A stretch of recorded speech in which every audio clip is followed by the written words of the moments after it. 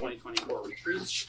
We're going to go ahead and look into getting started with some admin, which is the ethics statement that we take a look at every year. So if you could read through that and be prepared to sign that as a group. Where is it in our? It is behind tab number 1.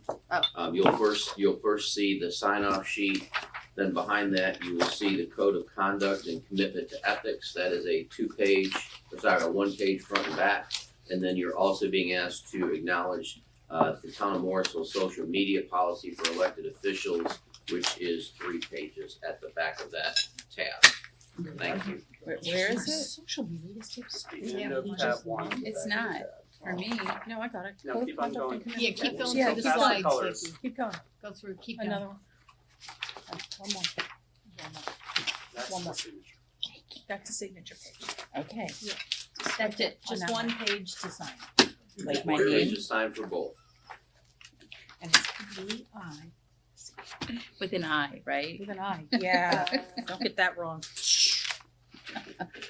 I versus Y people are very particular about stuff like that. Kind of nitty about that. Yeah. I'm a giant bitch about Anna with an E. Yes. I don't think it's that complex an operation to get a name right that has 4 letters in it. I know a lot of Anne Marie's and all that too. There's this guy who he's like this senior VP, and he calls me Annie. And because I spelled it with an E. And I started correcting him like when he first started doing it, but then whatever. Annie it is. Thank you. Thank you, Jean. Do you want these somewhere? Yeah, Maybe it's coming around. Right behind it. Just kidding.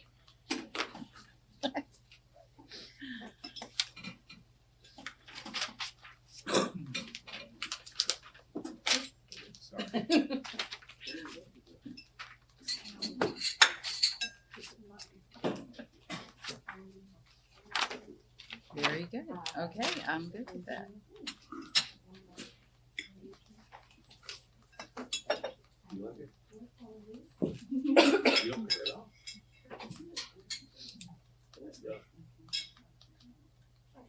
I was gonna wear my t-shirt that I got on Thursday. Nobody said they were wearing theirs. You're gonna go home? My t-shirt that I got, but we're gonna take pictures and try to look semi-professional. I'm gonna take pictures. They're gonna take a few pictures, like a group picture today. I know. Look at us.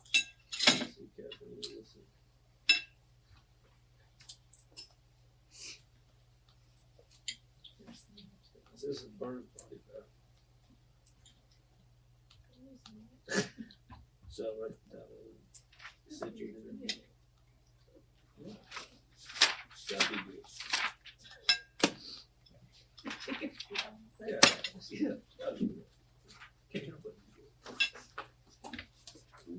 They need you to review and sign this. I'll already seen that. Gotta watch this back row. You're gonna roll rattle up. Not today, because I'm over here today. I'm keeping it ready while I'm back over here. You probably gave you problems yesterday, didn't they? Yeah, exactly. Yes, ma'am. 20.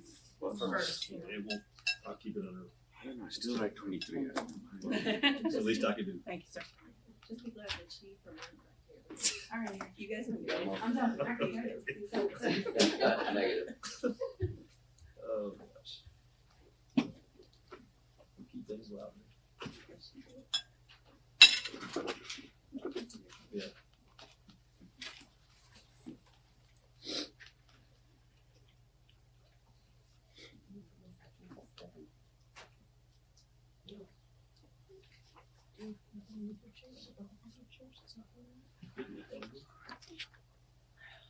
Is that all taken care of, Jeannie? Yes, yes, sir. Excellent. Okay, starting off day 3, we're gonna jump right into brainstorming and town communications. It's once again council-led. I'd like to recognize Town Manager Zuma. If he has anything you'd like to share with us before we get Couple of things real quick, not necessarily related to brainstorming, but bear with me. So, one, I think for the purpose of the recording, just want to offer a couple comments regarding what you've just signed. so that people are more aware of that. So again, you as a body, in your town council policies and rules and procedures, have established a code of conduct and a commitment to ethics. You're bound by that as an elected official per North Carolina law, but you also have elected to take that on as a group, which I think is very important. And so you also renew that oath every year. So that's what you've just done. And then within the last couple of years, you have also added a social media policy for elected officials. So you've also reviewed that and again renewed your commitment to following the guidelines you've established for yourselves in how you use social media. So thank you for signing both of those. Do want to remind you that Tuesday is Picture Day. So if you haven't already, if you would like to talk about color coordination for that photo as far as the group one, that might be something you want to do now or today or at least before Tuesday. Because I think the photo did look nice with people matched up color-wise, so you may want to consider it again. And again, that is at 4:30 on Tuesday. Please come in because we want individual shots, but we also would like to get a new group shot on the dais for the header of the Council Connect, and we use that other places as well. Women have it taken care of. We're organizing together. We're done. Awesome. Yeah. Thank you. We took care of that 2 weeks ago. Men similarly. Perfect. Thank you. We'll stop talking about that. I think that's what I've got administratively this morning. So I think then as you move into your brainstorming, what was talked about yesterday was that you may be interested in taking a look at and discussing sort of the theme board behind you.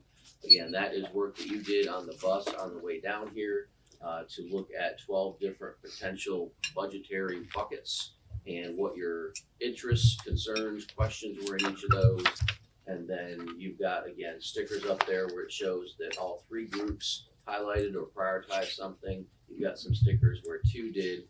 And then I think there was a brief conversation this morning with Councilmember Rabati, just sort of explaining what her approach was, and I think it was helpful to us to understand what you were thinking about it. So I think the seven of you being able to talk to each other about why you prioritize certain things or even didn't prioritize certain things is important.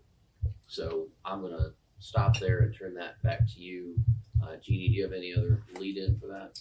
No, sir, I'm here to, we're all actually here to help you if you need it, but it really was meant for your conversation and how you wanted to do that. I am putting up for you that last slide that we talked about, because I think some people thought that was helpful to compare and contrast with really where you are this year.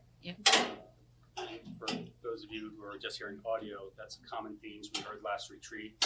Got lots of different words and ideas up on there, so that helps us inform last year moving into this year. It's 8:15 now, and we have this time box for about an hour. So knowing that once we get into that, there won't really be any time for at the end for anything else. So if anyone has anything want to share, just general big picture brainstorming, I'd like to just share a couple of thoughts real quick.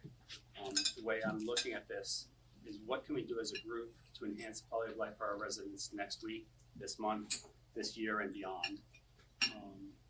And just generally, one thing that I think that might be good for us to try to find some time today, if not as part of this, is our general attitude towards rezoning requests for more density outside of the pre-prescribed areas.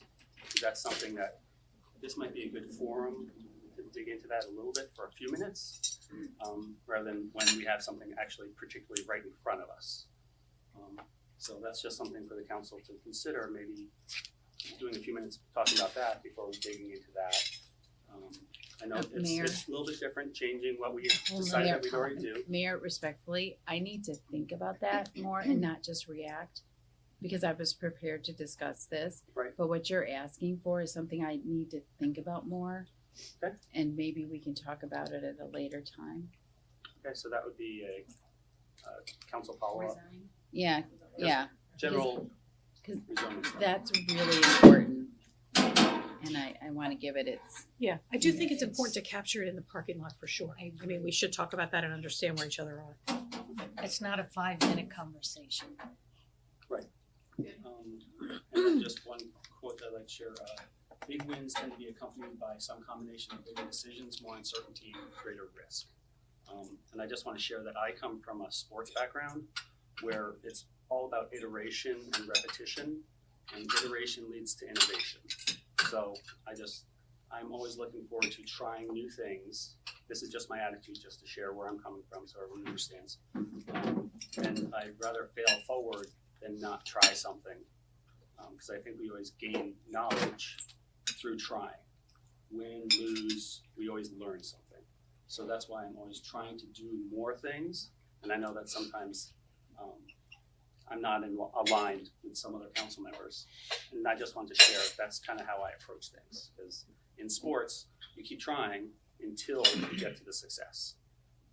So you don't wait and just do everything and then just do it once. It's about doing it a number of times. Does anyone else have anything generally they just want to share? How you're approaching things?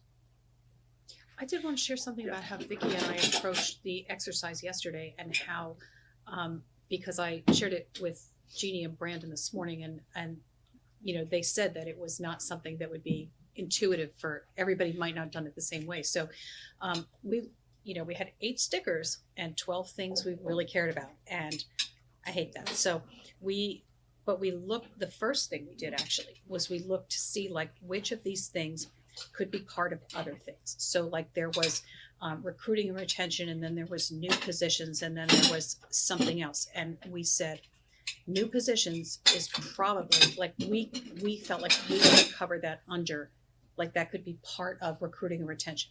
So we didn't put a sticker on recruiting and retention.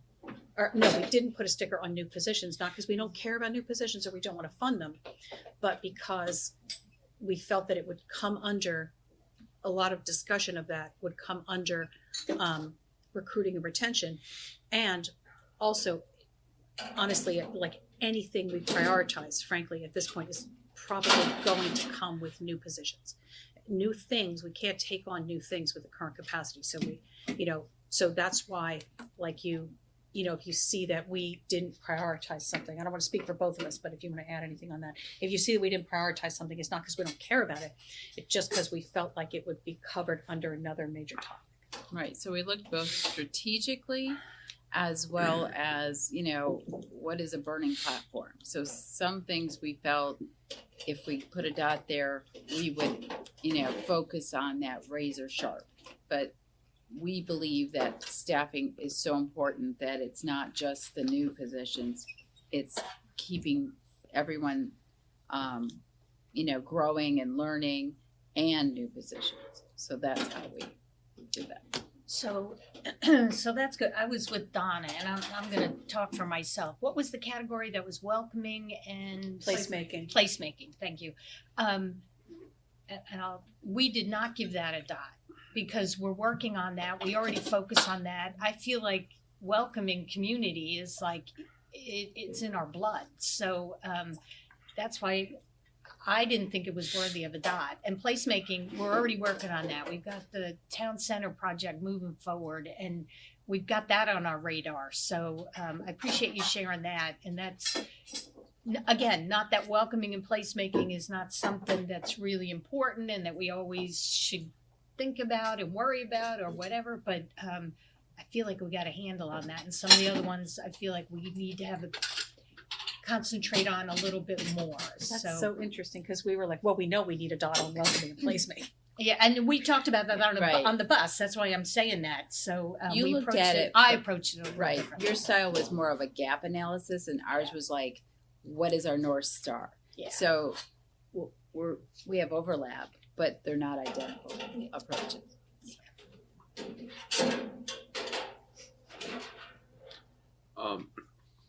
For me, I think me, TJ, and Steve were brainstorming, but TJ, going back to what you said about iterations and the sportsman. Now, I'm also a sportsman, but and you are born to win. You do everything, work hard to win. But this is not about win. It is about give and take. What's the better that you come out of it? For that's how I do. It's not every time winning. It is take other person into consideration. What is he looking for? What is my co-council members looking for? And as a compromise, what is the best solution you come out of it? The sportsman has not that attitude. That's is the only thing I win. And like, if it's a 100-meter dash, how fast can I do?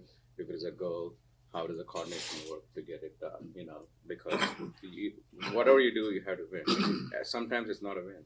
Sometimes it is about, okay, how are we compromising, especially for rezoning, especially for something, what is that for, like when I do any rezoning, I feel myself, when I drive through the neighborhood, I should be proud of what I rezoned. I should not get, feel, oh, that was a mistake, or that was not a mistake kind of a thing. Example, Alta, there was a lot of lashback on everything. But when I drive through it, I feel this has 10 acres of open space, $1 million of investment for road improvements, and 15 or 10% of affordable housing. And yesterday we were struggling to basically come up with what it is. So for me, those kind of things, I feel good when I just drive through it. That is what I look at when I drive, because I'm not leaving my neighborhood. I'm not living in Morrisville. So I want to be as home as I can. At the same time, be competitive so that, my competition is other towns that are not like a different category like of things. So that's how I look at it. And then I'd like to react to his. I was gonna ask if I could go up there and ask some questions about some of the things that were written up there. Yeah, I let's would all do like- that, Donna. I like That's a that. good idea. Could I But did you wanna? react to Satish first real quick? Sure. So my sports metaphor is more team sports. Teams coming together and iterating together, trying new things and stuff like that. So that's where I'm coming from. I'm not trying to win or beat anyone on the team. I'm trying to have the team do more and iterate more. So that's where I was coming from. Just to clarify that. Okay. Donna? Yeah, I wanted to kind of get a little more understanding of what they meant by the words that they used up here, if that's all right. Like for future investment, there's alignment up here. Does that just mean alignment amongst the 7 of us on what we're? What does that mean, Vicki? So alignment to me means that It says AV. Oh, that's us. that's us. Oh, For the got it. AV. And Vicky, thank you. I'm like, whose initials are AV? So we purposely made this ambiguous because it means multiple alignments. It means that the council can come upon a consensus. It also means that we're aligned with the public's view of the future. So we want to meet the goals of the town. We have bonds that we're aligning.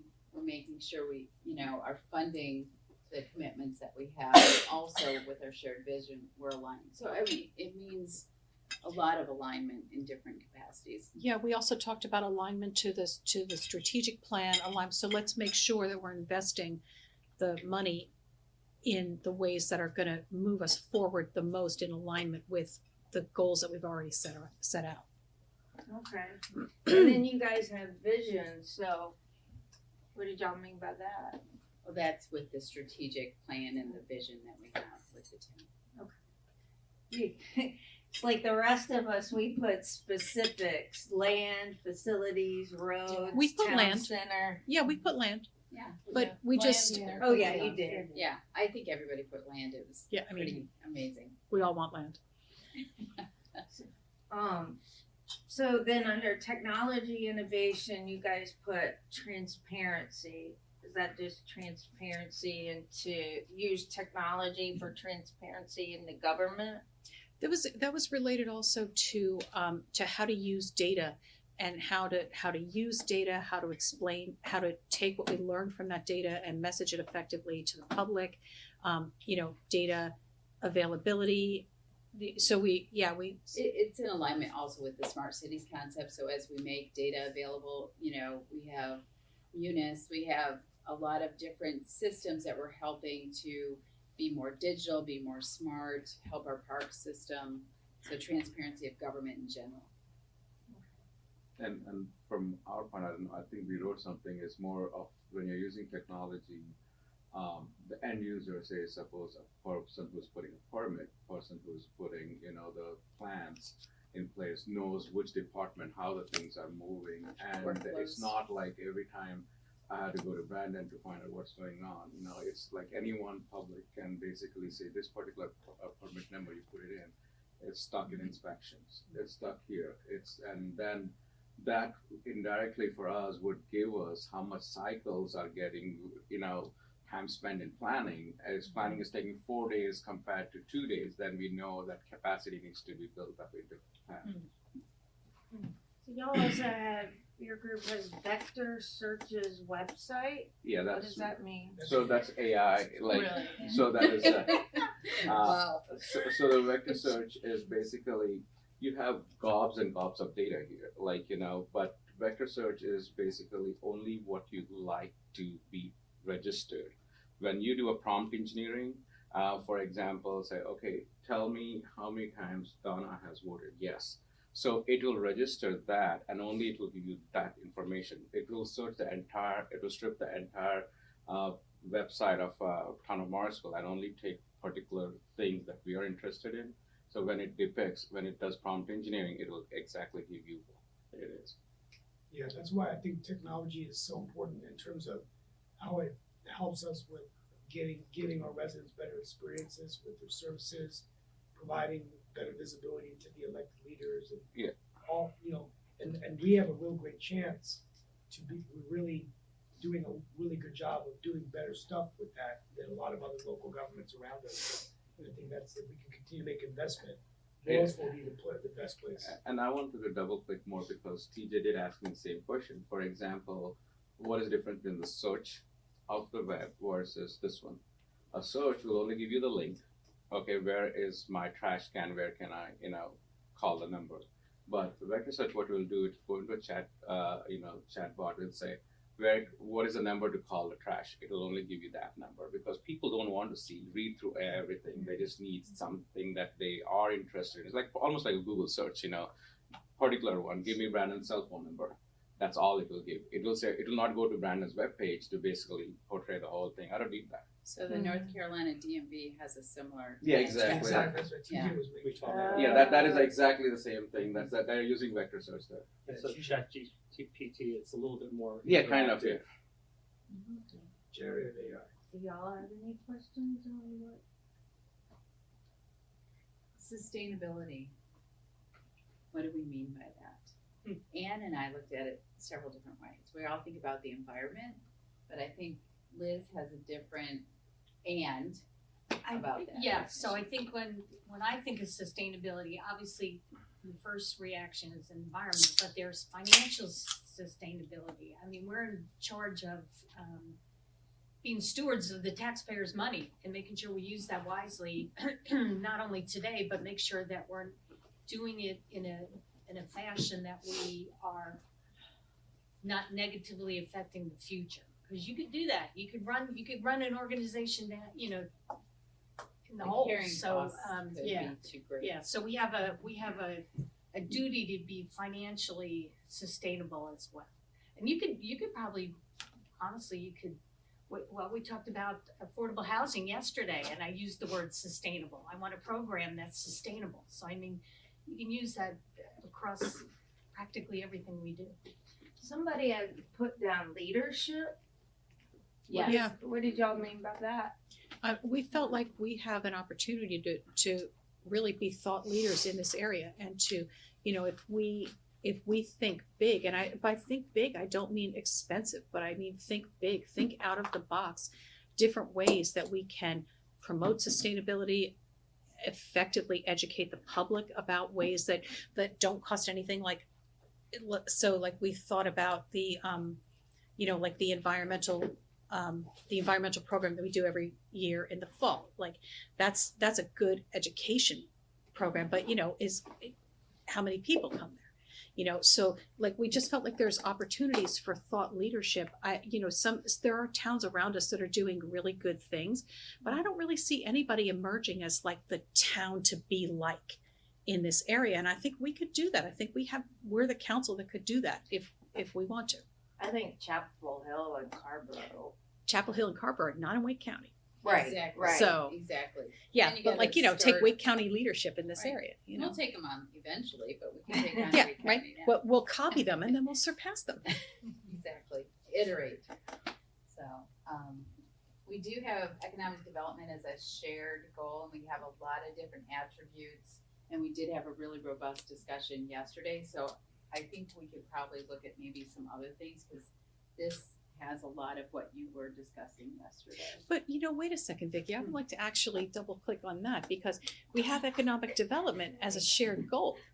We have economic development as a shared goal, but I don't think that I think it was clear yesterday that by economic development, we mean a lot of different things and we see a lot of different paths to get there. Like, I don't want to have the economic development discussion again. For the love of God, I don't. But I'm just saying that to me, it was clear that we need to talk more about that and what we mean by that. And there's a lot of kind of unanswered questions and gray area in that discussion. So I'm glad that we all agree on that.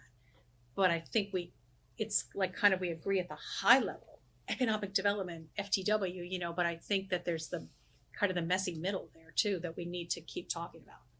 And the fact that we all did it means that it's both a forward-looking and a gap analysis, a high priority and something we need to do.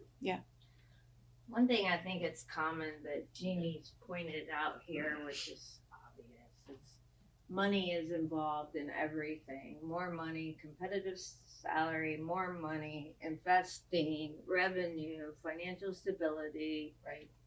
You're right. Yeah, because every single thing we do is going to cost more. Steve, do you have any thoughts? Yeah, I mean, my thought is that when I make decisions looking at like the big picture for the town, I always go back to the strategic plan to think macro, right? So what are the big components of our plan? Public safety, inclusivity, livable neighborhoods, economic development, education, right? And so the good news is, like, coming out of this exercise, for example, like, and the technology, like what Mayor Pro Tem Garamella said, that's actually helping us in all those areas. So, when we say economic development, there's a lot of things that tie to economic development. Small businesses retention, small business recruitment. One thing we didn't talk, energy. What happened with the substation? Do we have enough power and electricity to grow in these big life sciences? So those are things that we have to think about when we look at economic development. Like, public safety. We want our communities to be safe. Inclusive neighborhoods. We talked about affordable housing. We're doing all, and inclusivity. A lot of times you led the efforts to get Juneteenth, and we have all these different events. So we're showing that we're an inclusive community with our language collaborative, those kinds of initiatives. So that's kind of like my thought. I think that this was a good exercise for me because it forced me to go back to the strategic plan and think about every decision we make, every investment we make.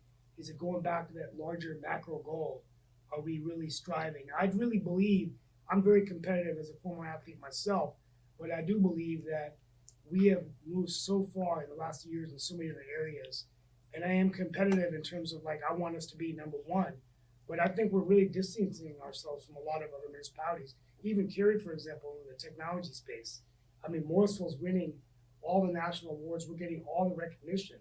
I'm not saying that to rub it in, but it's because we had a team that was really quick, that saw the opportunity, we made the investment, and now we're really going down and scoring touchdowns, right? Thank you. When he talks about the competition, one thing that's really nice is when we receive notification from like Fortune or Money Magazine or NerdWallet even, that we're the number one place for this or that. At some point, I'd love the council to consider whether or not we want to be a little bit more intentional about when those come out and we're fourth or fifth. Do we want to dig into that a little bit? Where is our gap? What can we be doing better? We're really great about all our departments that could be accredited are accredited at the highest level. So this is another way to think about finding those best practices and trying to improve just across the board, everything that we do that makes us a more livable city. No, you bring up a good point, but also every every entity which basically comes up with this listing has their own rule sets, criteria, because it's not all the same. So we can't be chasing each and every person, but we can only chase what we are good at or what we can make ourselves better.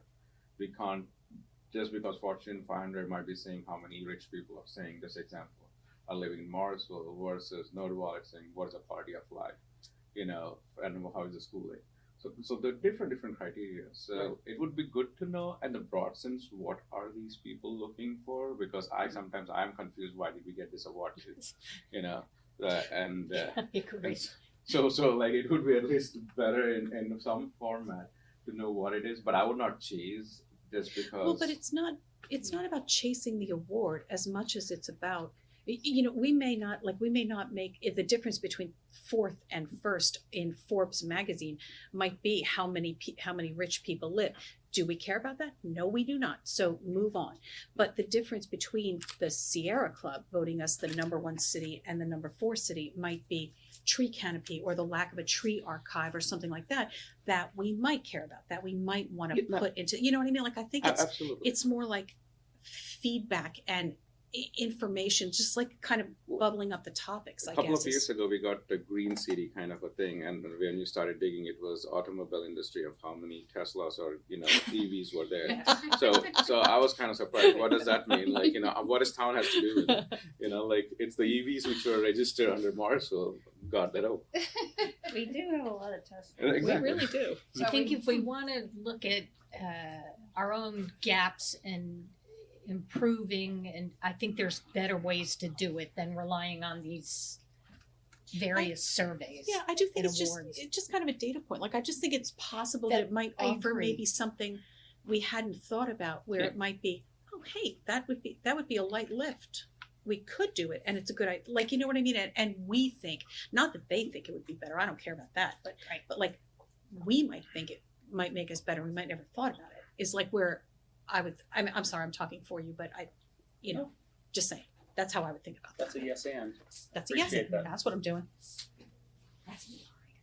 So, one more of these topics that didn't get all three, but it was really interesting to see, is the infrastructure improvements.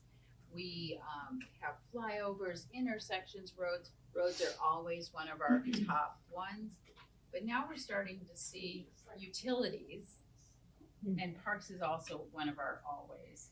But utilities are creeping in, as well as transit.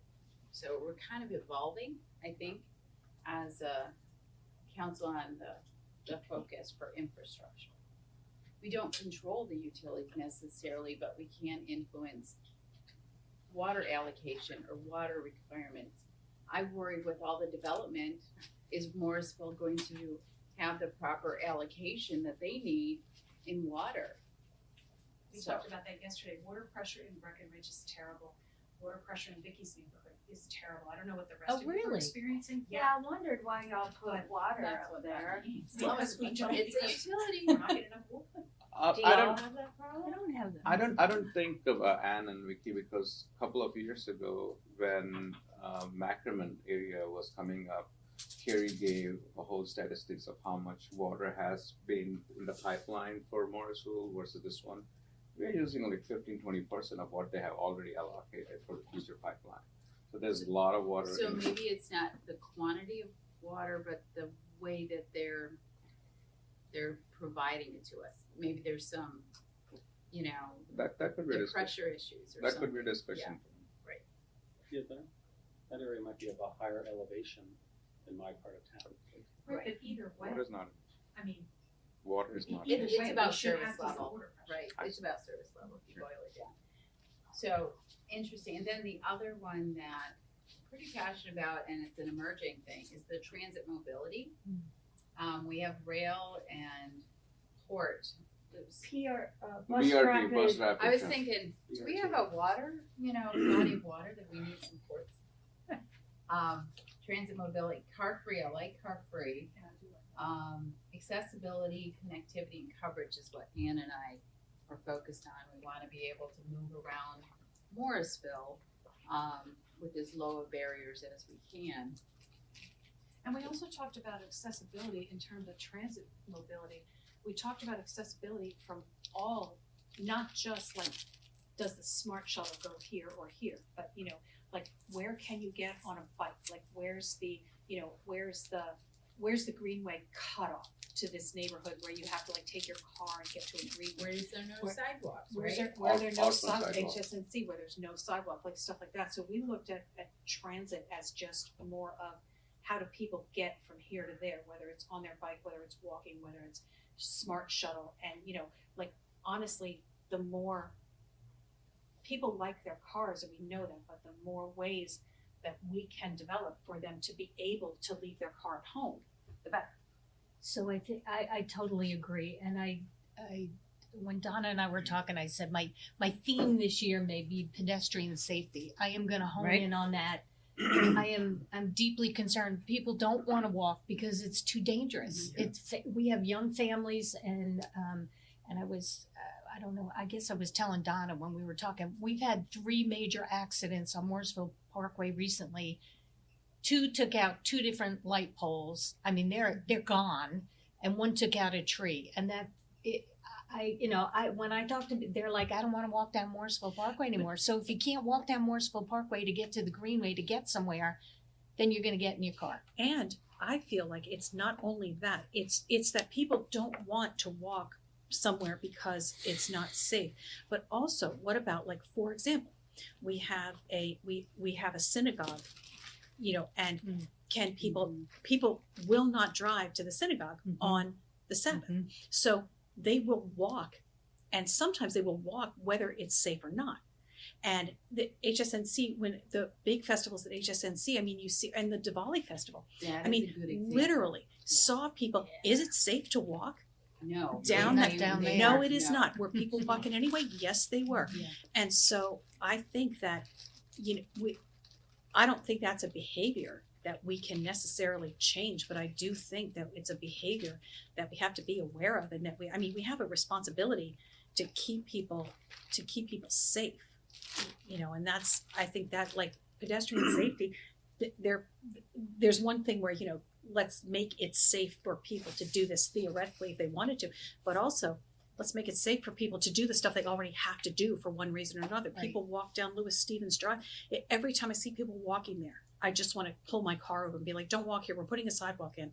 Until then, don't walk here. Because someone is going to get taken out. Those cursed people come around them so fast. And, you know, I mean, we're doing our part in the planning, but there are people that are walking for reasons other than health, or they don't feel like taking their car or whatever. There are religious reasons, there's socioeconomic reasons, you know, there's all kinds of reasons why people walk. That's right. So that's really good, because the last category, you know, pedestrian safety, we have the sidewalk policy, you know, money, but Always comes back to money. but it is important that we revisit that and kind of look at that as an overall goal. So Yeah, that project isn't going fast enough. That's the think. truth. Cause like the Church Street part, not Church Street part, but the Church Street sidewalk improvements, it seems like that's been going on forever. Of, you know, filling in those gaps. right. So, and I know that it comes down to money and allocation. We're not eligible for any more federal grants. We were eligible maybe 5 years ago for some federal grants. David Price, our representative at the time, advocated and secured some extra money to help along Church Street that's closer to historic church. But we now have to self-fund some of the gaps or work with developers who are developing properties alongside that, and it creates inconsistencies of coverage.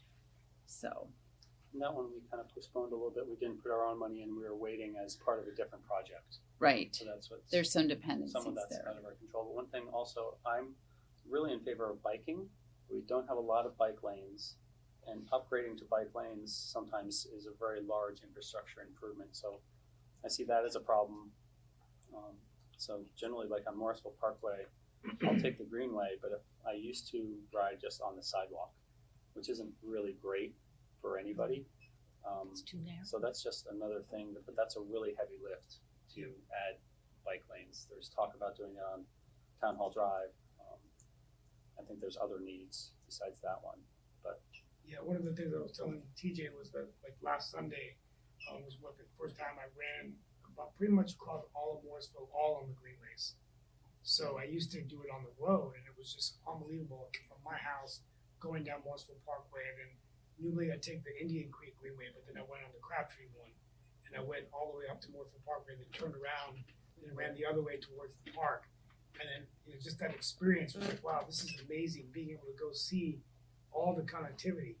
It's so nice, and It's a great system. fabulous. And just, Very I don't know proud. why, like, I just Can't reach normally over drive to Church Street Okay, they and fix that. run there, or, go from my house to Indian Creek, but trying different greenways, I was like, so it really made me realize how important that connectivity is, as we move forward, just in terms of walking, fitness, peace of mind, getting where you need to go. But the greenways is a great example because you can't reach them from Breckenridge. No, I know, that's You what I know? meant. I mean, You that's can't reach- 1,100 homes Yeah, that don't, Breckenridge and Kidd Creek, some that have to get in their areas. car to go access our greenway system. Yeah, I mean, at least in Kitts Creek, we can get on the sidewalk yeah. and connect up to the greenway, but you Yeah.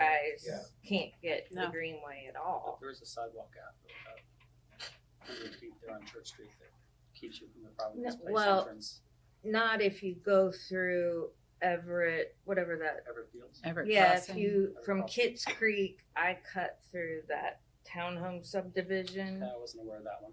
Okay. Yeah, Yeah, I mean, it's a greenway, right? Doesn't matter Morrisville or this one. Because for us from Breckenridge, we have an orphan coming into this side of this, but I usually take RTP Greenway. You have a whole Sure, but Like- you're not going to take the RTP Greenway to get to the town center. not you're to the gonna, town center, but You're not going but to take for- the RTP Greenway to go explore Morrisville, I guess is my point. We do have, we do have the RTP Greenway, it's beautiful. I'm just saying, But I hear like the Davis Drive intersection area is Oh, also yeah. very busy. I don't want to Yeah. cross that. So can we, out of staff parking lot, what can we do to get Breckenridge Greenway connectivity? We can add that to the staff parking lot, but to be honest That's with what I'm you, asking. That's very specific, right? We want a broader sense of park, like Greenway like the Greenway Connectivity or across orphan. Morrisville. Yeah. I wonder if there's And any, gaps, right? I wonder if Gaps, there's anywhere Greenway else that we could, gaps. yeah, Greenway gaps, put that. Greenway gaps. Greenway gaps But- or pedestrian gaps is Thank you. Do we want to, shift gears, and there's one other topic we haven't really discussed is staff. We have a lot of, Is what, sorry? is the Oh, staff. staff. So there's two categories. One was new staff and retention. So is there any feedback or insights on how you prioritized? Ann and I shared already. Don't leave me hanging, Jake. I'd have to look it up. I can't remember, did we put dots on both of them, Donna? We Now I talked can't about remember. retention, I don't think we put. culture. For new positions, our group said planning needs and lobbyists. Why doesn't someone talk about What's a lobbyists real quick lobbyist? for new Who says positions? it's a lot? legislative support. The reason we put that is all the big towns have so many. There's a lot of federal grants out there, a lot of state grants out there. It again goes back to like economic development person is not. It's two different roles because you have to know the person in the federal grant areas. Okay, which one to apply, and especially when we were applying for Deborah Ross's like the whole project line. I was in one of the calls with their lobbyists, like they say, okay, this is not that attractive, let's not put that. Sustainability, yeah, this is something new, let's put that. So they kind of guide us where to go apply for those things. So for me, in a way, it is like you give the position automatically gets you the amount of money that is more than what this we pay for them. It's like a self-paying kind of a thing. Right. In my sense, Oh, like interesting. inspections. You put an inspector, the amount of work that he does is It's four generating times revenue. it's generating revenue. So lobbyist only helps us to figure out where innovatively we do. Kerry does that every town. Like sizable actually goes to get those federal grants or state grants or some other grants, endowments. So I thought Satish, Triangle J was yeah, supposed to exactly. help. That's where I was going. But Triangle J But is, we're all it takes competing. money from everyone, so like we don't have how much will they really advocate for us? Yeah, so the idea of a lobbyist is, Erin wants. go ahead, sorry. No, sir, I was just gonna, respond to Councilmember Fender's comment about Triangle J. So we do contract with them for some grant support. And that's really for them to help us explore what grants are available, because to Councilmember Garamella's, Mayor Pro Tem Garamella's point, we do not have a full-time grant support, staff person. So they do have a group of staff who are dedicated to grants. They're looking at federal level, state level, local level. We meet with them once a month. Dawn Rabb in our Budget Strategic Management Office, she's in contact with them regularly. They also have a software that they have given us, and they send us updates with grant availability based on various number of topics that we have indicated that these are areas that we could use some additional funding support. Then we can also continue to explore through that software where other funding availability is. And then when we are ready and have determined there's a grant, okay, yes, we think we have eligibility, we have staff capacity to support this if in fact we were granted this. They can support us, they can help us write narratives, they can help put us in contact with other people who have maybe gone through that grant before, just to help give us some expertise. But they specifically do not do the work for us. They really are a liaison and a tremendous help to us, really providing that resource that we don't necessarily have the staff capacity to do. Right, but lobbyist and grant writer are two very different, like a Two lobbyist very isn't, different things, a lobbyist yes. isn't gonna write a grant for you either. No, Right, right. The lobbyist would be, in my opinion respectfully, that would be for legislative support only.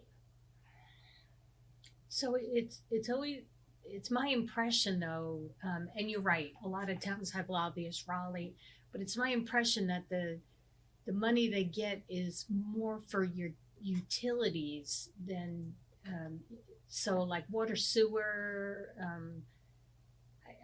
I before I would say let's hire a lobbyist, I think I'd wanna understand, Scope. The scope Yes. of it, absolutely. No, and what these other towns really are getting. And, 100%. roads, yeah, we could use some money for roads. Transportation, if something is there, what's our share into that? We have Campo, but it's like exactly what Erin is saying.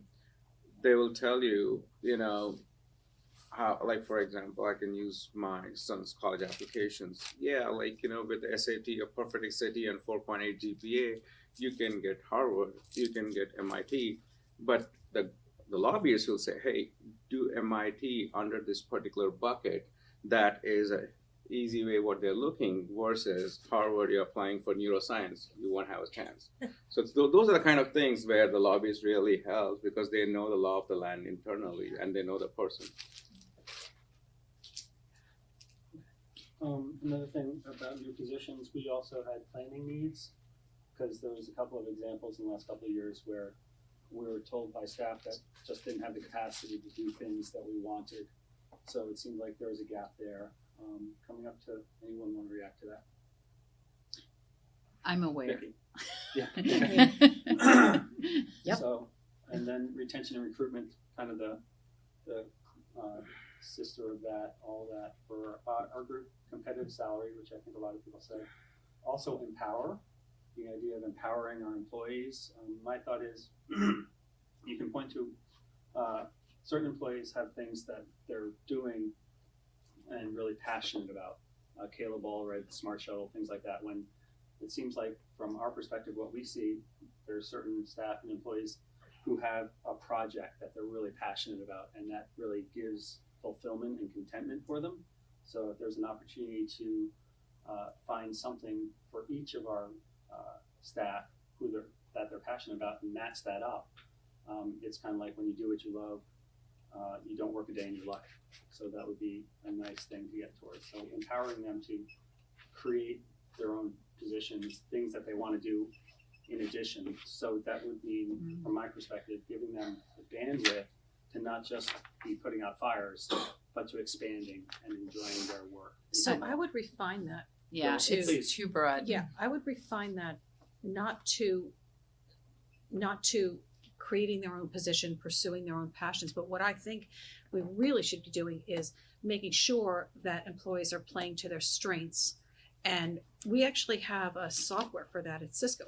Everybody has to check in on TeamSpace every week, and your boss reviews it every week. You talk about it every week, and you put in something that you loved at work, something you didn't love at work, whether you think you played to your strengths, how much value you think you added, and then whether your boss checked in with you about priorities. And it's really helpful as a tool because you do get to talk about, I'm just saying the conversations about, am I playing to my strengths? What parts of my job am I really feeling are burdensome? And it does help with because a lot of times, something that I just hate is something one of my team members is putting, I don't get to do enough of this, and we just switch things around a little. And everybody's still doing their own job. Like first base is still covered and second base is still covered. But, it's possible to shift workload and to people that are playing to their strengths are happier and more fulfilled at work. They're more creative and they're more productive. So that's just an example of a way that I don't think empowering people to kind of, which I don't think you were saying, but empowering people to write their own jobs, pursue their passions. I don't necessarily think that's a realistic goal, but I do think people can be playing to their strengths and can be feeling like they're adding value all the time. I really like that concept of what did you like this week and what did you not like this week, so it fine tunes, because so many of our performance appraisal systems are what is broken with you and what do you need to do Here's about 10 it. ways you could improve. Yes, so even the highest performer is broken, and it's a very depressing kind of process. So I think, TJ, you're looking at empowerment in a positive way. So another, besides Ann's great idea about fine tuning your strengths and understanding things, is kind of looking at job growth. So as you build your capability and you're learning and you're growing, what kind of career path can we have?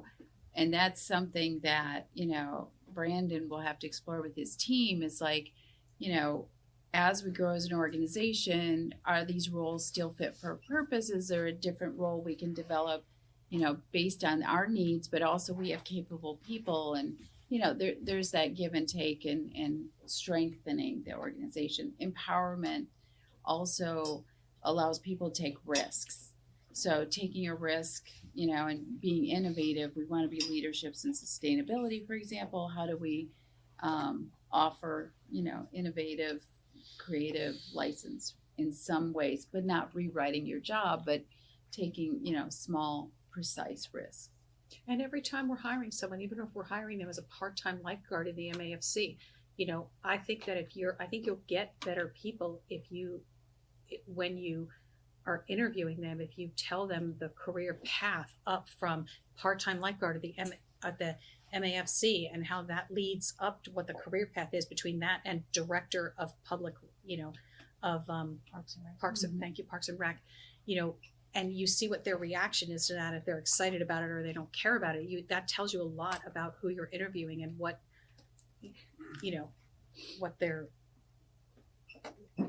just what about their potential as an employee. No, I think that transparency is helpful. So, sorry, I'm still stuck on you do this every week. How do you find the time to do that every week? Well, so how we find the time to do it is it only takes about 10 minutes. You got it down to a science. It's not even that I personally have it down to a science. It's that the software is like 1 to 5. How much did I play to my strengths this week? 1 to 5. I added outstanding value, yes or no. 3 things I loved, 3 things I didn't love. And then how can my manager help me this week is the last thing. And then did my manager check in is just a checkbox. We all check that whether they did or not. Yeah. So, but it's not like I'm not spending an hour on this thing. I don't have it. And you're not anxious about it. But the 10 minutes, the 10 minutes, I feel like I get that 10 minutes back because I have a 1-to-1 with my manager every week and we course correct every week. So every week I like my job more than I did the week before. you know, so. So can I just make a comment? So I'm not sure if we and the town of Morrisville are using that kind of software. My assumption, and assumptions are really bad, is probably no. No, of course But not. I mean, I'd like to know. I think this conversation, we're making an assumption none of this happens either. Does this happen now in the organization? At some You level. know, I would think we do some of this to some degree. Do we ask and talk to the lifeguard and talk to him about becoming a Parks and Rec director one day? Well, maybe not. But I would. The lifeguard's not gonna care. He's like, yeah, whatever. I'm 16. Yes. I just need my summer job before I go off to college. I think it's great that we're So discussing it in front of the staff so that they Well, I'd understand like that to we're hear interested from in them, supporting their efforts We and need best to practices from the corporate world Right. are sometimes appropriate. So let me ask this, we're at 9 o'clock. Okay. Do you want to hear this now and just push back the first budget conversation, or do you want to circle back on this? And then I'm happy to answer some questions right now, I just want to put it into perspective of where we are by schedule. I think you don't need to hear the answer. I mean, this is for you to hear what we think are important. My thing on that, because we only have 15 minutes I left. mean, I don't need, We're supposed 30 to be minutes to done do it, I now. can do it briefly, but I just want you to know where we are. We're supposed to be moving to the next topic now too. Well, we have till 9:15 because we started 15 minutes late. I want to be very sensitive to lunch. We So will not I'd mess like up lunch. I'd like to hear some Okay. reactions to not just this one topic, but anything we've said so far. You know, So yeah. I think, in terms of staffing, we are doing some of that. We do not use a software like that.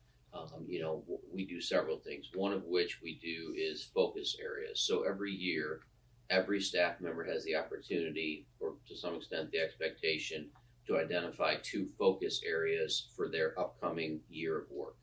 And that's where they get to speak to what do you want to do that's beyond what your basic job responsibilities are, so we can help them with that, make sure that that's really still in the context of their job.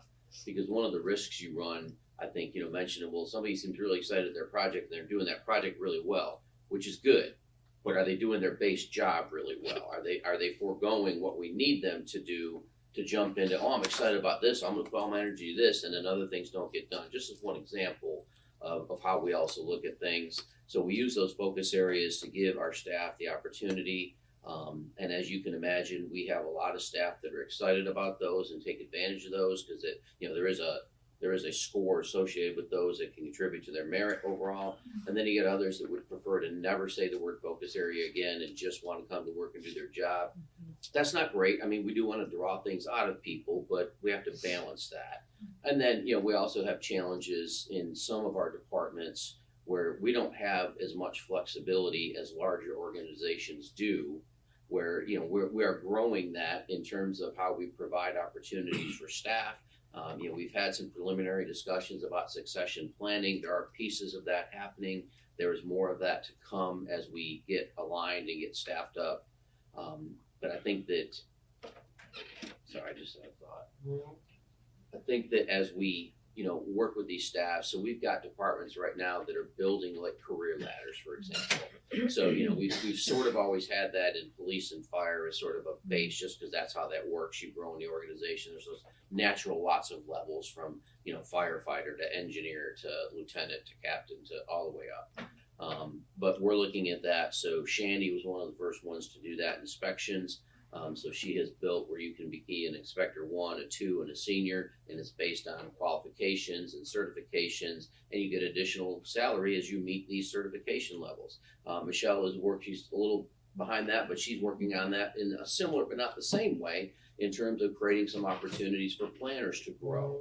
So you don't just come in as planner 1 and hope somebody, leaves or goes away to be able to move up. You can move up by having some time and grade, some experience, some certifications, things like that allow a planner to have some light at the end of that tunnel to move up. And then, once they move up as a planner, they have an opportunity to maybe be a senior planner, then maybe be a planning manager, then maybe be a planning director. So we've seen that there as well. We do have things to work on in terms of, employees and how they look at things, but there is, I think, a lot of that work going on. And then I think always important to keep in mind that when you see staff, you're always gonna see the bright side of staff in a council. You're gonna see a fantastic presentation. You're gonna see, you know, really good work, and that's their work, that's good, but there's a whole other side to the work getting done that you don't sometimes see that's really important in how we evaluate people as well. And Is that just to be helpful? clear, I wasn't suggesting that we spend $12 million for team space, and I wasn't suggesting that we start quizzing lifeguards about whether they want to be the director of Parks and Rec. No, but I that's a think those are good point. those are No, good but points why to not? think about how Why we talk to not? people. A lifeguard could be a director of Park and Rec. I've known people who started out as admins and they became vice presidents. Right. So, kind of thing. Well, you know, I've met with some of the, I mean, I go to the MAC a lot, and I've been so impressed with some of the staff members over there. I mean, some of the best conversations I have are with some of our lifeguards who are actually middle-aged or my age that are just love what they do. They're in between jobs. There's one named Michelle. She's just amazing. She's such a nice lady, and we just have wonderful conversations. And but she's just a lifeguard, and what's amazing is how good they are at it. There's a guy named Andrew Bob over there. He's from Australia. He was a journalist, and he's just such a great guy. And so some of these folks, they just take so much pride in being at MHC that they give the end user such a great experience. That's one of the reasons I love going there a lot, just as a resident, right? So. Yeah, I mean, so not to derail, this is something that I wanted to say yesterday. I forgot about it since it's we were talking about economic development and the amount of rental availability that is coming up and they're not filling up. Do we as a town explore that where you can get the best buck for the money at this time for more rental, like for more space, because they are really hurting, take advantage on our side. Then later, because as the economy starts saying that people start coming back, these prices again will go up. So that was just a thought that you guys can have at the back of your mind, because now it's the best time to have it. Yeah, so we are looking sort of holistically at where we are in terms of capacity for office space, workspace. We've got several things to think about, one of which is as we continue to support remote work, does everybody still need their own personal sit down? Or do you go to more generic, here's workspace, you come to work, you bring your laptop, maybe you don't have your things around you, but you have a dedicated workspace for the day that you're there. We're also looking at how some of our buildings are laid out, because we've got a lot of buildings that are sort of converted over time into what we're trying to do with them, and they're not the most efficient layouts. So we're looking at some of that as how we potentially create some space. We did reach out, for example, in regards to the senior center. There's I think some tutoring place to the side of it now. So I've made them aware that we'd at least like to be notified if that's going to go away. We might have an interest to talk about that. In terms of putting any staff into office space away from town hall, have not pursued that. I'm trying to avoid that if I can, because I'm trying to get us back together instead of parse us out into more areas. Because that's super useful, at least to me, that I can just walk the campus and see almost everybody other than Parks and Rec. And certainly not, the other fire stations, but I mean, I can walk through and in a 20-minute walk, I can see the majority of our departments. And so I think it's important for them to see each other and to bump into each other. And remote work's important. It drives me nuts, because I like to see people, but we're in that nice balance. So yes, I appreciate that. That's a possibility if we need to, depending on how we grow, when we grow, and what we can do with our own facilities. Thank you. Michelle had something you wanted to share. Yeah, just as we're reacting to some of the comments from council, to switch gears a little bit, you were talking about water. So over the last couple of weeks, staff has been meeting with the town of Cary. We do it every few years. We have it for a few years to talk about water capacity, upcoming development, particularly with town center, TOD. And so those conversations are ongoing, but it does look like we're going to need to request, or town of Cary will need to request, additional capacity from Lake Jordan, which is not an issue. There's capacity. There's just a process to go through with the state for that.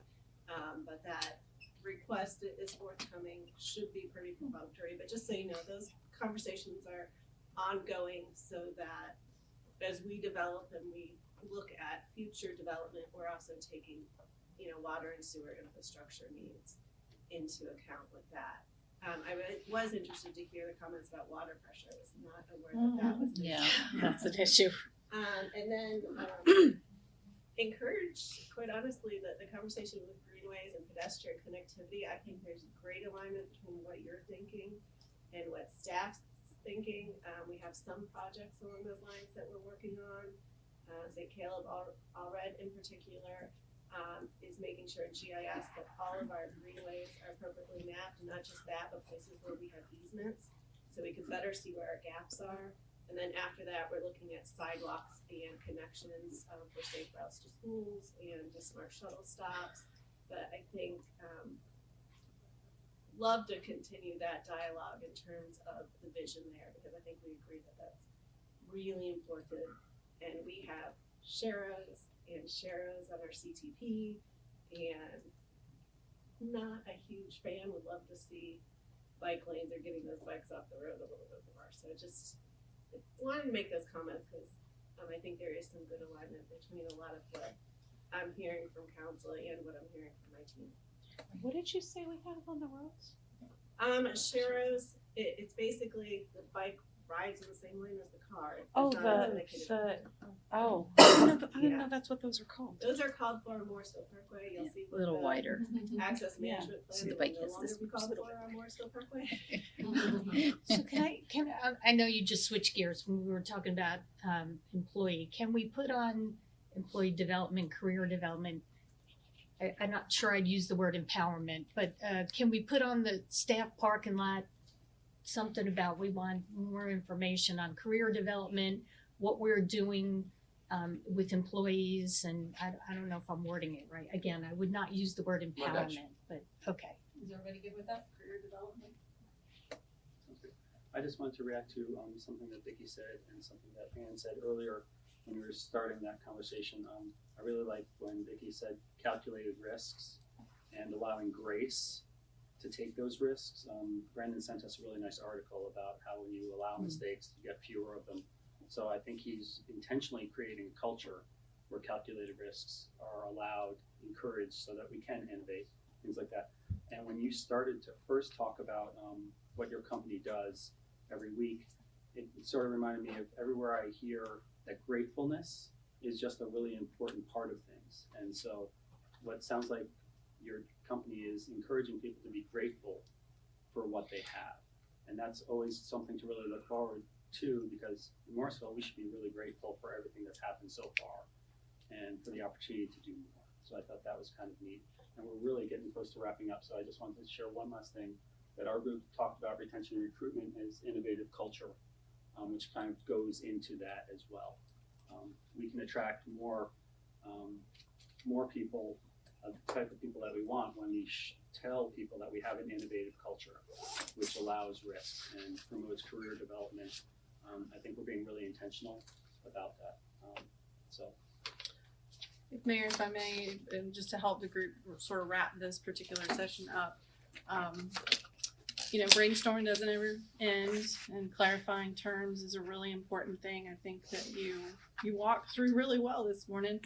An observation is you were talking, interesting, Tiffany hit me, is really what I'm seeing now up there is you were describing what your meanings are and how they relate, is really you're talking in the facets of, how to do it, or the how and the what. And maybe that's what I'm seeing with the items you prioritize. Those are the whats. And people and resources and investing are really equally important, but they didn't rise to your top pieces because you were focused on the things you wanted to do. How you do them are the people and the resources and the investing. And so maybe looking at it through that lens and then prioritizing really the hows and lining them up with the whats really helps us get some clarity. That's just a thought and an observation as I started listening to you and making some connection. So that's why, for me, when I started looking through the dots, investing was really important, but investing you meant in a couple of different ways, not just investing in projects, but investing in people. So it's just a connection. And maybe I can take your information and sort of slice and dice it a different way. Well, let's see what it looks like. But I still think your core themes, you know, you hit a lot on that this morning. Pedestrian access, connecting, getting around, that interconnectability. It's really important to you. And connection to people. So just my observations, something maybe I can help you with, looking at it through those two different lenses. How can we do the things that we want to do? And what do we need to do it? You know, I just think outcomes. Right. We're not investing in people, we're investing in the outcomes they can create for our residents and stakeholders. Well, thank you all. So we're 15 minutes past schedule. It's not a terrible thing. Not a great thing. Not a great thing. So looking for budget capacity was supposed to start 15 Short minutes ago. discussion. That's pretty much the rest of the day. So why don't we go ahead and pass it right to Town Manager Zudema. We'll hit the ground running on this. We're scheduled for a break at 10:30. Depending on where he wants to break, we might push that to 10:45, whatever the flow goes. If anyone needs a break, just let us know and we'll definitely make that happen. We don't want someone to be uncomfortable.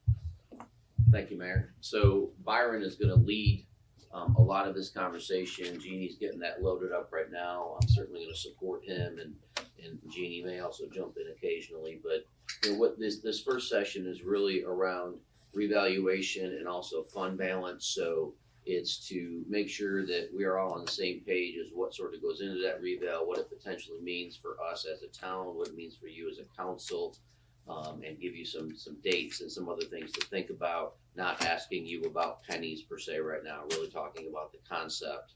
And then also moving into fund balance. You've seen a very quick sort of picture of that, but want to delve into that a little bit as a reminder. Want to review your policy on fund balance and make sure that that is still the intent of council, to keep it where it's at and what that means to us right now.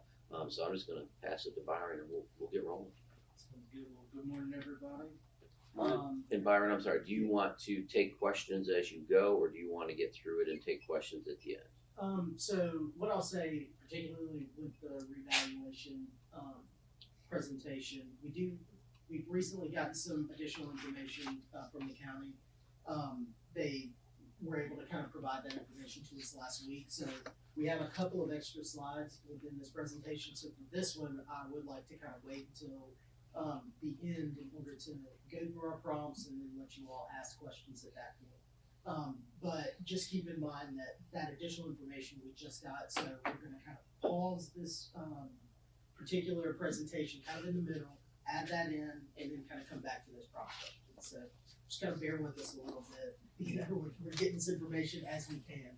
It's coming in pretty rapidly. So, Question, is that posted on the website as an updated presentation so I can We see it on my phone or Just something? did it, so we will post it. for Okay. it. So it is like right 4 Only days right ago that we got this Okay. information and been working actually at retreat to look at this data.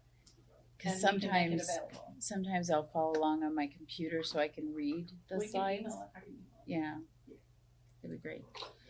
Can I just interject just because this is what we do actually every year with council. They tend to like this a lot, so just wanna make sure we get agreement. So I've already put the FAQs up there. Everybody loves the FAQs that we collect. And this time of year at retreat, particularly because retreat is earlier than normal, it does sort of put us at a little bit of an analysis situation where we need to get more information. So sometimes it is, we might need to start collecting earlier some FAQs and just things that we need to come back and bring them back to you. So is everybody in agreement that strategy still works for you as we go through this budget development process? Sure. Yes. So if we agree that you and I are not comfortable answering that question, we're gonna put it and park it up there. that works for me. And then we send it back out. That works for me. And I will try to email that to everybody.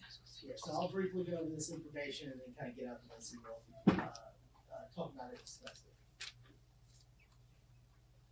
If I can get this thing. Oh, there. Well, Take a minute. you screwed with it. You're on that one. No. This is moving. See it? Yeah, the laptop's moving, the screen's not moving. The battery.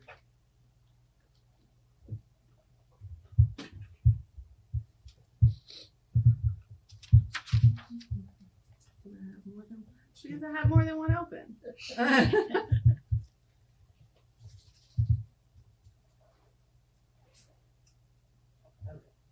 had it open twice. All right, hey, try this again. Let's try this again. All right, so reappraisal. We're going to go over a couple of different topics when it comes to reevaluation. We'll talk a little bit about reappraisal. We'll talk a little bit about reevaluation and the revenue neutral rate, and then we'll talk a little briefly about kind of where everything sits and what we can look forward to in this particular cycle.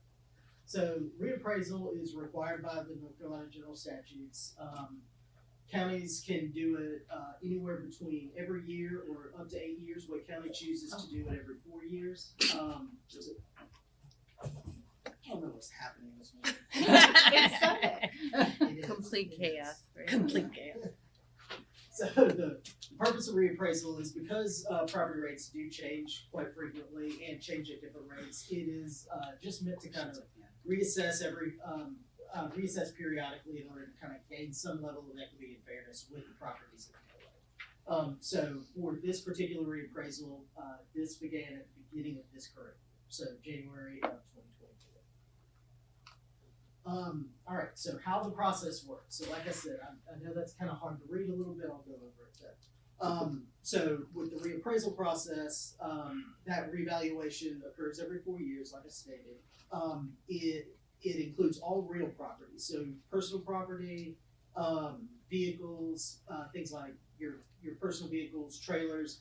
Those are valued every year, so that's not part of this particular reval process. It's just that real property. That makes up about 85% of the tax base. Those other vehicles, personal property, that makes up about 15% of it. So to give you guys a sense, about 85% of our tax base is what gets revaluated in this current particular process. And normally this process takes more than a year to complete. So additionally, this generates a revenue neutral tax rate during this process. It's something that council is required to have in that recommended budget, and you aren't required to adopt it, but we are required to show it to the public. So it will be included in the recommended budget in May, and it does include all the taxable property in that particular tax levy. So everything will be included in that rate. It's just that the reval only includes the real property. Additionally, property owners do have the right to appeal their revaluation. Those statements were mailed out at I believe January 16th. So over the course of the past few days, a little bit before we came down to retreat, those statements went out from Wake County to individual property owners in the community. So people should have started to receive those a little bit, and they do have the right to appeal whatever their new valuation is based on what the county came up with. There's lots of factors that go into that, how the property is used, whether or not there's been any additional rezonings to that property, whether or not they've seen any kind of improvements to the land or the building. All those things go into it. So they do have the right to go in and appeal that. That appeal process begins in January and carries on through April in order to submit that. So that process will actually continue from the county's perspective as well as the State Board of Equalization, through much longer. But the county, I believe, does anticipate, given where we are, and we'll see what the numbers look like in a second, but they do anticipate a pretty high number of appeals, maybe more than they typically see. So that process might take a little bit longer than they traditionally kind of experience, but they are trying to get a jump on it a little bit early, get information out to the citizens much earlier than maybe they have in the past in order to kind of get a little bit of a head start on the process. So in terms of revenue neutral, general statute, as I stated earlier, also requires us to produce revenue neutral tax rate which is essentially what a tax rate needs to be in order to provide us with the same amount of ad valorem revenue minus the, or not including the additional growth that we saw in the previous fiscal year. So essentially, it's a rate that's going to generate that same amount minus the growth that we see. We are allowed to kind of pick up the growth as we normally do. And so we'll go over what that number is in a little bit. So right now, the preliminary results from Wake County show that we're sitting at about a 45% change overall in residential and commercial real property. The breakdown of that looks to be about 55% increase for residential properties, 58% increase for land, and 37% increase for commercial. As I stated earlier, we do anticipate, or Wake County anticipates, a pretty high volume of appeals.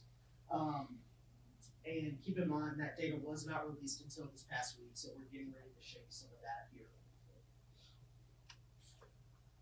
So, how does this affect everyone? So, number one, those particular increases do not affect everyone the same. Properties are valued at different rates, or not valued at different rates, but they increase at different rates. And so some people will see their value higher than what the increase or the average increase will be. Some people would see lower than the average increase. Just to give a little context, so Morrisville's really, I think, when I look at the whole list of Wake County, Morrisville's really one of the lower percentage increases. And why would that be? Was the question that automatically hit in my head. You would think 45%. How could I put that word low with 45%? Morrisville's still a young community, and we have a lot of new development occurring. And as a result, the new development value is actually closer to market. So the percentage increase doesn't affect everyone in the same way for that reason, even across Wake County. And that's why Morrisville, while 45% is a lot, it is one of the lower percentage increases in Wake County groupings. The interesting thing is, you know, if it's a facility like Southport, for instance, that's been there a long time, that actually has made significant improvements, that one jumped it up. That one jumped about 150. Yeah. So I just want to put some context around that, why we make that statement to you all, that it affects them differently. So you can't take that 45% and apply it just across the board. Mm-hmm. We have to slice and dice the information and those uses to really get down who's it really impacting and why. And that's what we're working on. So, but it's also important with that particular property to keep in mind when the purchase price just a few years ago is actually closer to the current market value than what the market value would have been last year. So they purchased that property at about $10 million more than where it was valued in 2023. So it's actually kind of catching up to where the market is currently sitting. So I know it's a huge shock. It's a bit of a sticker shock initially to hear that, but it's reflecting where the market has kind of been sitting when it comes to the property values and where they're being purchased. It's also important to keep in mind that until council sets a tax rate, we can't exactly explain to individuals how their bill is going to change, what their new amount that they would be paying in property taxes is going to be until that rate is set. So just keep in mind that this is still a little bit of a moving target until we have a tax rate set. So in terms of the revaluation process, as I stated earlier, the information went out from Wake County, was posted online on the 16th, and over the past week has been property owners should start to receive those new statements in the mail, the new notices, and then throughout the rest of the spring, we will see any appeals and the continuation of that process so that we can finally get a full evaluation from the county based on all those appeals and what's all that has been resolved. And as I stated earlier, the Board of Equalization we would see potentially through the fall of this year still continuing to have to go through those appeals. So this is a continuous process right now. So in terms of desired outcome, we do want to point out that as the community has evolved, there are new needs, new priorities, and that continues to grow. Additionally, you know, as the market has increased over the past 4 years, so has the cost of, you know, basic goods, services, and priorities for the community as well, for the town. So our operational needs have also increased, just like everyone else's has. So it is important to kind of consider that. So this reevaluation process does provide us an opportunity to kind of right-size the organization, right-size our operational budgets, and really kind of take a look at what's needed in order to provide the residents of Morrisville with the best possible product that we can possibly provide for them. And also keep in mind that this ad valorem tax makes up 56% of our total base budget. So more than half of our base budget is taken up by this particular revenue. So any sort of change that we see is going to have a pretty significant effect on that base budget and our operational expenses for the new fiscal year. And then also just keep in mind, and I'll let you kind of talk a little bit about that, Mark, because I know we're going to get into that a little bit. So I won't talk too deep into this, but do keep in mind that our current debt obligations are about $5.5 million annually. And then we do typically have about $2 million in reserves that we try and accumulate on a pay-as-you-go basis every fiscal year. And that represents almost 30% of our ad valorem resources and about 15% of the total general fund budget. So that does make up a pretty significant amount, and obviously that's something that is affected by the changes in this rebound and changes in ad valorem as well. All right, so we are briefly, when we get into the discussion process. Okay, I'm gonna send this to council so you all have it. So I just sent that, Councilmember Scarlett Johnson. Thank you. Test that. So we're gonna briefly go into what the data looks like, give you all a couple of examples, taking a look at some single family homes, townhomes, as well as some commercial properties, just to give you a sense of the variability that exists with these changes in rates, and just want to give you all a little bit more of a real world example of what it is that we're looking at and what we've been analyzing.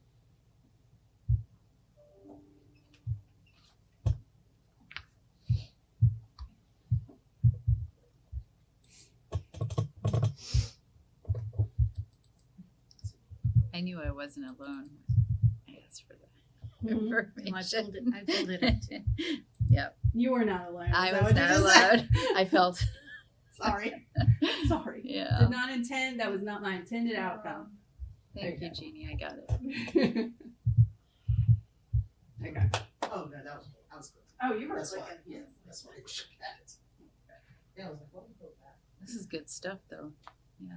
All right, so based on the initial results from Wake County, we're looking at about a $9.4 billion new tax base. That, like I stated earlier, that increased about 45%. We do have about an average annual growth of almost 4%, so taking that out, which is about $1 million, that would make our revenue neutral tax rate estimated preliminarily about 30 cents, with a new ad valorem revenue neutral amount of about $27.8 million. So let me jump in a little bit. I can't emphasize enough. 4 days ago, this is an early estimate.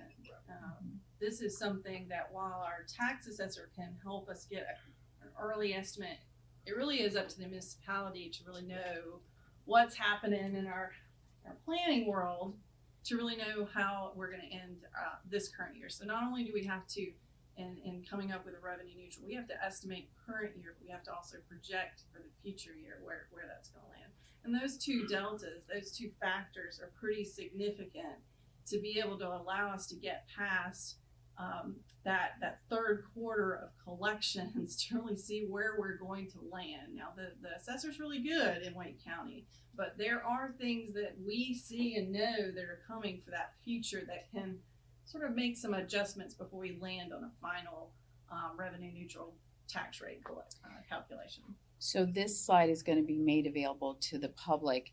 It is confusing that it looks like it's Wake County, and it's really, this is the Morrisville base. I'm sorry, that is So- Morrisville Day. So if we could I will. make sure that slide is updated before we publish it, that'd be And great. this is because it really is a number that has come from I- that assessment, no, but I got but what you're telling me. I am an insider, so I understood it's from the Yes. source is Wake County, but the public won't have the context. We'll do that before Thank it you. gets posted. And it's currently, the tax base is around 6.9-ish this year. Yes, ma'am. So that new ad valorem revenue neutral 27.8, how does that compare to last year? So we're at about this year. So this would be the future. This year would be around 26.1-ish maybe. Okay. It's basically this number minus that $1 million in additional growth that we've been seeing. Okay. And then the sentence you just said when I raised my hand, what is our total tax base now? It's about 6.9 billion. That's current year. And we're This is estimating projected 9.4. in 2025. And the Okay. reason that would decrease is if the appeals are granted.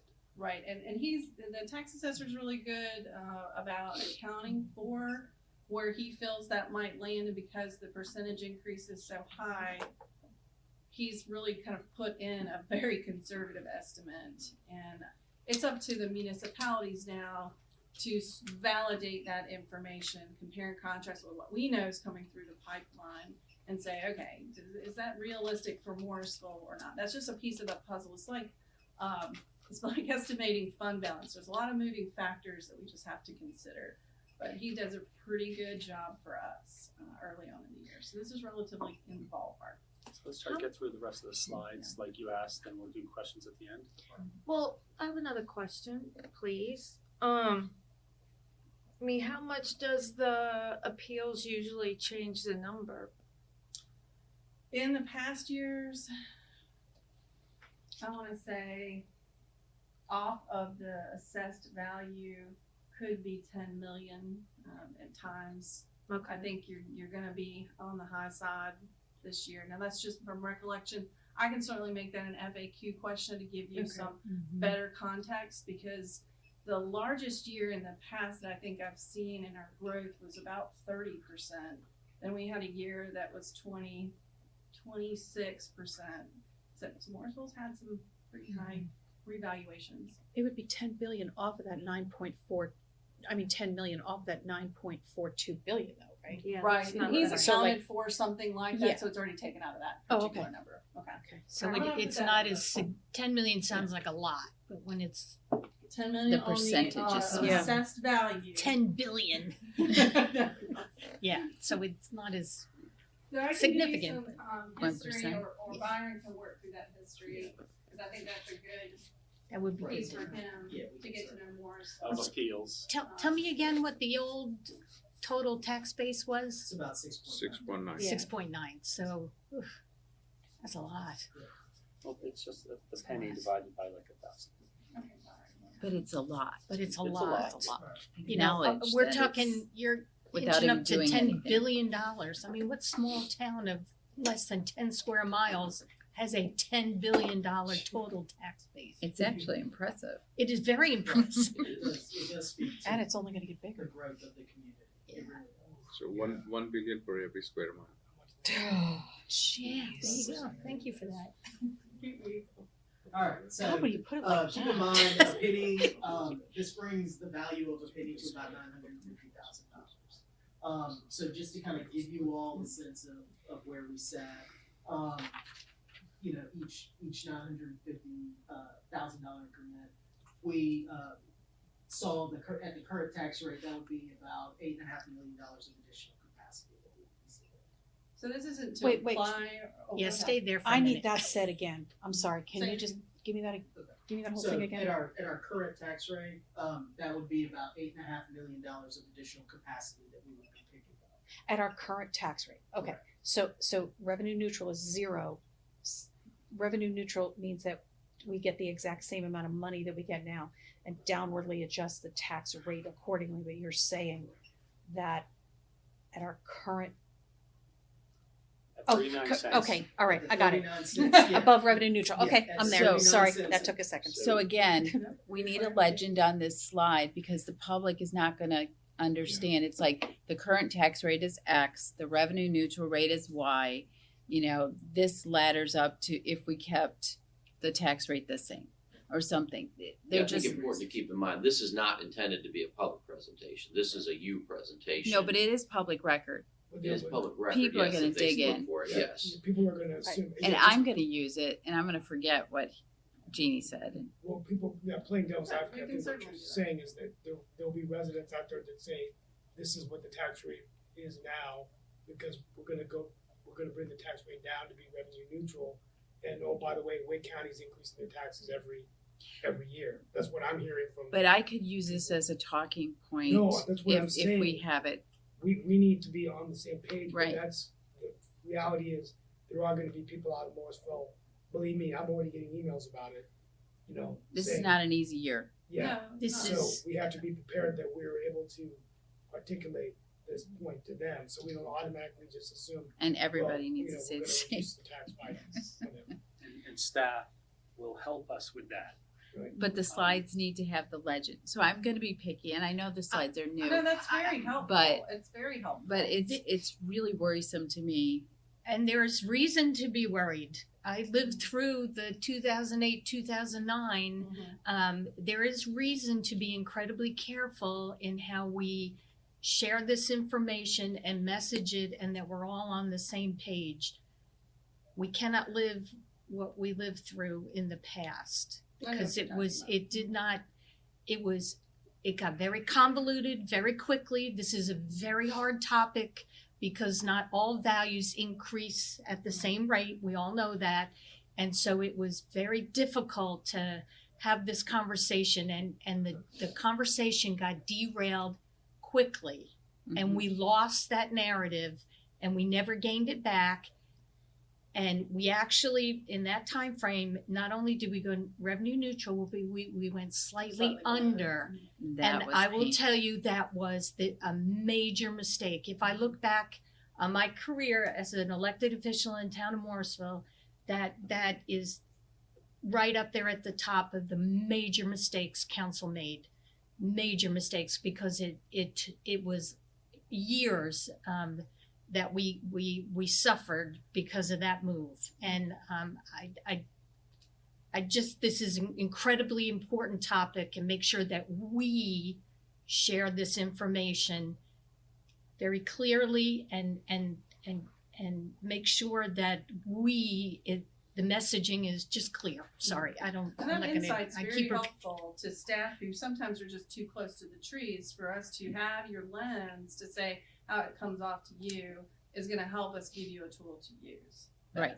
I think this is a great slide because it's illustrative, but we just need some context because people are going to take things out of context Yes. like super quick. yes. Yeah. Well, one comment there, and maybe I'm overthinking this. I think we shouldn't allow one or two constituents drive our conversation, whose initials are PC and LU. We need to filter out those couple of people, and because that's like the tail wagging the dog, and forget what those two individuals or people like them say. And because I think too often we let a couple individuals like scare us into not doing the right thing, and we need to forget about a couple individuals and do the right thing for all of Morrisville. Well, I appreciate everybody's lens on that. It's very helpful for the manager and myself to work together and really craft that narrative around it the best that we can.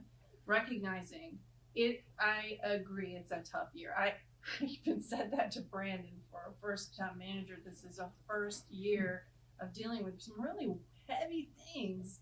They're very important things. And how we say it does actually matter. How are we going to be able to control the entire narrative? No, we're not going to be able to, but we do need to do our due diligence in framing that. So if it comes off to you in a different way, that insight in looking through your lens helps that manager really know where do we need to go and how do we need to put this together. So continuing to do that and help us know, are we on point, are we not on point? We will greatly, I don't want to speak for you, but I would greatly appreciate that lens and letting him know he's going to let me know. No, we talked, I'm sorry, go ahead. It would also be helpful for me to know, like, where are we now in terms of, like, right now, are we 9 cents off of revenue neutral? Are we 6 cents off of revenue and neutral that's- right now? Like, Yeah. that would be helpful. I think. So the revenue neutral, if you flip back to the other chart, revenue neutral calculation right now is 30 cents. It would be 30 cents. So right now we're at 39 cents. That's why that other chart goes to 9. Oh, okay. I thought this Yeah. was like And that's preliminary that and we didn't know yet. context. Okay, thank you. I Okay. appreciate We- that. It is Sorry. still I didn't get preliminary. that. Sorry. Right, Yeah. we need the legend in order Yeah. to know what the current rates are. So can that's, I just, I really have to say this. I've got to say this. What we are talking about here affects 32,000 people, not just one or two or a handful or a vocal minority. This affects 32,000 people. And I think we need to be very careful about how we share the information to all 32,000 and what we are going to do to all 32,000. That's my concern, not any vocal minority or just a handful of people. And we need to keep that in mind while we have this conversation. And that's where staff is diving into the numbers with the manager to really understand where are the bigger impacts to give you information and data to have in your back pocket. As you speak to your constituents, that I feel like over the past years, not for that particular year we were probably referring to, I think in years prior, coming forward to that, we did a better job at digging into the numbers. Was it townhome communities that were really getting hit the hardest? Was it small retail?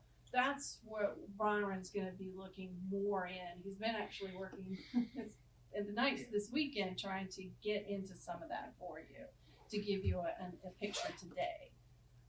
The manager, we need to arm the manager with that same information and what that impacts, because that helps a manager formulate that recommendation.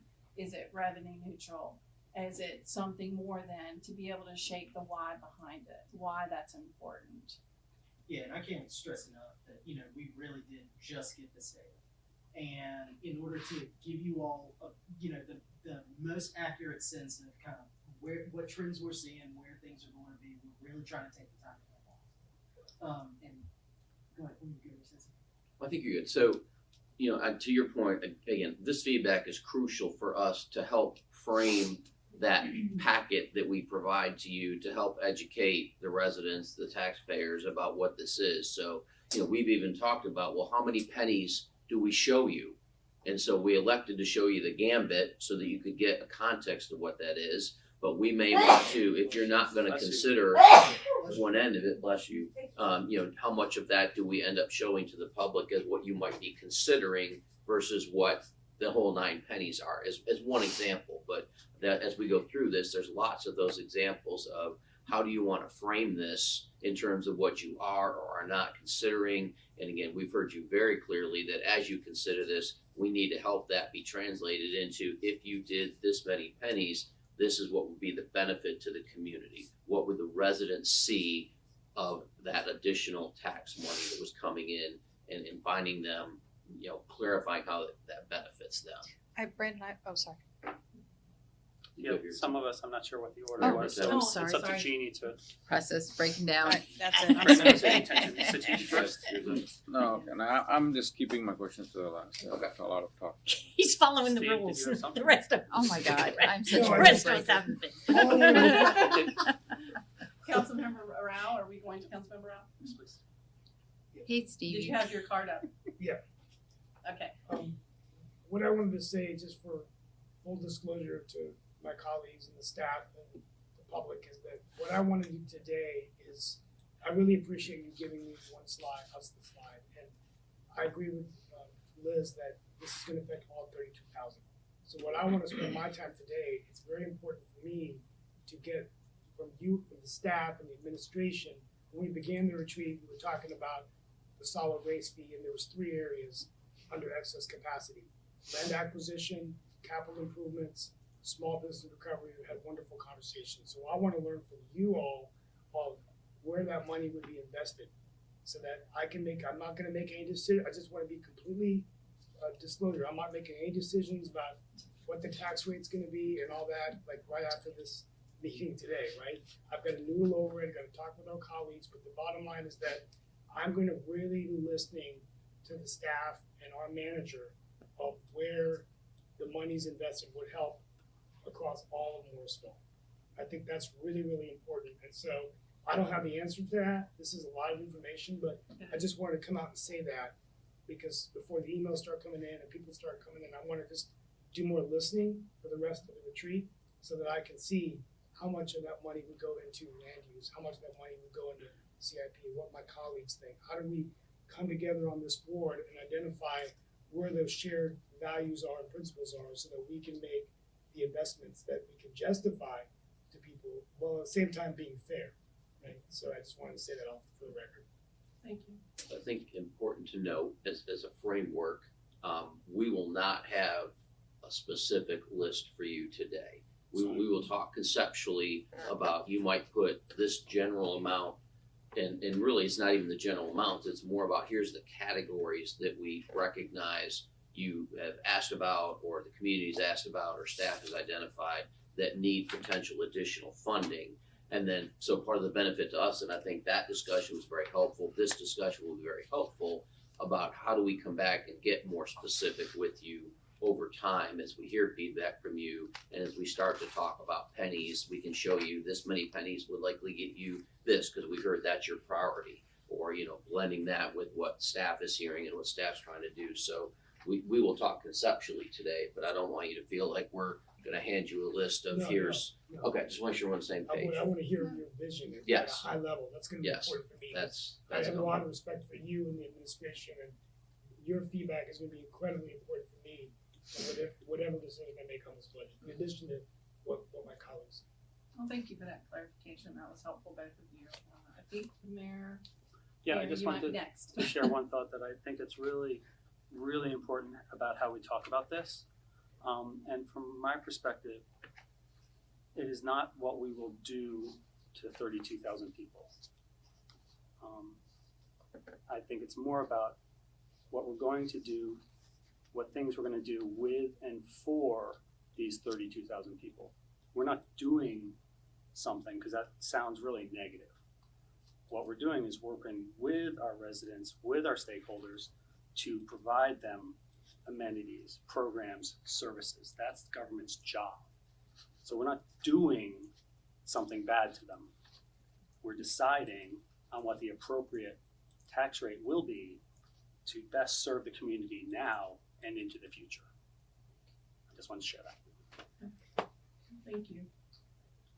So let Byron walk you through really some samples. Right, so we have, Can we pause there just a second?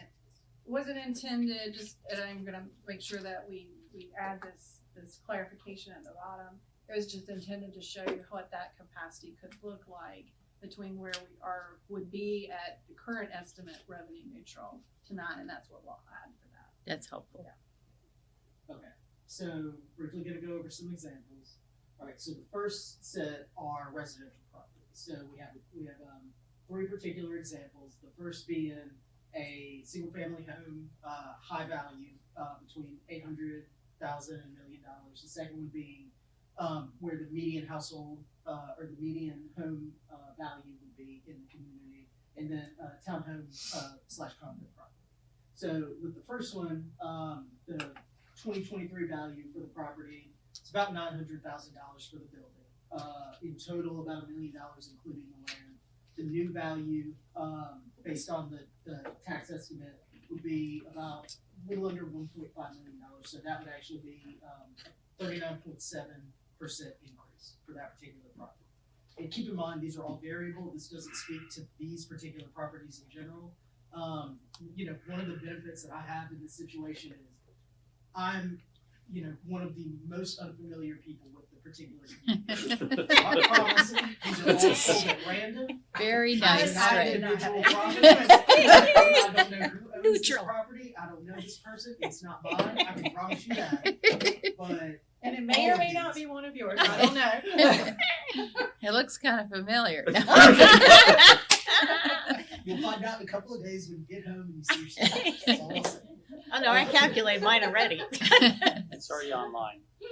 I actually, Brian, just on this, I would highly encourage our website has a macro that they can plug in how much increase it is, so that Or a link to the site. on the link to the site doesn't like you have to basically calculate back and forth, right?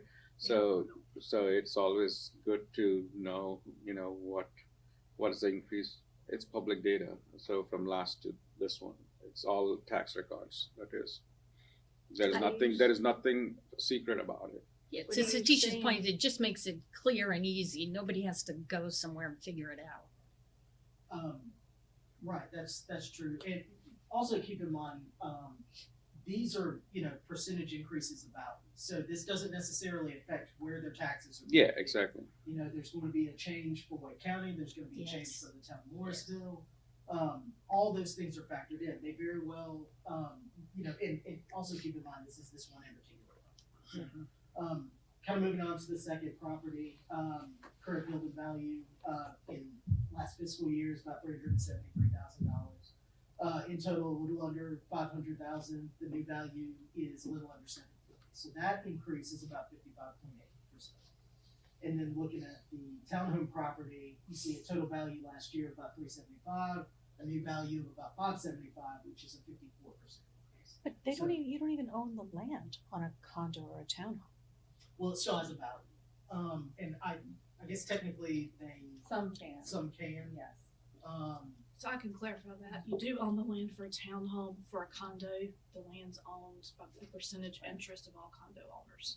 So there is a portion It's of land indirect ownership. then. Yeah. Okay. I believe this particular property is a townhome, Okay. when I pulled it, so just kind of keep that in mind, which is also why you see the land value being, a little bit less than some of the others. So looking at commercial properties, as I stated, a little bit more variable. A large commercial property, which is your really, really large, apartment complexes, office complexes, things like that. This particular property, in 2023 was valued at about $70.7 million, $70.8 million. The new tax value of that property is just under $70 million. So that actually will see a 1.1% decrease in property That's good. value. So, Exactly. right, like I said, there's a lot of variability. If I could ask that you give examples of each of those commercial categories. I know that apartments don't come to mind when I look at large commercial, and I know the public doesn't, but we've been talking so much about housing and rentals. This is a really interesting narrative, really interesting. That is the data that he's gonna be pulling together, just Yeah, sort of but it's really interesting. sampling of uses that I did the last time Yep. for you all, that I told him, he was like, you did what? Yeah, it's very I interesting. found you all reacted very positively to that, being armed with that kind of information in your back pocket. I think it gave you some comfort, because 26% the last time, that was pretty high, I Yeah. thought as well. Now, far be it be that it's now 45%. I have a question. Oh, sorry. I just want to put it on the FAQ. I would like to, if there's any kind of like reason or anything that you could give me that would help me explain to someone why the value of a building, a large commercial building, might go down instead of up. That would be really helpful, because I feel that's a first question that comes to mind for me, and I want to really be able to explain that. Yeah, you need to dig Thank in. you. We'll reach out to the tax assessor and see Thanks. if they can give us some Okay, that'd be helpful. Thank you. So my question may be related to hers is, won't those values in 2023 depend on when they were built or when they were sold? Because if they were sold in the last 4 years, their value in 2023 is going to be closer to what they are appraised at now. So what I will say about this particular property, only because I remember it, because it is so tell 'em who it striking is. that I'm not. This particular property was sold in 2018.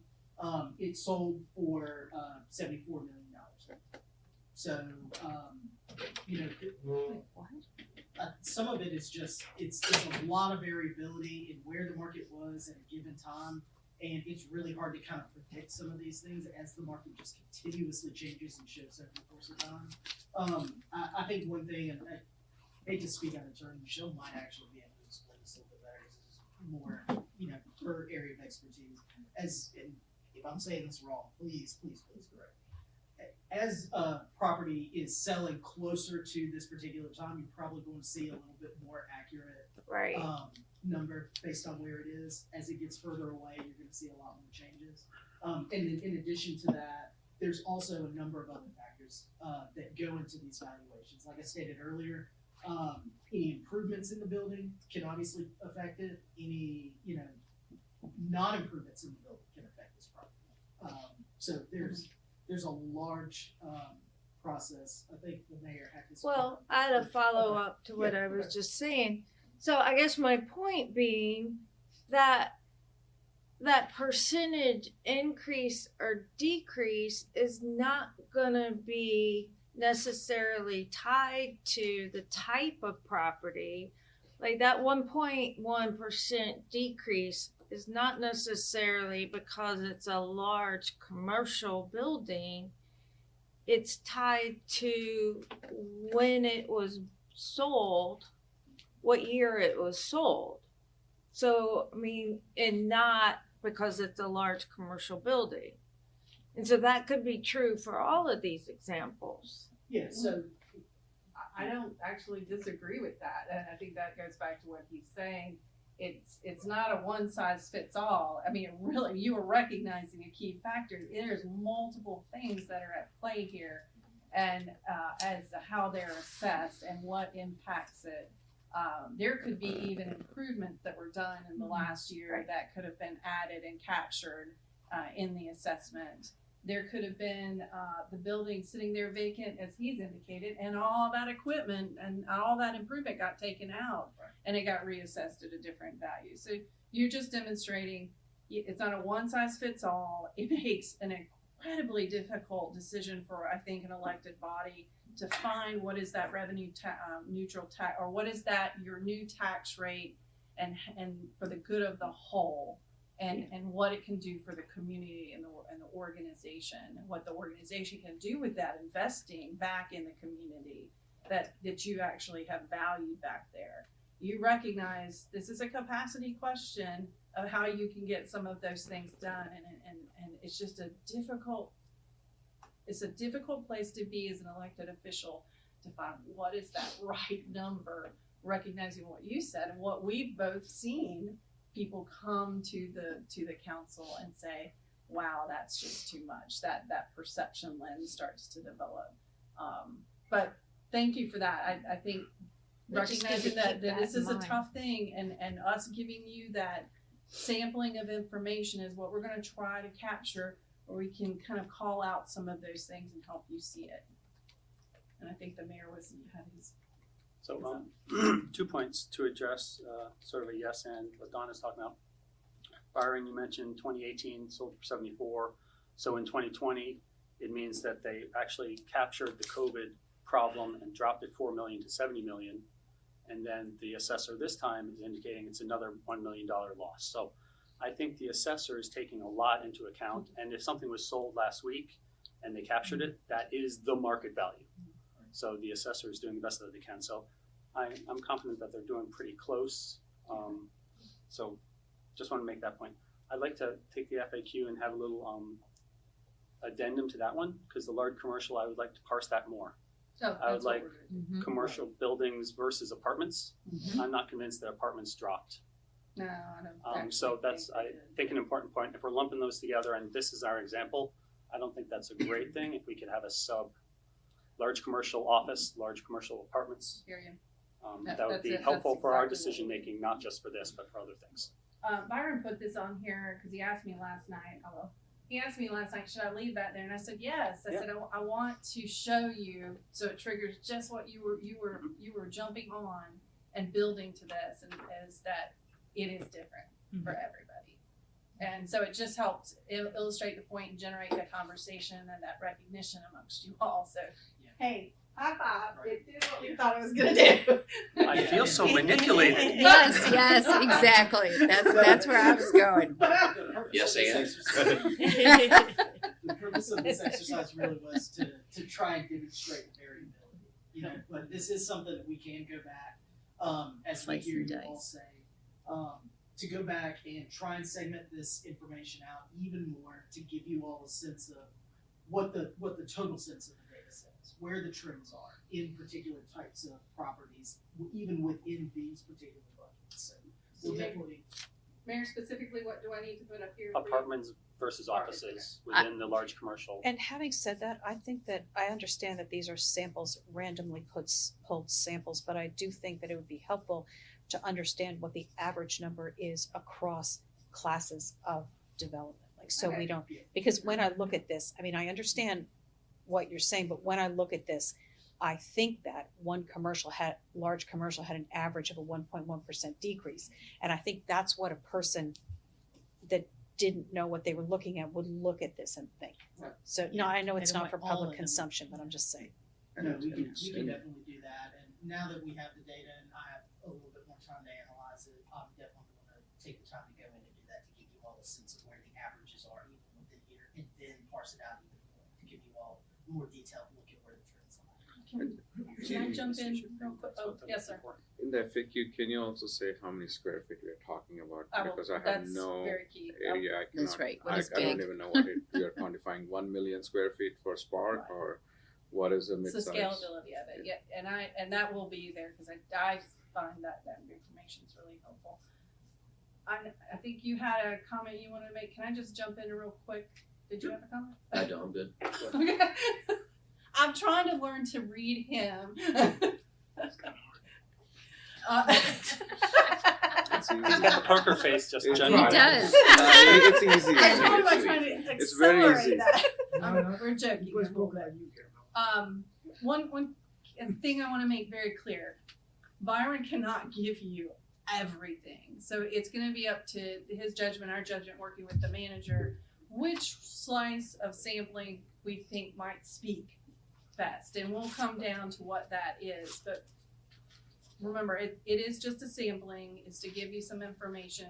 We can't give you the whole playbook, but we'll do the best that we can. This is probably a not so great a question, but this information's been publicly released by Wake County, and there's a lot of information.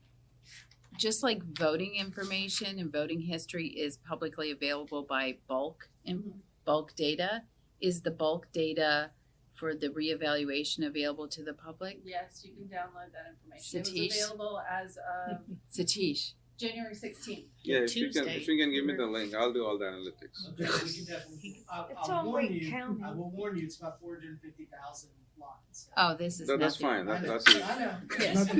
Just a pivot table. Now, I also want to He's a be data wizard. transparent in how I feel about something as as the manager's advisor, and he is your advisor, manager. Wake County does the reevaluation. They own the information to project to the public. The links are accessible there. We have a responsibility to analyze it, to give you some information. We point people to Wake County. The assessor has the responsibility of revaluation, what that lands on, how the appeals work. We have a responsibility, council, or you have a responsibility to set a tax rate. You have no real control over the revaluation. What am I saying? As you communicate to the community, you're pointing them to the assessor. He is the most qualified person to answer questions about, why did my property evaluate to that amount of money? That's your resource. Now, we can analyze it and help you dissect it the best that we can using Marcus.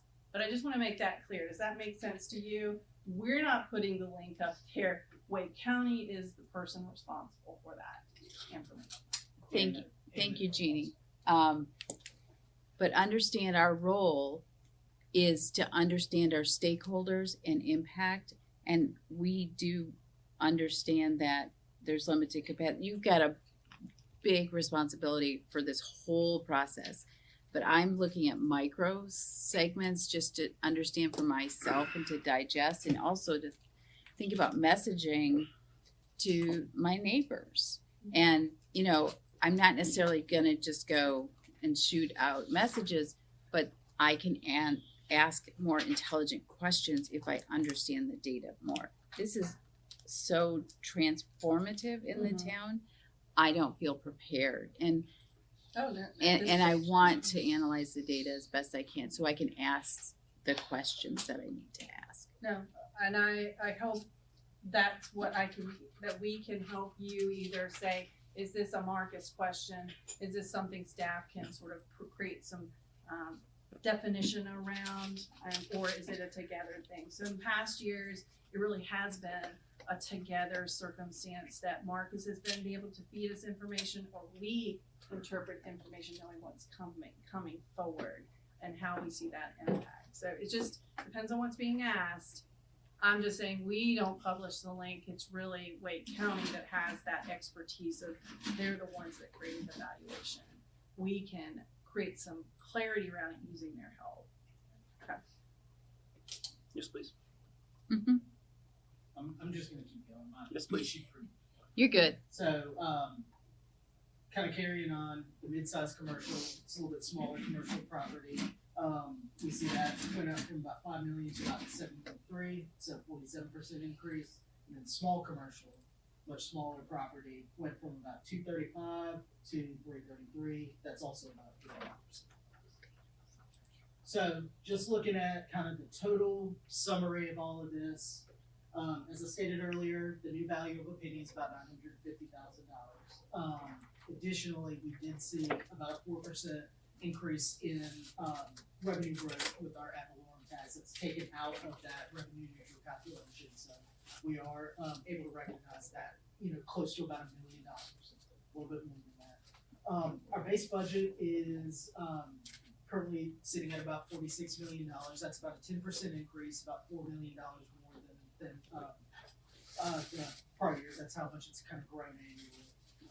And then obviously we'll talk a little bit about this. I'm not going to dwell on the fund balance amount right now, but it is sitting at about a little over 41%. Our debt ratio is about 11.2%. And then also we do need to kind of keep in mind that there are additional user fees that we'll be looking at throughout the budget process. That $2.5 million that we talked about earlier about that reserve capacity that we have. And then do just kind of want to call out, and Jeannie made this wonderful visual of what it is. The ARPA funds down here. It's a puddle. It's a puddle. Oh, I thought it was like a steaming tile. But you, It's evaporating. We're some using people might say that. evaporating. Some people It's going away. It's slowly evaporating. It's slowly evaporating. So keep in mind that funding will run out. It's a one-time thing. Yeah. So that kind of concludes that point. So I do want to kind of go back to the discussion prompts. So number one, how much is council willing to kind of leverage the taxing authority above that revenue neutral tax rate? And what do you Slides. Keep talking. And whether for operational improvements, capital project, pay-as-you-go needs, or any other needs, is there continued support for an annual tax increase, increment equivalents dedicated to building reserves, such as debt and capital needs, as anticipated by the CIP? And what other information does council need? And I know we've talked a little bit about that, so we'll come back to that one a little bit. Let's focus on the first two. The willingness for any operational improvements and other capital project pay-go. In addition to that,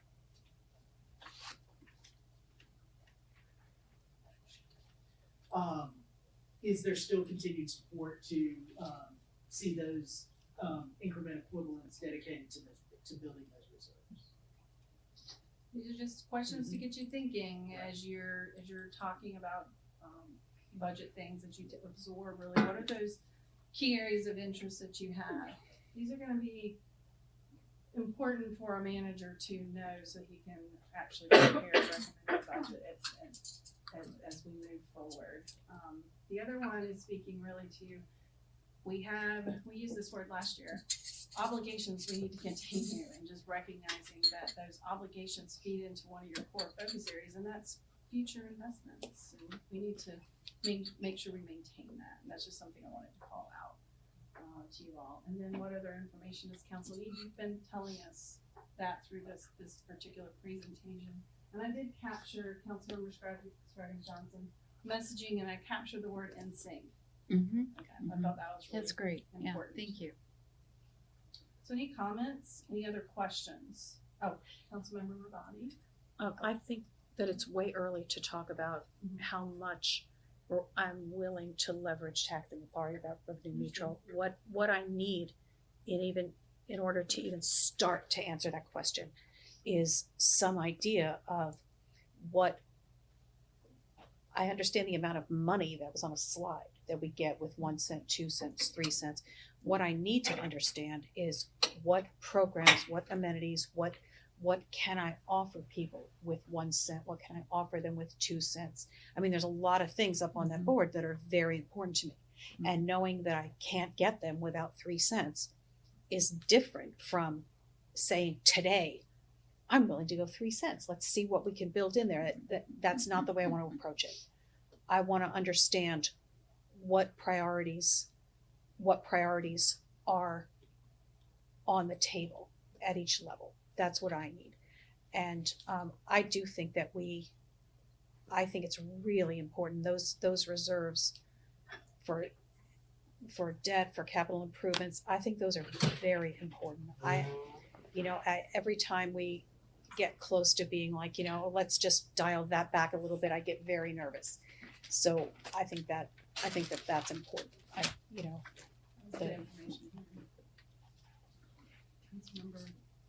So I appreciate, I am gonna echo what Ann said. I appreciate what she said. I don't know that I'm willing to give I don't know where I am right now.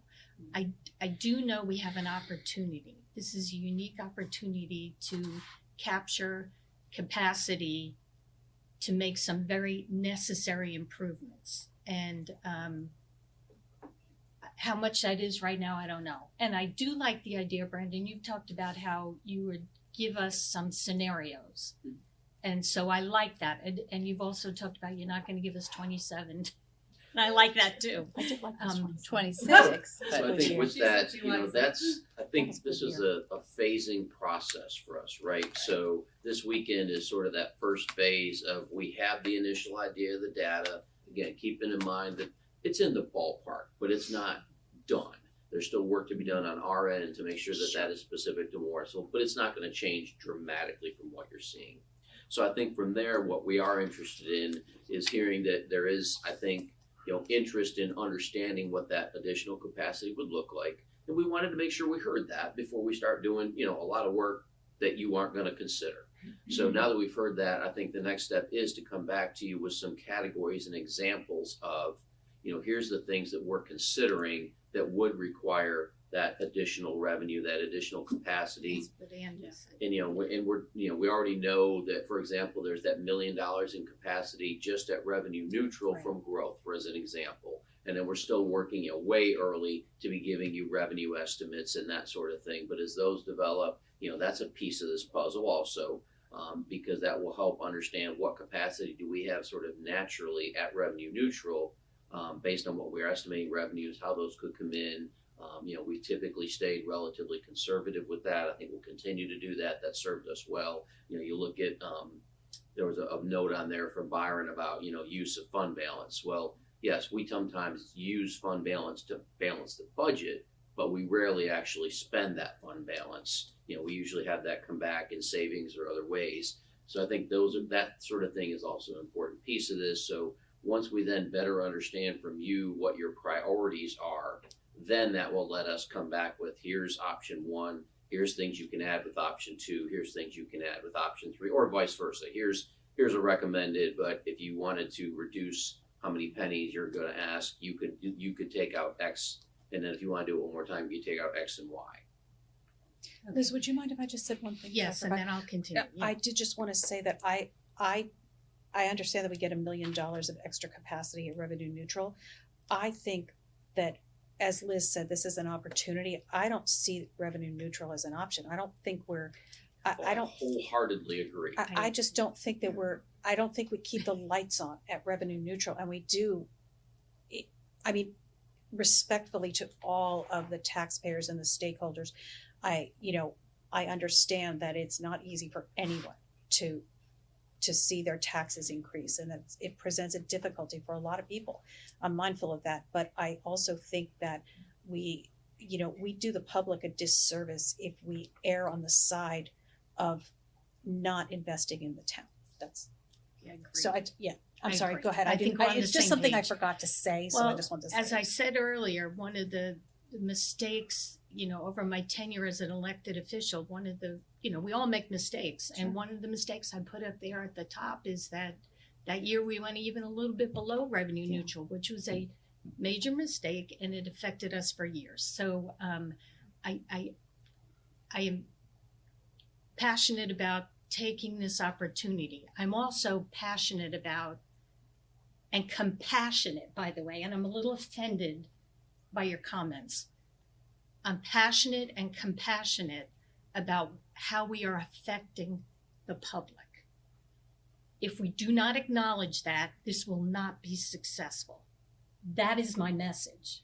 So I'm offended that you tried to pose that as me being negative.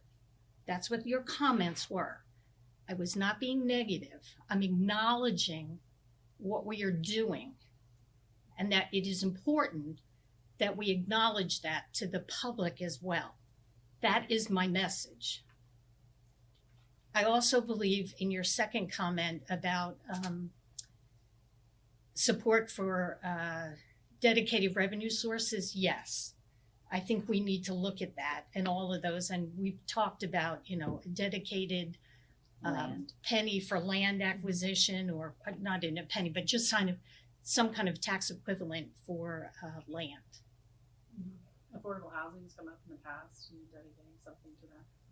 Councilmember Scroggins Johnson, did you have yours? Was- I think Steve Oh, and, Steve, and did you have yours Satish up? had, Yeah, first of all, I wanted to let Councilmember Johnson know that I didn't construe her comment. I appreciate that. Thank you. No, and I was I gonna appreciate say that and I couldn't get the words out, but I think it was misunderstood what you were saying. What I want to say is that I wish I had a time machine and went back in time a year ago, and that we should have given you authority for the trash fee, because I think that would have given us another $2.5, couple $1 million of capacity while we're having this discussion, right? So, but I think that I really agree with Ann's point. I think what's going to be the most helpful is getting a breakdown of where the dollars would be invested. And I think what's not going to work is, doing, well, we're going to do, 8.5 million or whatever it is, without really being able to show the public of where those dollars are being invested. So as I get out there and I walk around town, and run around town and talk to people, they don't mind seeing investments in their parks. They don't mind seeing investments in their greenways or new fire stations, or even if we're gonna buy land. So I think an operational, of course, but I don't think it could be general. I mean, I don't think you can just say, we're gonna do this and we're gonna use the money and everyone's gonna be happy. So there is gonna have to be some packaging and selling different scenarios. That's just where I'm coming from. Transparent. Yeah, and then we as a council can make a decision and then factor in the solid waste fee, which if we implement it next year, does that factor into building on top of the additional capacity, right, that we're trying to get? So just kind of looking at it from that perspective. Well, the manager, myself, and I believe Byron was there. His interest is to take a different approach to this. It is to show you what can it look like, and that's where these scenarios can help. But in looking at it through a different lens perspective, And I think that's what we're hearing, some acknowledgement from council. Yeah, I think we're very much on the same page in that, you know, and again, I think I hinted at this yesterday a little bit, you know, we're not just gonna be looking at trying to get through FY '25. We're looking at a 3-year window, because, you know, this is an isolated opportunity around reval. There's also an isolated opportunity around solid waste, and how do we factor that in potentially as an FY '26 addition? And how do we then use perhaps some new revenue for one-time things over the first year, and then commit it to recurring year 2, or there's other funds we can use for one-time year 1 and year 2, and then year 3, program it into recurring things. So we're gonna take that approach to give you some of those options to, you know, what can you do one time that will be benefit to the community, while we're also looking at operational, you know, recurring costs. Councilmember Garamella, were you next? Yes, I am. I've been keeping quiet. So,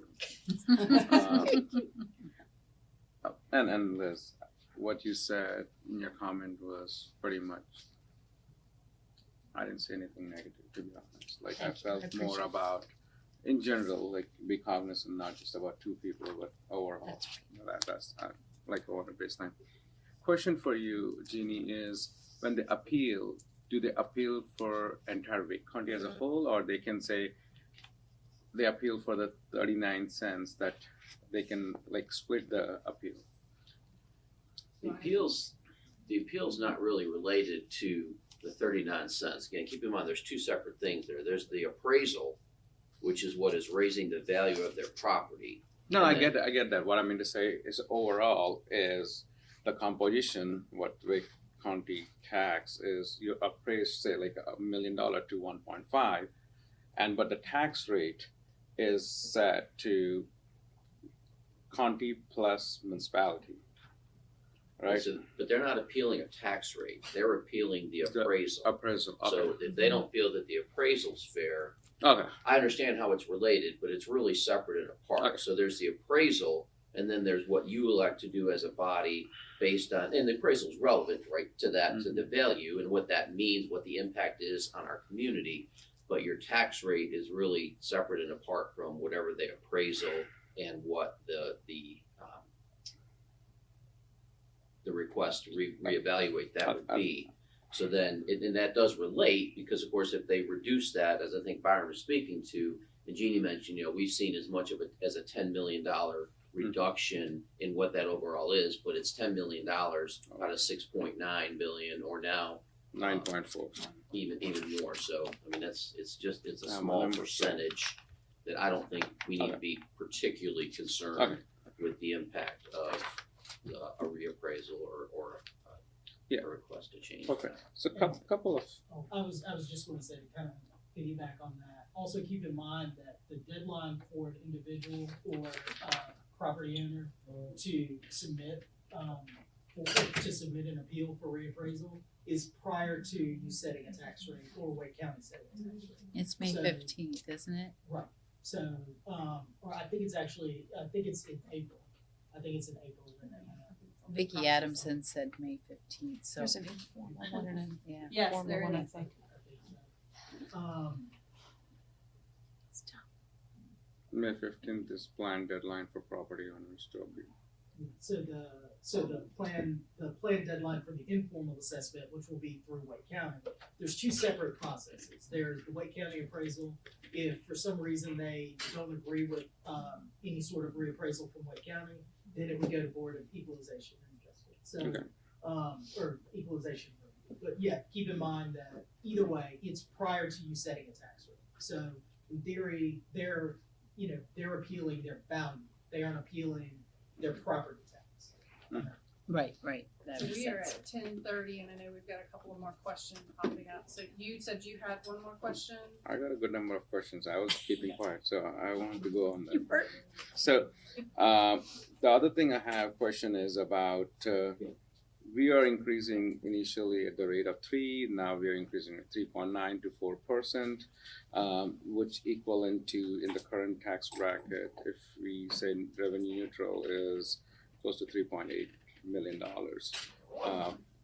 compared to what was 2.85 previously that we were adding as a growth pattern, right?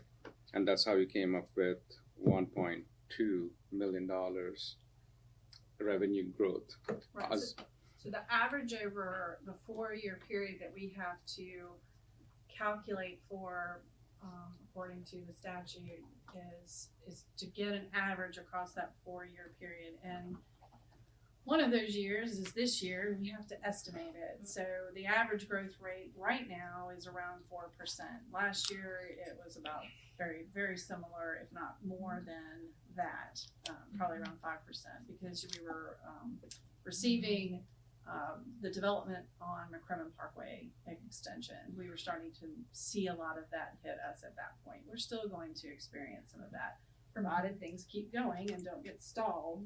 We'll still start seeing some of that additional growth. So what is the pipeline? You're seeing next 5 years, 6 years that will be increasing or decreasing? Because technically, even though it's revenue neutral, this additional 4.9% or 4.9 cents or whatever you want to put it is money that we are using over and beyond revenue neutral, because that's the growth money, like Byron was saying, you can use it, right? So I want to be very cognizant on that, because if we are increasing at that rate and then suddenly the growth stops, then you are already raised so much capacity in that you have to start cutting services, cutting all the kind of things in there, or raise taxes to basically do it.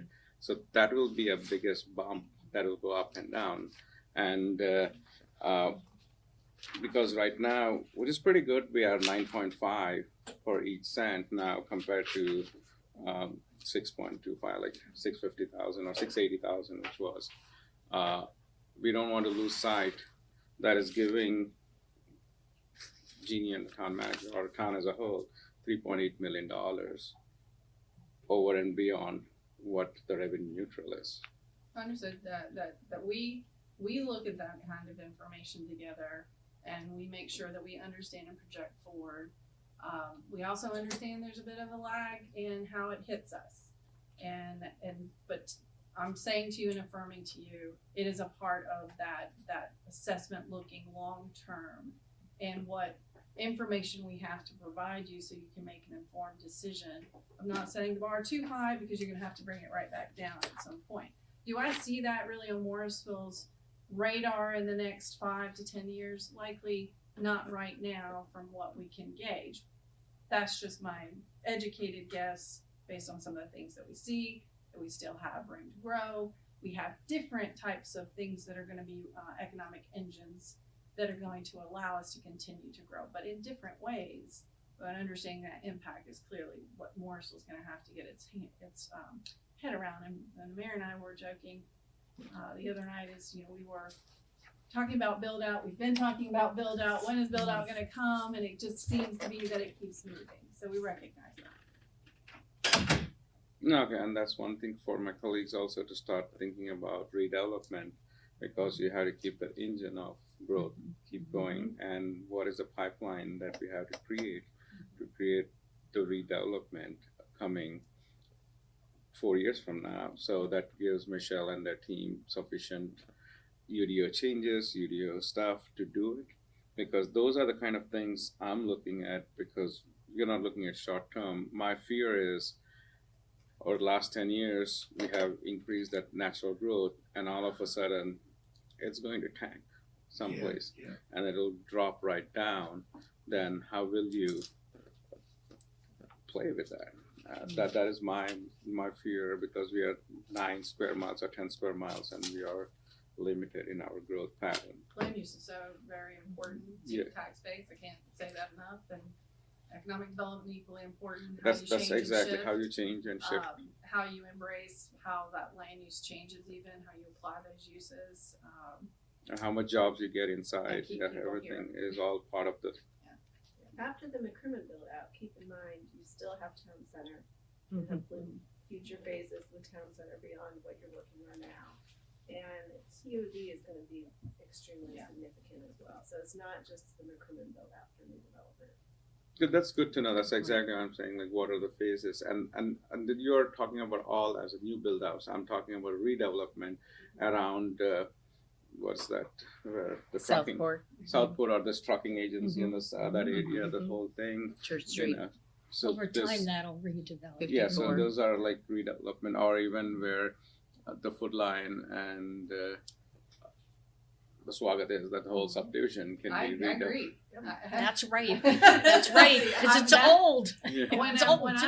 I'm looking at Morrisville for tax-based purposes, I'm seeing, and that's why she's there. That department is like my best friend when it comes to tax base, because I'm getting data from them to reassess and look and project forward, and understanding the age of certain, what I would say, centers. I don't know if I would call that an activity center, regional activities, but Foodland facility is on the radar for future redevelopment. In my mind. Yeah, and I agree When too, I'm trying because to that's do a what I good need chunk to of do land for there. Yes, Prime and that's land. when I talk to credit rating agencies, and they ask that question: "What's your sustainability when you're only 10 square miles?" I'm giving it to them because There's that word I again. do believe that we Transparency. have an engine that's going to sustain us for an extended period of time, and in how we message that and proof it is going to be really So important. can we get those answers? Exactly, this is what I'm asking you, like what you're telling to the credit agency, because that will be helpful for us. Yes, and I know we've got some other questions. I'm gonna look at the manager and say, do we wanna continue the conversation and address the questions around this particular topic? Could we offline and let them give me and Byron some questions that we can work on it through a different stream? But I'm trying to answer the You questions. want them here. I think haven't I heard want to from hear us. everybody I'm on those testing the questions water too. because You haven't heard from me. No, I know that. I know that. Let me So- clarify myself. I'm asking the question so I can get that response. If you want to continue this topic, because we're here on Sunday, if you think it's important, I love to talk about this. I think it's important. Yes, I'm gonna suggest we keep this conversation going. Now, I wanna say, recognize that may mean we don't get to everything that we had on at the end of the day, but we've said we can schedule additional time for that. There are topics of interest for folks, happy to do that in another session. I'm gonna suggest we take a break right now. The break food is here. Also need to know, has anyone not gone to the desk and checked out? Oh, I have not gone to Oh, the desk. what- I we didn't checked know we were out. supposed to check No, out. what- I'm helping you with that That's why right he's now. asking. Okay. So checkout is 11, so is anybody not out of their room? I'm out of my I room. just gotta, everything's packed, I just gotta. Okay, so if you're not out of your room, please go get out of your room, check out of these 11. If not, I'll just take room numbers and I'll just let them know who everybody is that's out of the room, so we don't have to line up 17 people there, and then you can enjoy your I'm break. gonna go up to my At room since I 4:04, I'm can't. Steve, are you out? What room? Okay. How long is this break, sir? 15 minutes? 15 minutes. 2:20. 2:20. 2 minutes, and then we'd be done. They have to talk all I about guess the you don't have process keys. and all about the questions. No, I'm not. 2:10. It's like, I just But wanna once you're done, I Back got at you. 10:53, please. there's gonna be enough. 10:53. See, I disagree. I Thank think you. once you're done, And there's in gonna Vicky, be what More? room are you in? Sorry to interrupt. 4:21 and we have a late checkout of noon. The front desk knows that. Okay, I'm gonna go up to my room and come back down. okay. And I'll check out. I'm responding to the slide prompt. I'm not asking questions. I'll also respond to the prompts. I'm trying to figure out who I've- to start with. I forgot my AirPods on the bed, and I said, Were you done, or are you still going with your I'll see you questions? soon.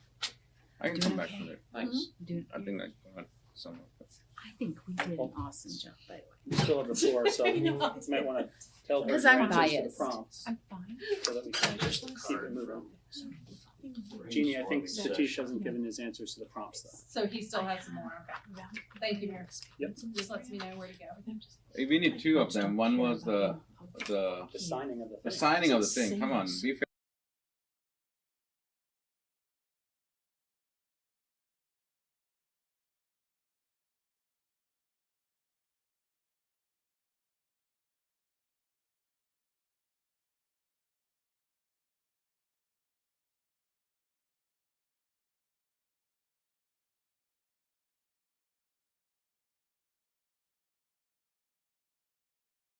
Laura's right. She's already real estate, right? Yeah. Really? She's not wrong. So Councilmember Garamella, I believe, I'm gonna let, Councilmember Johnson sort of jump in on this slide And before then- we leave it.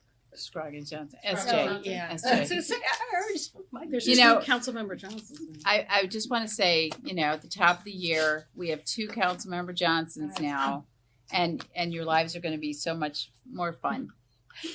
But if you want to call me Councilmember SJ or Scroggins, I will not take offense, just because J2. sometimes it is confusing, you know. But Scroggins Johnson, if you can manage it, that's my preferred. But I will answer to anything, including Vicky. Here, So. VSJ. VSJ. Yes.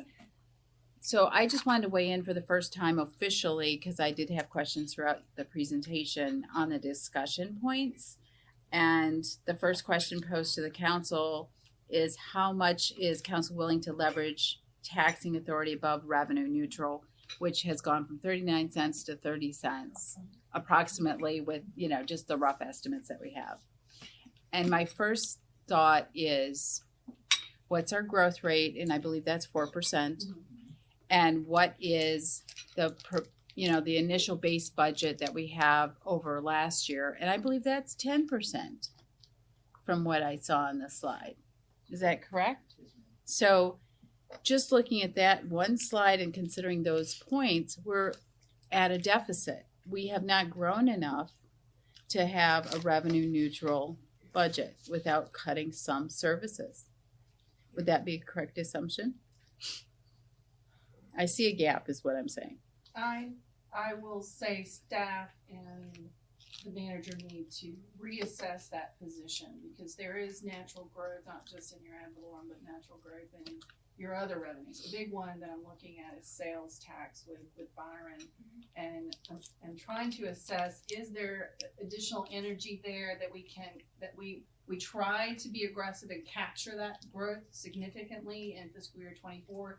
The question I had already posed to him is, I want you to look at it really, really hard this year to see, can we be equally as aggressive with sales tax this year? Because that is your second largest resource.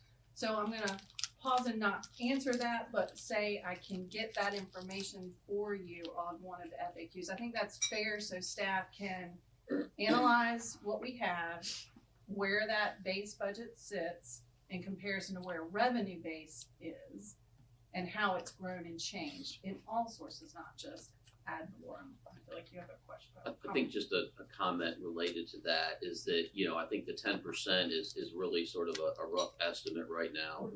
Also keep in mind that doesn't necessarily account for what we're doing with existing staff. So if you remember last year, we had a really rough numbers, about $4.5 million in natural recurring new revenue. And we spent almost 2 of it on staff. Right. So I mean that, and we will certainly recommend to do that again. I mean, as I've met with staff, I've reminded them that you are committed to them, and I think you've consistently demonstrated that to them. And I explained to them, you know, I got a lot, what are your priorities? My answer was, you are my first priority. We don't do anything without our staff. So, you know, just to frame that again, another piece of that puzzle is, as we work out what that looks like, what paid class is going to look like to keep our folks in market, there's dollars there too. What it was the 10%? What was that? What? That was the average annual increase in the base budget. Basement, okay. Yep. So when you say this 10% increase, are you taking it from the growth, the 3% growth? Because I want to understand how you're using the one-time versus the recurring. Right, so we're only talking about base budget, and so Okay, get it. But the one-time that you're using, is it the remainder of the money that's not spent over the year, or like your lap salaries, or how are you accounting this one-time thing and then base increase? So I think what the 10% is speaking to is that over a 5-year window, we have averaged adding about 10% to the base budget each year for a variety of reasons, and we could certainly go into what some of those were. So I think beyond that, then we're looking at staff, and we're looking at a number of factors. You know, we will recommend funding merit, as we have in the past, at 3 and 4.5 and 6% for meets, exceeds, and far exceeds expectations on their merit evaluation. We will have a conversation about whether there is a need for a market adjustment again this year, just to keep everybody in line with that. And then there is also pay in class recommendations that will come from our consultant, that they're looking at 2 of our bigger departments this year and have some recommendations there to catch people up to what the market is, to make sure that we're staying competitive in that regard. And then there'll be some smaller asks around some additional benefits to staff that are, I mean, well under $100,000, but some little things that we can do that'll be well received, that'll also keep us competitive in the market. Does that answer your question? No, it does not. Yeah, rephrase your question. I'm not sure what your question is. No, Man, I this sounded really good. No, you gave a good answer. Like, but I'm just trying to understand where that one time is coming from. You know, that's what I'm trying to say. I'm not asking how you're using it. I'm not even questioning how you're using it, but I'm trying to understand that one-time use that you're using. Is it coming from the 10% base budget that you're putting it in, or was it like the fluff money that you're getting from somewhere else? That's what I'm asking. And the one time, you're talking about one-time larger costs? No, in the budget usually, like Martha used to keep like, okay, these are one-time expenses.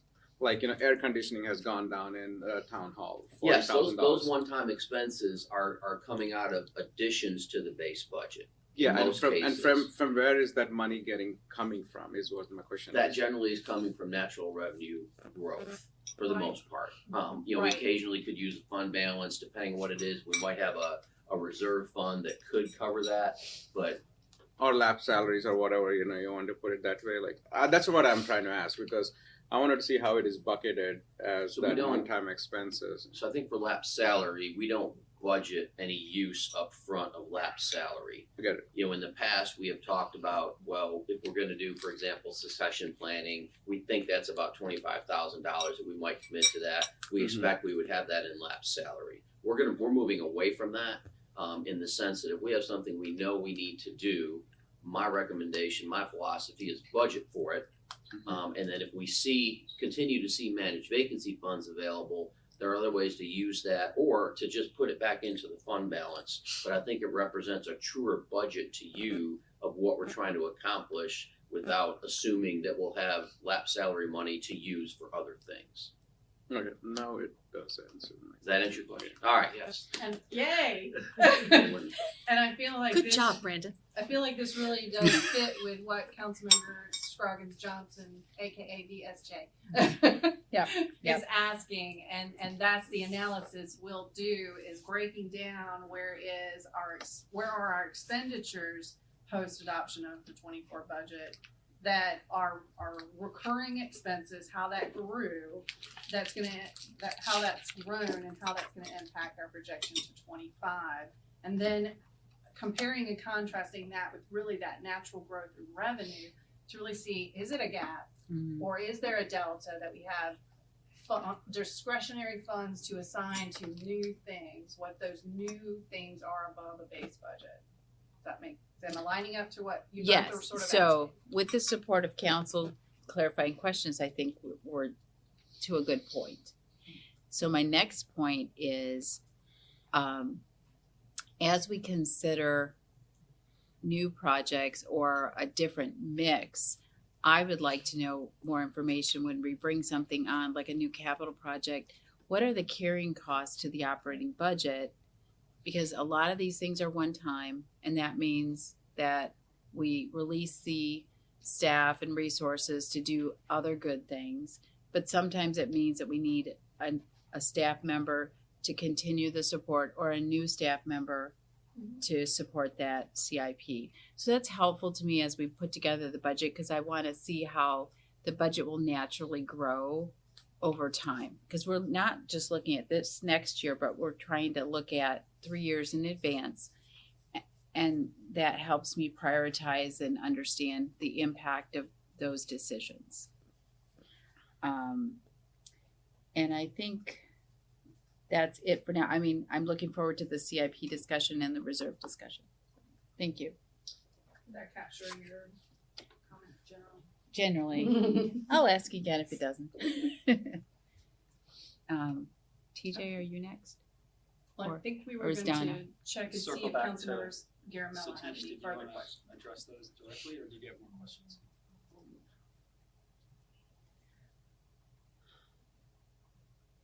When you're saying how much to leverage, I don't know the answer, what's the need is, right? So I don't want to answer that We don't have any. because when I don't have information to talk about it.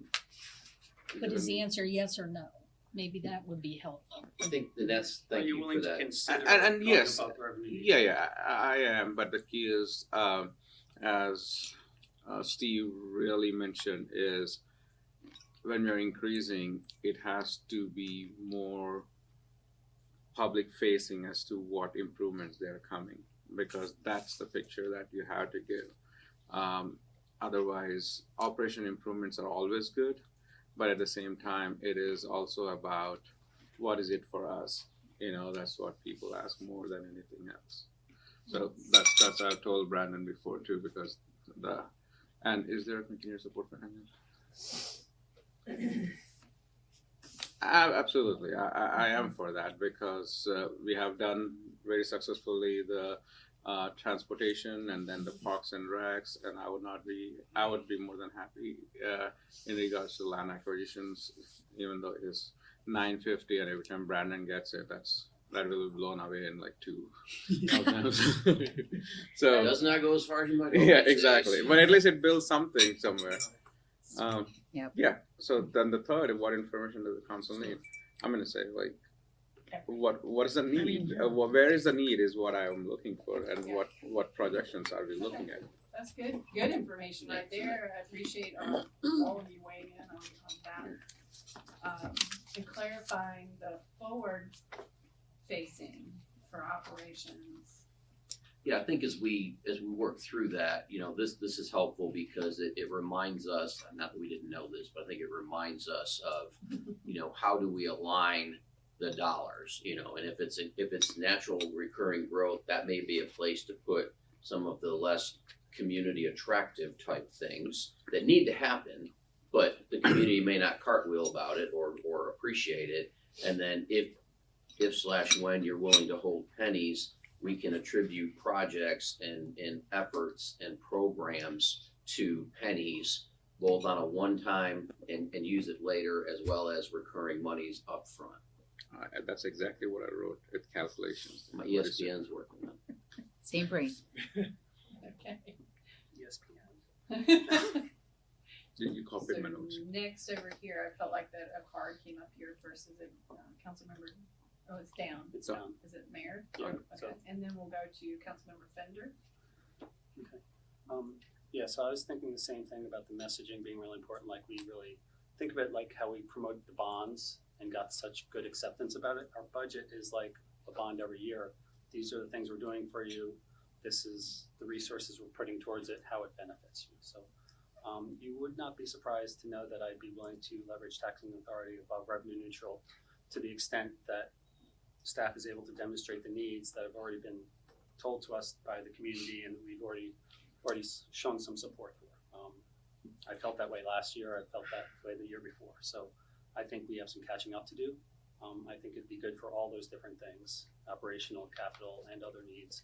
I really am focused on getting our staff up to where I think it can be even more effective and more efficient. We all talk about how much we love and support our staff, and we can do that best by giving them more staff to build more capacity and to do more things that we've asked them to do.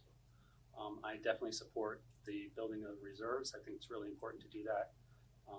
Especially, I'm very supportive of a land acquisition reserve of some sort to be really intentional, because there's lots of needs there, especially town center. I think that that's coming at us sooner than we think. And all the land in the town is disappearing quickly. I'd love to grab some more parkland if possible.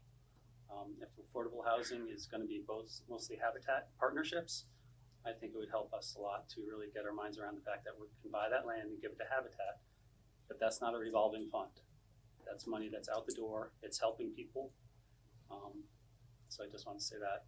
And the information that I need and council needs, I think, is we just want to hear more about the needs and dig down on that, because we have to relay that to the community about where their tax dollars are being invested. So the more information you can give to us, the more information we can amplify and be the spokespeople to advocate for making their lives better by using government, because government can do things like build roads and build parks that the private market won't do for them.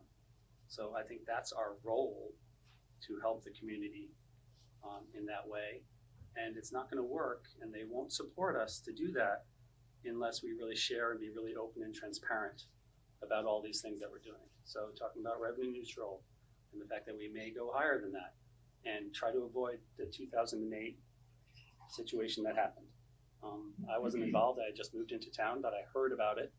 And it's, as she mentioned, when we lose control of the narrative, people hear only what they want to hear. So that's why coming out of this retreat, it's going to be really important for us to all be saying the same thing, that we're still working on it, and just being really intentional. And I'm really glad to know that this group is looking to do that, and we're listening to Liz, who's gone through this. And some of us already gone through the reval before. That wasn't that difficult, really, looking back. 4 years ago We all wasn't as did. painful. Yeah. Yeah, we all went We through. Yeah, we all went through that. So Yeah, it was This a is more different challenging in different situation. ways. This is way more challenging. So we need to support each other and help each other through this, and staff is here to help us do that. Thank you. Alright, so I haven't weighed in yet. I agree with a lot of what TJ and others have said. And like as Liz said, we have an opportunity. I think we need to take advantage of it. I do think messaging is very important. You know, we need to not lose sight of that. Yes, a lot of residents will be paying more on their tax bill at the end of the year. But on the upside, you know, property owners are setting on additional wealth as well. I mean, we're all have more wealth today than we did 4 years ago. And I think part of the messaging should focus on, and I shared this with Brandon when we met last time, it should focus on, rather than we're raising taxes, it should be, yes, your property is worth more today, and we are going to lower the tax rate to soften the blow to your tax bill. Your tax bill will still increase, but it will not be as much as if we did not decrease the tax. Good point. That's Yeah, a good point. we need, yeah. Yeah, that's I great, mean, Donna. And I made this argument 4 years ago as well, and I didn't truly understand what well, whatever. You didn't appreciate it as much as you do today. Yeah, I appreciate it better now. I was just starting to understand it, but it is true. We should focus on, we are lowering the tax rate, and we don't have to do that, and people are setting on more wealth today, and we are going to lower the tax rate to help soften the blow. And yes, most people, not everyone, will have a higher tax bill. However, we're going to message and communicate to them what amenities, what benefits we're going to bring the town, whether it's parkland, the town center, land acquisition, whatever that is that we're going to be discussing in the next few months, we'll communicate that to them. So I do think we need to develop that narrative, and so we're all I hate this cliche, but singing from the same hymnal. I said in sync. Yeah, yeah, that's better. So that we're all aligned, in sync, and I like the idea of having a dedicated, like equivalent, like 1 cent or whatever it is for building reserves.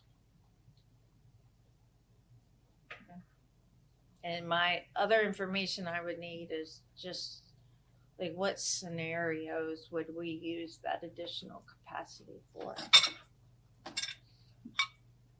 Thank you. Great comment. And the purpose of revaluation is to right size the fairness and responsibility of the money that is essential to a community to be a community. Those core services and the things, the tangible things, and the intangibles. A lesson that I've learned ages ago with bond referendums and its timeliness of aligning what you're doing with this, with if you go above revenue neutral, to the execution and delivery and the materialization of those deliverables is really critical too. And why do I say that?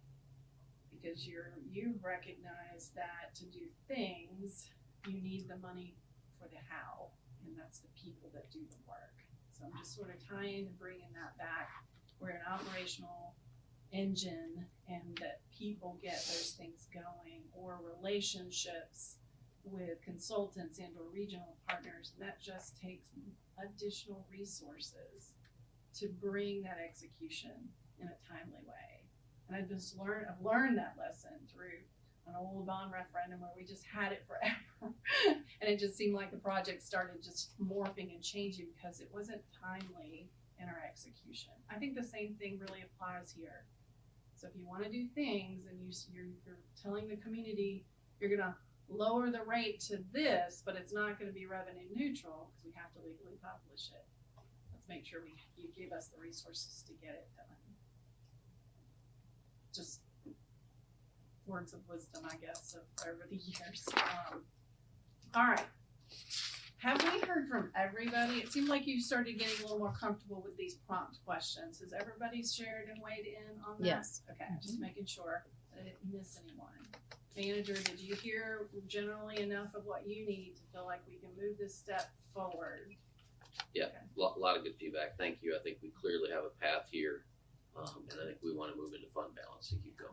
Well, I appreciate the courage to at least entertain these prompt questions. The earlier we get this kind of, at least a notion of where you're comfortable, and that's what I feel like you gave us, the better, and we can start working harder for you. I did have one more thing, actually. There was some discussion earlier on the slide where it said like 1 cent, 2 cents, 3 cents with the pictures of the pennies. Mhm. And there was some discussion, someone said, well, we need to know if like we show all those pennies on the slide, if you're not willing to consider staying at 9 cents or whatever it was. And I just wanted to say that I would like to keep all those pennies on the slide because I do think it's important, like Donna said, I do think it's important to be able to give people the context of, this is what it would look like. Like the difference that we're talking about is not the difference between like 1 cent and 3 cents. It is realistically the difference between 1 cent and 9 cents.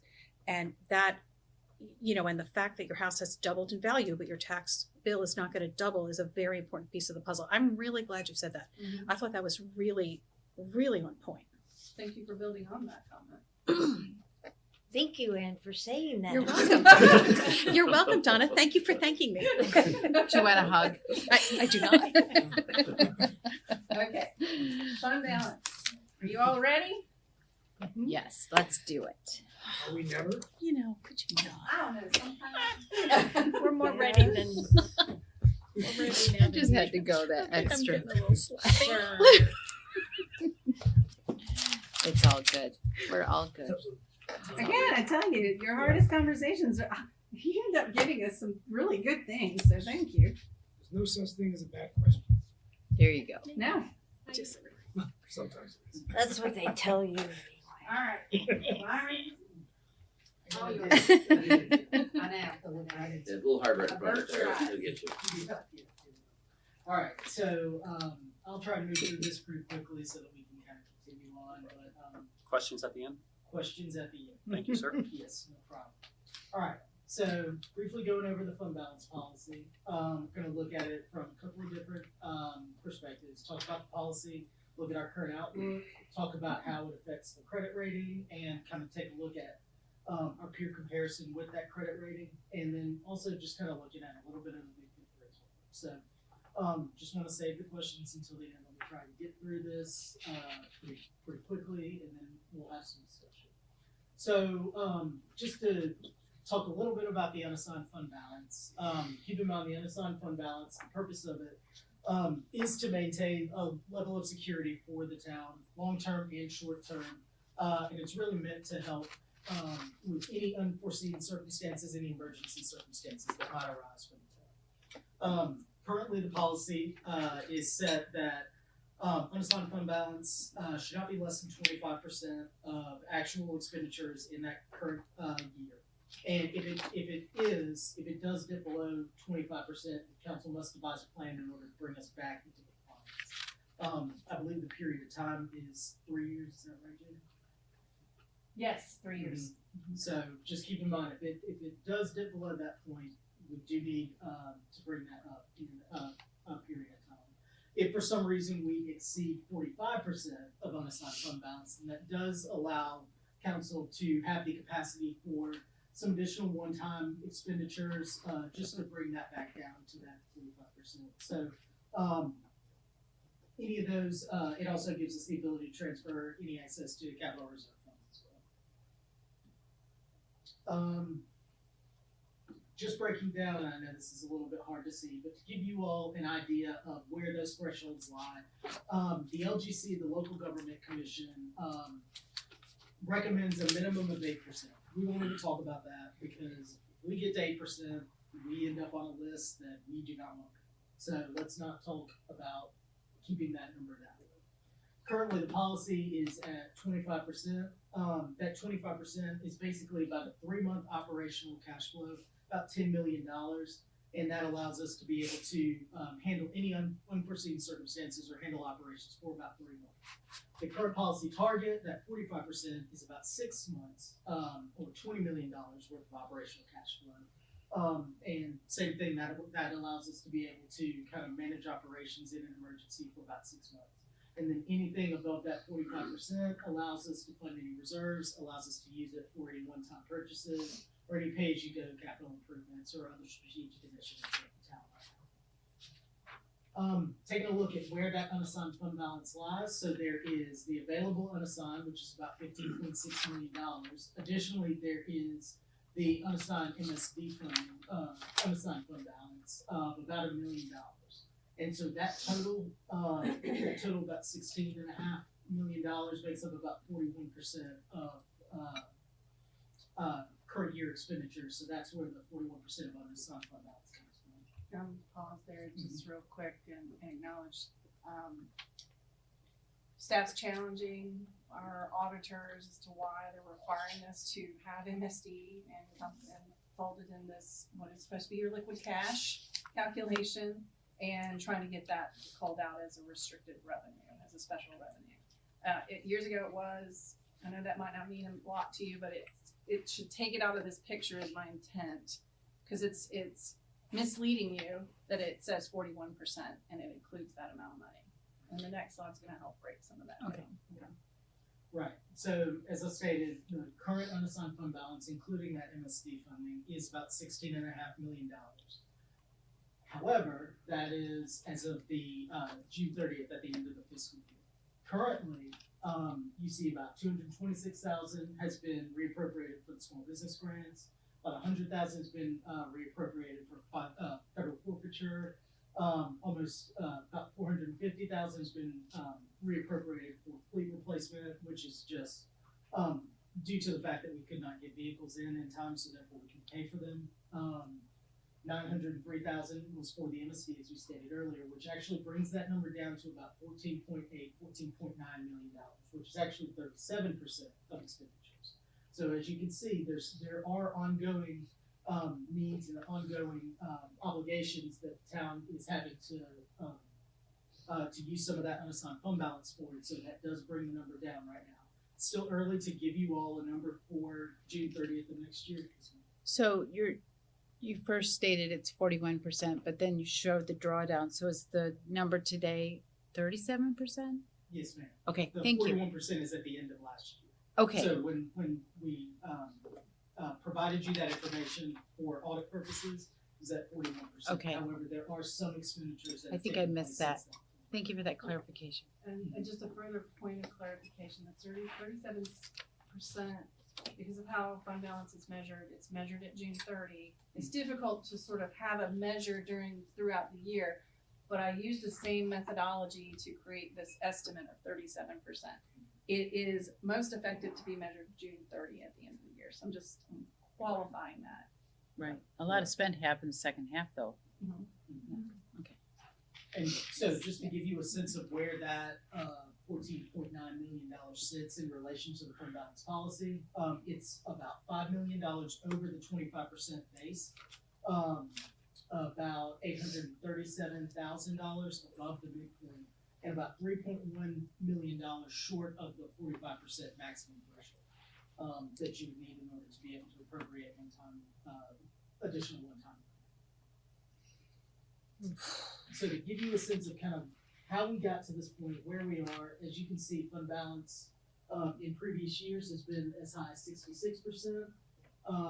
However, we do look at the expenditures, which is these blue columns here. Our expenditures are continuing to increase. So our fund balance, while the number might be staying the same, even growing a little bit, that percentage is going down because expenditures are increasing. And I believe, as Jean told me earlier, you all have seen this particular slide before, so just wanted to kind of remind you all of how we got to this. Because all that is just those decisions carve out money from being unassigned to being really in your control but committed. And so one piece to note is that, the 5-year average of expenditures from 2018 to 2022 increased about 9%, whereas revenue, is also increasing during that time, but those two things don't necessarily increase in the same way. So you see fund balance fluctuate based on this. Kind of taking a look at our budget to actual percentage, as you can see, that does continue to increase. Staff has, done a really excellent job of being able to spend the funding that has been allotted by council for general fund purposes. So you see the drivers that are here, and we hope that will continue to increase. And I think that's critically important to recognize this trend.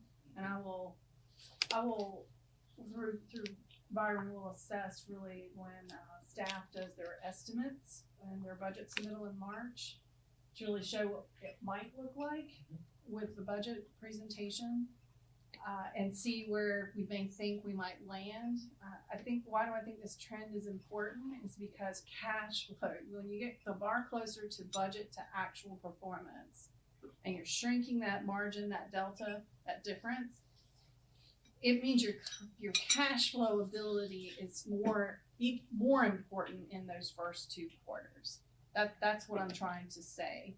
That becomes a very critical need in the first 6 months of a fiscal year to allow your fund balance to really be there and not draw on it until you've realized your biggest resource, which is your ad valorem and your sales tax. Sales tax is really hard to project now because I do not, Byron, I'm sorry, I'm getting used to being able to pass this over to somebody, which is an awesome thing, by the way. Byron is going to be assessing sales tax, but right now he doesn't have December and January, and those are critical peaks in sales tax, which is your second largest resource. As is in January, we don't have all of the assessed or the ad valorem revenues either. So the end of the second quarter and the beginning of the third quarter are really critical moments for folks like us to analyze what are we seeing and be able to project effectively. So just kind of, again, another qualification of this information and why it's important and why it's here. All right, so now let's look at some peer comparisons for our credit rating, which will tie back to this fund balance conversation in just a second. So Morrisville's credit rating is currently AAA, which is the best credit rating we could possibly have.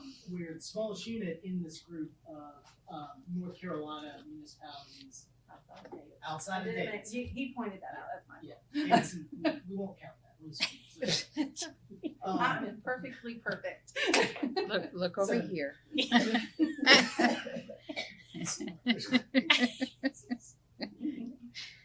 Honestly, I really thought that this was going to devolve like much quicker than it ever has every single time I'm up here, so I'm really impressed with that.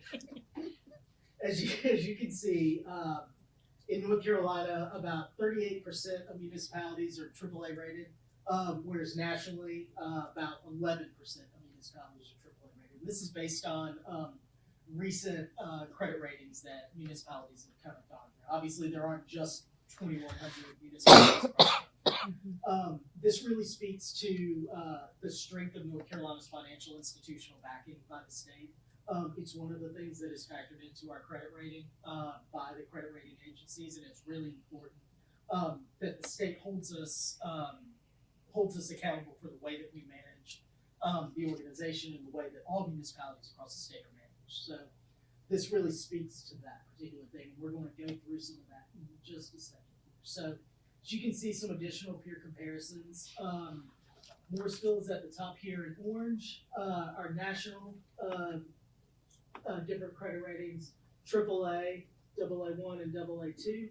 The medians of those, and then the North Carolina medians as well. So our 10-year payout ratio is basically the amount of debt that we can pay off in 10 years.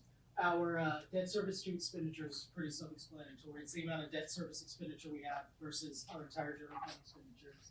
And then our debt to assessed value, the debt service, or the amount of debt we have compared to the assessed value that we just talked about. As you can see, we're a little bit below the average in the 10-year payout and the debt, and we're a little bit above in the debt service versus expenditures. A lot of that is really just due to the fact for the second one, a little bit of our size, the fact that we're a smaller community and we do have a lot of capital projects that we're funding with debt. However, that's not necessarily an indication that it is a number that's bad. As you can see, we're still a strong, still in the strong category between 8 to 15%. We're currently sitting at about 10%. The 10-year payout really speaks to the fact that we've issued debt pretty recently, and so that's going to cause our 10-year payout to kind of creep up a little bit, or the percentage to be a little bit lower. And then when you look at our debt to assessed value, we're a little bit lower, which is actually stronger than some of these other municipalities, just due to the fact that our debt is lower than the assessed value that we have, that ratio, and that's something that the credit rating agencies look at when looking at the strength of our institution. So should we go back to that one more time? So Yeah. are we looking at this and trying to speculate what it's going to look like in the future? Do you want to explain while we're sharing this information? You want me to jump in here? Okay. So when we work with our financial advisors in preparation for a credit rating, we ask them to really do a benchmarking of our policies, and the policy that's most important here is fund balance in this case, and also to go through these other policy indicators that are critically important to how they rate us.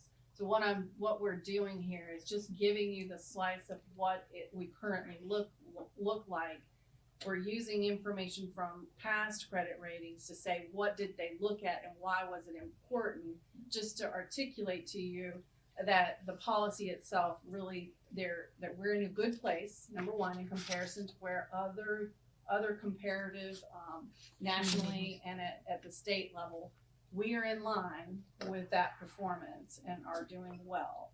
And also to really validate moving forward as you look at flip to the methodologies.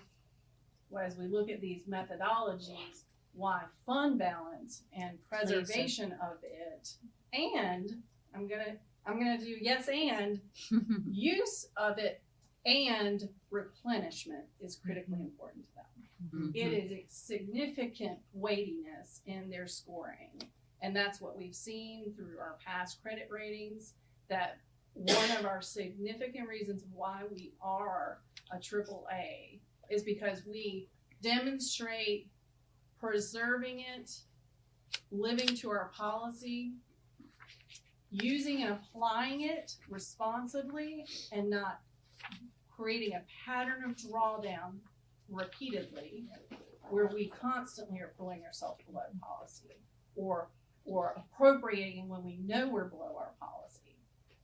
We demonstrate responsible application of this very critical fund balance piece, and that comes out through our scoring and through our comments. One in particular actually gives us, while we did not proof out on the critical scale on the scorecard, we were actually a AA, what's the next one, not AAA, AA1. We actually proofed out to a AA1, and I think it was Standards and Poor's, who were pretty tough. They actually gave us credit points that bumped us to a AAA because of our practice and our policy stance and our healthy approach to leveraging it, but allowing replenishment, monitoring debt to expenditures, that amount of our annual budget that's obligated to debt, that we manage and monitor that we are using and applying the policies that this governing body says are of value. Is that related to cash flow? Cash flow, fund balance is cash flow. Okay. So Okay. for them, and it may have been Fitch that we've had to answer this question, is that if there's a natural disaster, they want to know that we can maintain operations at the same level that we have today. They want to know that we have the forethought to put the funding aside so that our citizens get the service that they need when there is dire straits, that they are getting the service, and that they don't have to send someone in. No, when I say send someone in, I'm saying someone in to manage our resources, because we can't do that. Right, we don't want that. Right. That was such a significant learning lesson of why you want a healthy fund balance. Sorry, now I'm getting on the soapbox. Yes.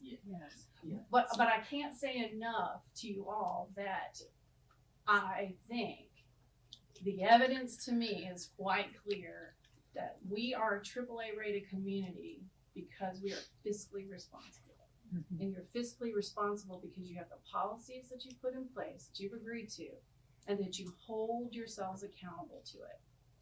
And when we get to the debt discussion, where Davenport has helped staff a little bit more in taking this analysis further, where capacity is in the future, how can we leverage it responsibly? We'll talk about that use of moving above a policy, responsibly acknowledging you're going to have a plan to pull it back in line, that compliance factor. So there's a little, what am I saying? I'm acknowledging maybe there's a little give sometimes, but you got to pull it back down and have the plan. That demonstrates our accountability. Yeah, questions. If you go back a couple of slides, one more, before that. One before that. Back to the beginning. No, this one. So where you say increased commitments towards the reserves, you added 2 reserve funds. My question is, when we added the 1 cent for the transportation and 1 cent for the parks, or, you know, and now if we add one more for, say, suppose land acquisition, is that 3 reserve fund going along with the fund balance, or is it separated from the fund balance? Because I don't want to paint that picture that it is fund balance, because technically it is not. It's reserved for like this one. Even though it is part of the whole thing, I want to ensure that that funds is not depending on towards the percentage of. Yeah, we did that, but they've had that before, and I'll make sure we put that in there. I'm gonna let Byron answer that question for you. Yeah, so, you're right, it is separate from the unassigned fund balance. Keep in mind, the total fund balance is much bigger than that 16.5%.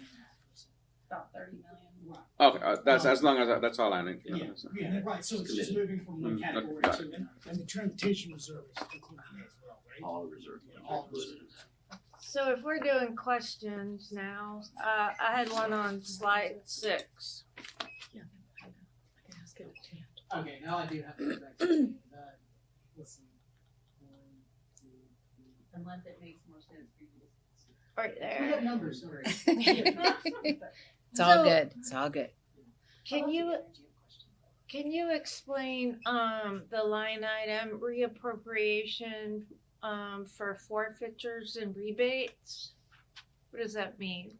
Yeah, so, the federal forfeiture dollars that the town receives, is in the general fund balance. However, whenever we reappropriate it at the beginning of the year or at any point in the year for this particular purpose, it's coming out of that amount.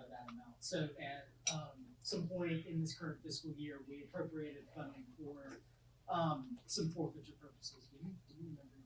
Why did So I think there's a couple areas, right? There's money that comes back to the police department related to asset forfeiture and other money similar to that. And I think some of that rebate may be solar. That's, So we get, so we know that money's sitting there, but you can't spend it on what you want. It's restricted in use. So it shows up in the fund balance because it wasn't spent at the end of the year. But then as soon as that's all balanced out, it goes back into these restricted areas where it's part of the general fund, but it's not, we can spend it like we want to. It's generally restricted to a certain area or a certain. so then you have to take it out? Yes. Okay. Or put it back in the department so they can use it for what it was, its intended purpose was. Okay. Then what is the line item for fleet replacement fund? And why is that in there? So, it's becoming increasingly difficult to receive vehicles, in a timely manner. It's taking sometimes as much as a year, even 2 years out to be able to order these vehicles and get them in. However, we are paying for these vehicles at the time of, purchase, we're paying them at the time of delivery. So when it's taking a couple of years to get that vehicle in, those dollars aren't going out the door. However, the budget, year over year needs to be reappropriated so that we can pay those bills when the time comes. So all this is doing is reappropriating that funding to be able to pay the bill when the vehicles come in. Okay, so you're saying like that's a bucket of money that is assigned for fleet replacement, so it's not unassigned. And Okay. at the end of the year, it went back to fund balance. Okay. So we had to pull it back out again. Okay, I understand. Thank you. Did you want to ask a question? Your 10 was up? Yeah, no, but I figured it out. Thank you. Did you? Okay.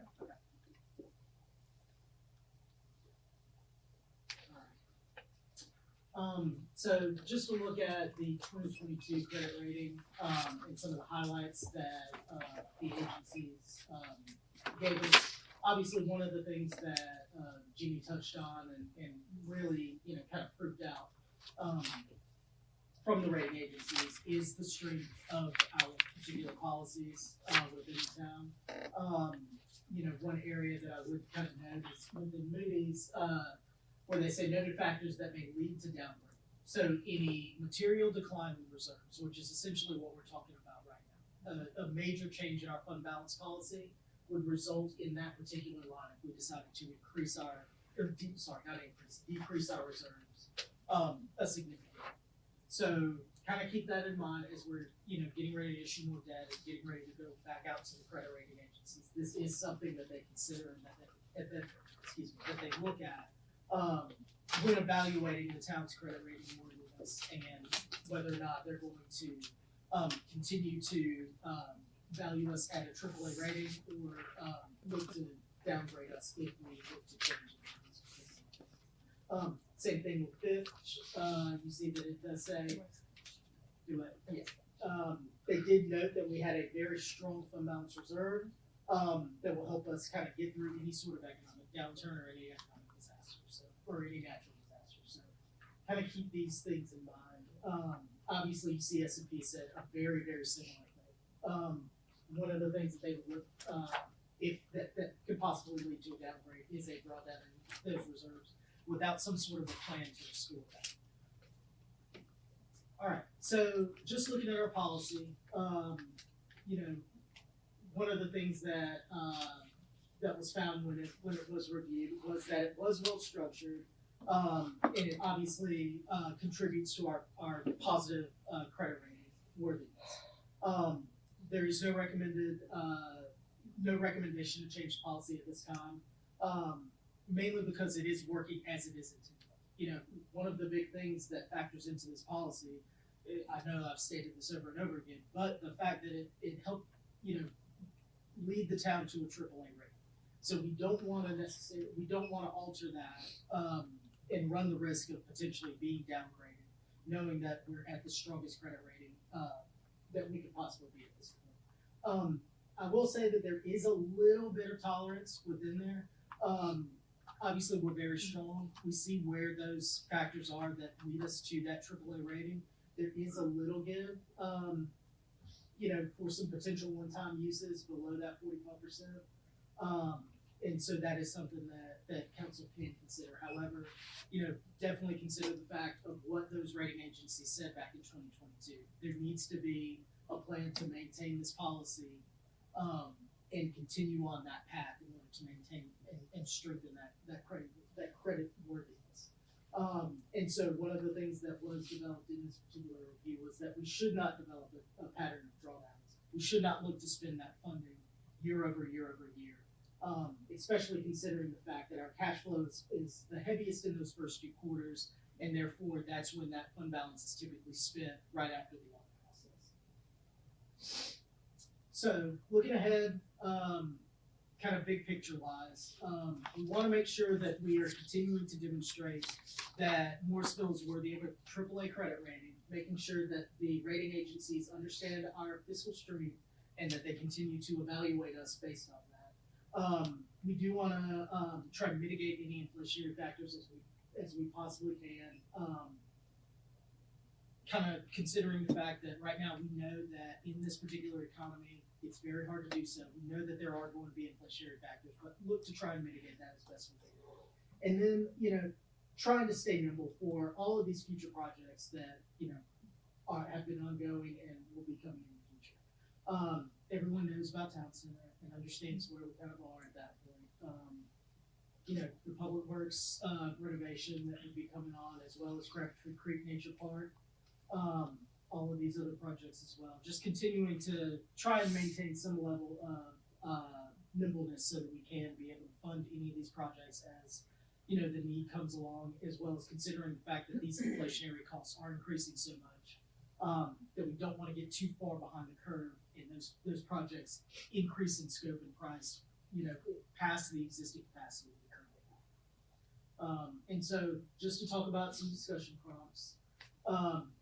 Want to get a sense of what council's position on the policy is, if there's any thoughts about any particular aspects that need discussion, and then addition to that, trying to get a sense of what extent council is comfortable with leveraging some of the fund balance below the 45%.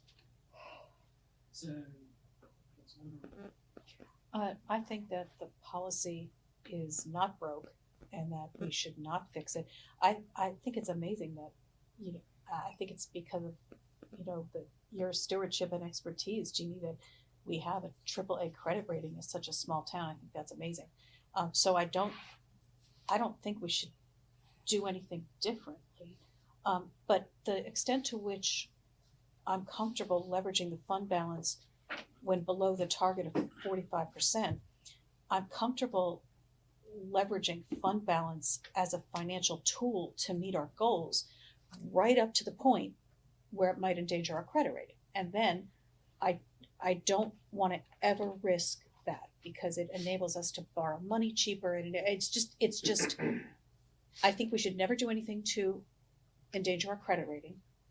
And I think fund balance can be a tool to get things we want, especially one-time things. But as far as, right up, like I said, right up until the point that would endanger our credit rating, I don't think we should ever do that. Thank you. Appreciate your comment with the stewardship. Makes me feel good. There's a whole lot of people that are responsible for that. I'm sure that's true, but I'm just saying. I do appreciate that, and you saw how geeked out I got about it. I know, right? That's too fun. Yeah, and we would be remiss without mentioning Nancy and the finance staff. Sure. And their hard work in, maintaining these policies, maintaining the financial operations of the organization, and going through, as well as the manager and previous manager. And also everything I've seen this weekend makes me really confident, Byron, that you're going to be a really valuable part of that process. Yes, So absolutely. So nice to see you. I promise you that. Okay. I think I had Mayor next. Okay. Yeah. I'm getting warm fuzzies. I want to echo what I heard from Ann. Not broke. I don't see any need to fix. I'd like to put on the staff parking lot perhaps. You talked in the slide before about you want to avoid drawdowns of this, especially in the first 2 quarters. Can we get a record of the drawdowns like the last 4 years or something, so we get a feel for what we've done in the past? I can go way back. Well, you don't need to go that far, but it seems to me, if I recall, a lot of the drawdowns were generally around land acquisition, but I could be wrong. But it seems like that's where we need to go because we don't have enough in PIL and stuff like that. So that's why I'm very hopeful that we do set up a separate fund or something, because all those different reserves, when we fund those, we can take out of those without risking credit rating or messing with our policy. So it's another form of fund balance that, even though it limits us to those items, that money's gonna be used. That's why it's there in those reserves. So I'm kind of in favor of that. I just wanted to share that. That's why it's important to keep those reserves going, so we don't risk having to lose an opportunity by using fund balance that might put our credit at risk. But aren't they part of the fund balance? They are part of the big total fund balance. They're carved out when you look at risk calculation, which is really meant to be liquid cash. Why Fitch says that disaster recovery, that's how they look at it. It's quick, easy to get things done.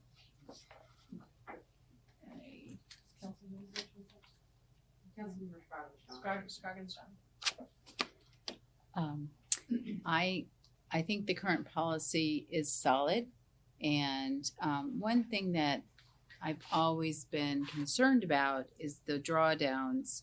Is like for the past several years, it seems like we've had to dip a little bit into, at least temporarily, the unassigned fund balance to make everything work.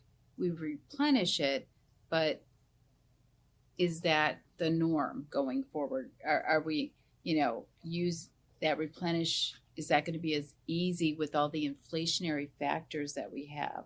So I'm just kind of seeing some pressure of, making things work and affecting this policy a little bit more. The 37%, I don't know if that's just a point in time and then we already have plans to replenish it to get it back into the 40s. Just making sure that, like Councilmember Rabati said, let's use it so that we can take advantage of good, cheap money through, bonds or loans, but let's not sacrifice the AAA rating.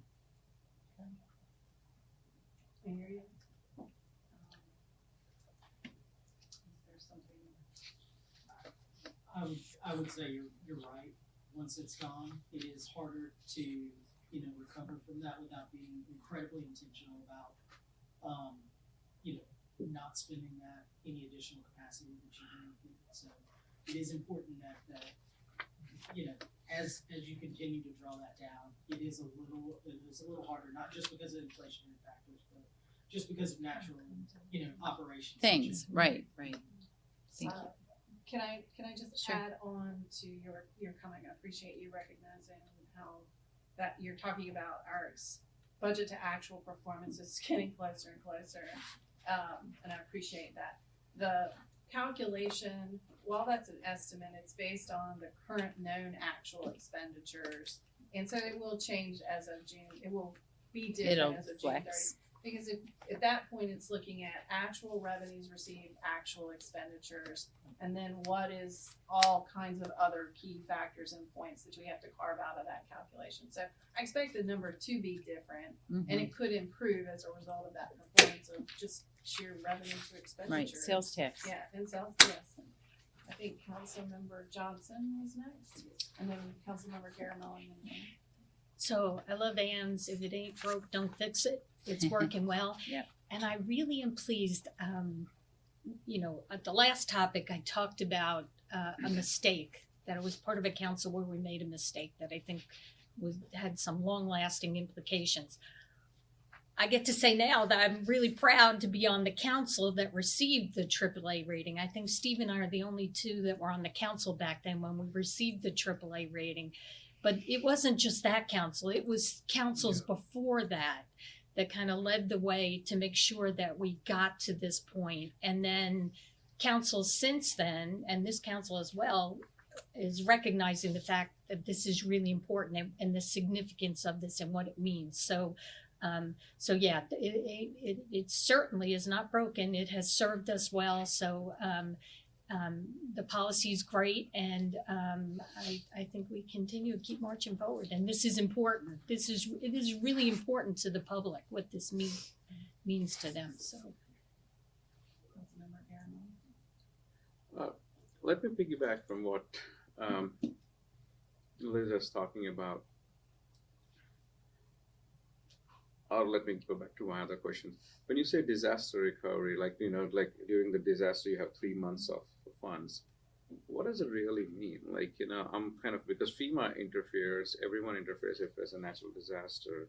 So is it like the money is given later and then the town has to do it? That's the reason you're using that 3 months? FEMA's incredibly slow from what I've experienced, and so you do have to have, it's a cash flow factor at that point. You need to continue to pay your folks, you need to continue to keep services going at some level, and it can be a cash flow piece that's what they're looking at, that you're solvent, and you can actually even address when you have to have capital spending just to even restore services back to where they are. So then I can understand for a regular tech company or this one, because it's commodities you're selling, but we are getting taxes no matter what through the tax system, right? Mm-hmm. So the money is falling in our bucket. So why are they concerned about 3 months? Because you are getting the all, like sales tax you're getting the algorithm of 55%.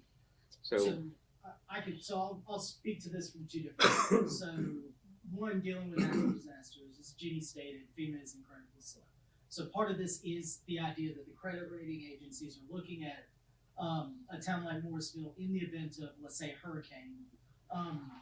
It's going to take time for FEMA to come in. It's going to take time for them to evaluate, the losses that we suffer, to evaluate the projects that need to be done before they're going to reimburse us or pay us.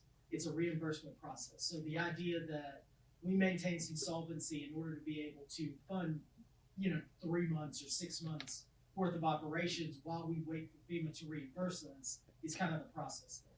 Another thing is, look at COVID and the number of municipalities that were affected, maybe not as much in their ad valorem tax, but certainly in their sales tax. And, those sales tax numbers going down that, affected those communities in a way that caused their revenues maybe not to, keep up with where their expenditures were still having to be during that time. So they're looking at all of those things. It's not just natural disasters, but it can it can be economic disasters as well.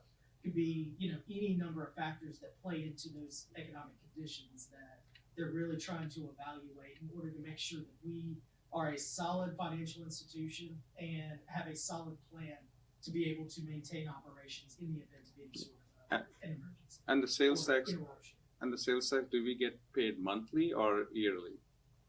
We do get paid monthly, however, the state is, the entity that collects that. Mhm. And so they remit, that sales tax 2 months prior to when they collect it, which is actually 3 months prior to when the sales occur. So our sales tax is basically on about a 3-month delay from when we Okay. from when it occurs to when we get it. Good. And regarding the policy, like, you know, it is 45 and the low end is what, 25, you say? 25. So the thing you're saying, we're already leveraging funds which are under 45 right now already. So when you're saying to what extent, it's kind of a mute point because we're already at 37, right? In general, we're asking validation of the policy, and it's good to review your policy, so that's why we're here today. And actually where it is now is just to let you know and inform you, there were things that already occurred. It's a philosophical question, do you still value 45% as that target?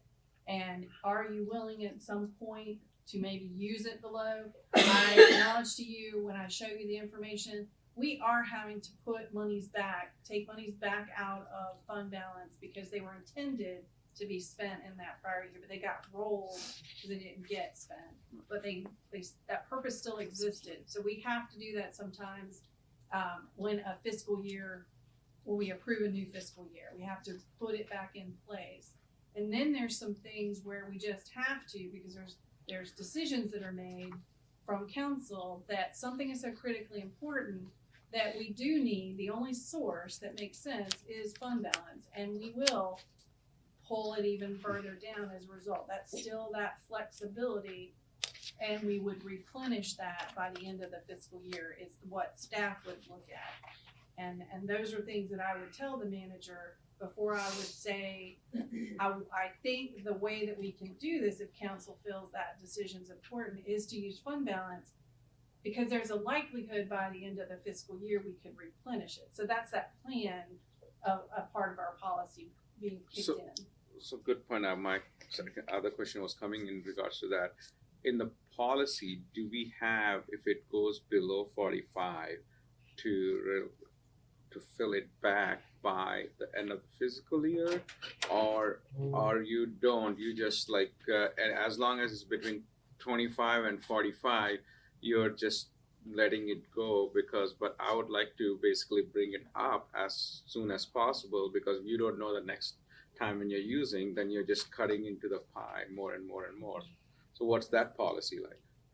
So right now the policy is that if it is between 25 and 45%, there's not necessarily action that we're going to take in order to increase it to 45%. The point of the 45% is that that's where we see that top of that threshold, so that anything above that we would look to spin down to that 45% via one-time projects or any other reserve increases that we would see. So anywhere, the 41% or 37% at that point, we're obviously monitoring it because it does factor into our credit rating process. And, you know, when we get ready to issue bonds and we go to the credit rating agencies, we're looking at those numbers and looking at where that places us in that criteria, that scorecard that they provide to us, so we can ensure that we're maintaining that AAA bond rating. But it's not necessarily a requirement if we're at 41% to immediately get back to 45%. So, The policy is 25%. If we drop below 25%. I get it. So, but my question is, then at the end of this whole year, any unused funds going back to the fund balance, right? Mhm. So as a parking lot item, can we get over the last 4 years how much money was pumped back Yes. We've got that. into that, so that at least I know it is getting pumped back at some capacity? Because my fear is we keep on cutting it low. When you really need it, we can't go more than 25, less than 25. But at the same time, we need these funds. With all the government entities, everything is a delay. How can we be in that upward trajectory? I hear you, and I think we're gonna do 5 years as a good window to use. And I think that gives you some good information because of what we were told, there's some tolerance as it exists today. Okay. All right, thank you.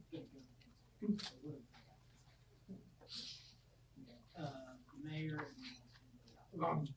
He asked my, that was the question I was gonna ask, and I just wanna pick up on this point that I think I'm fine with going below 45%, but I think we need to be wary of, unforeseen economic circumstances. He brought up a really good point about the pipeline of development and that we're approaching redevelopment. So there will be a day when, the revenues from a lot of these developments are gonna go down or cap out. And, we're talking about economic development positions, so making sure that we keep that pipeline open of companies coming in, because we don't wanna kind of get below our threshold and then next thing you know, it's, but it's amazing what a good financial position we're in.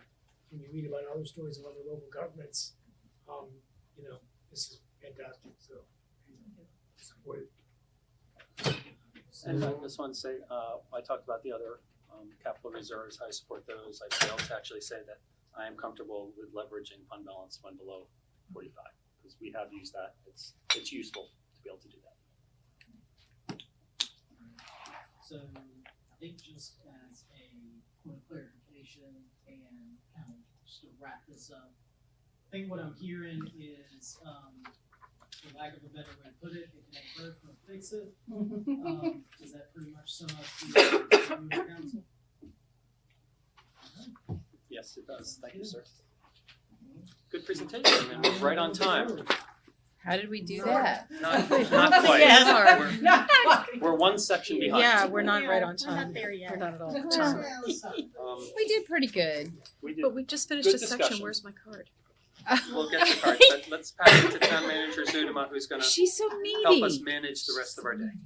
So, thank you, Mayor. It is time for a lunch break. We have that scheduled for 45 minutes, 50 minutes. We're a little bit ahead of that. So that would take us to 1 o'clock. If you'd like to take that whole time, we certainly can do that. If you feel like you want to start up a little bit sooner, that is completely up to you. Again, I do not feel that we have tremendous pressure to get through every single thing that we've listed here today. We have other opportunities. So we would come back after lunch to talk about CIP, certainly including Crabtree Creek and some of the other projects that we've been working on, and talk through that with you. And then depending how long that may take, that would bleed us then into these other topics that one or more of you have raised that you'd like to have discussion around. And that would be something we could potentially start. And if we don't finish, we could do that at a future work session back in Morrisville. So I think for now, the real question is, do you want to just take the time till 1 o'clock and have a chance to relax and then come back, or do you want to think about 15 minutes earlier? I support 15 minutes earlier. I was going to bring that up. Do people want to go 52 minutes, or are we okay with more like 38? I support 40. I support the I think- entire time. I think we need the full time today Yeah. because there's just been so much download. I need a little bit of a break. Yep. Yeah. Okay, 1 o'clock? That's very reasonable. Let's please be back at 1. Ready Thank to work. you.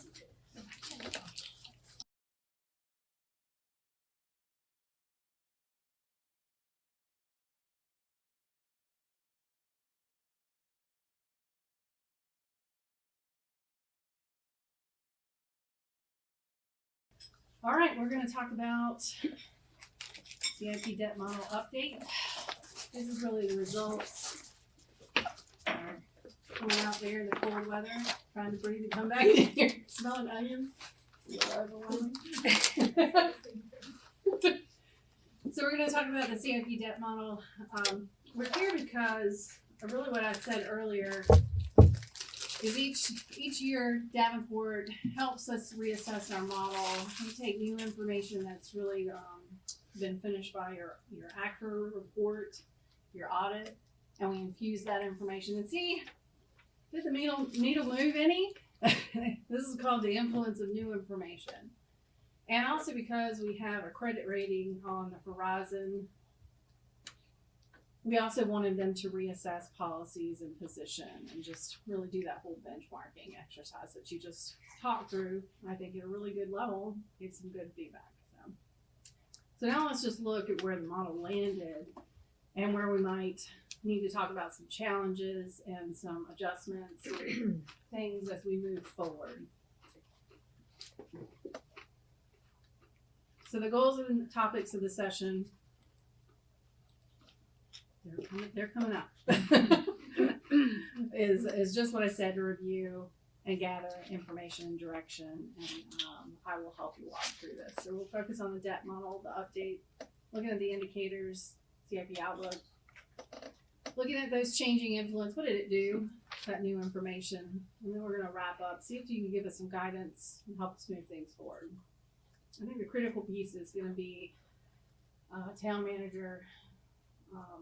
Information we really need to hear is about those challenging projects. Correct. There. Yeah, I mean, I think really, right now, the three are sort of town center and public works facility and Crabtree Creek are the big three right now to talk about. I'm not gonna rehash this stuff behind me because that fund balance conversation really led you to this particular slide. So you've heard all of that and you know what the new information was. So the credit indicators, the same thing. We talked about the 10-year payout ratio as a policy. We talked about debt to assessed value and the debt service to expenditures. I'm going to tell you the needle didn't actually move very much with the new information.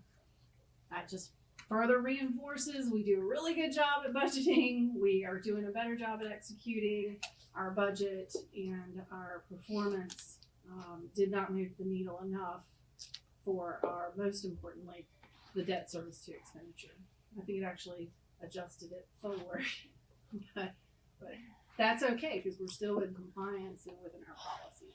So all things are still looking really great with these indicators with this 5-year debt model that has these significantly large projects in them that we want to see executed. In our CIP, the outlook currently, we have made a couple of adjustments, and that's really the big conversation to be had is really where town center's going. We know, we heard loud and clear, that is your priority, and we paused Crabtree Creek Nature Park. Well, pausing's one thing. We've got resources there that we need to decide, do we leave it paused? What do you need to come back on? Can we use those resources where your priorities are? Town manager? Yeah, and I think it's important to note, and Jeannie will get into this, we've talked about Crabtree Creek being estimated at 6.2 now, but we don't have 6.2 dedicated towards funding it. So Jeannie will get into what that looks like, that if you were to make a decision to continue to either hold it or just go away from it, there are, I hate to use the word savings, I mean, you would recover committed funds, but you're not recovering 6.2. You're recovering a smaller number of what the last time we committed money in the CIP to it was, and then we watched that cost go up. So just I think as a reference point, when we talk through this, as you're thinking of, oh, we're gonna save 6.2, you're not gonna save 6.2, you're gonna recover a portion of that. Jeannie can get into what that is. Now remember, the CIP is a plan that aligns anticipated funding resources. What do I mean by that? It means that because of our model is both a pay-go and an installment financing, it depends, the reason why fund balance is such a critical discussion, it depends on the accumulation of reserves. Reserves both at the fund balance level and with the reserves that you've established, that you commit to it. That's why I continuously, I think I've touched twice on, do you want to keep those committed dollars or pennies going towards those capital reserves? Because this is dependent on it. And I broke out really the cash piece and really what are the bond or debt items. Public Works is an installment financing. That's the only one. Everything else is, we need cash. And that makes that, all those reserves and a commitment to them critically important. So here's just a different way to look at it, looking at the projects grouped by category, safety projects, how they're planned out, making that adjustment. for minor things that have come through with the end of the fiscal year and any cost escalations that have occurred to date. Now, these will continue to be evaluated going forward. We have the CIP cost estimating services ramping up. That's meant to really validate in the best way possible. I think there's a fairness in that some projects are a little more refined and some are still very conceptual.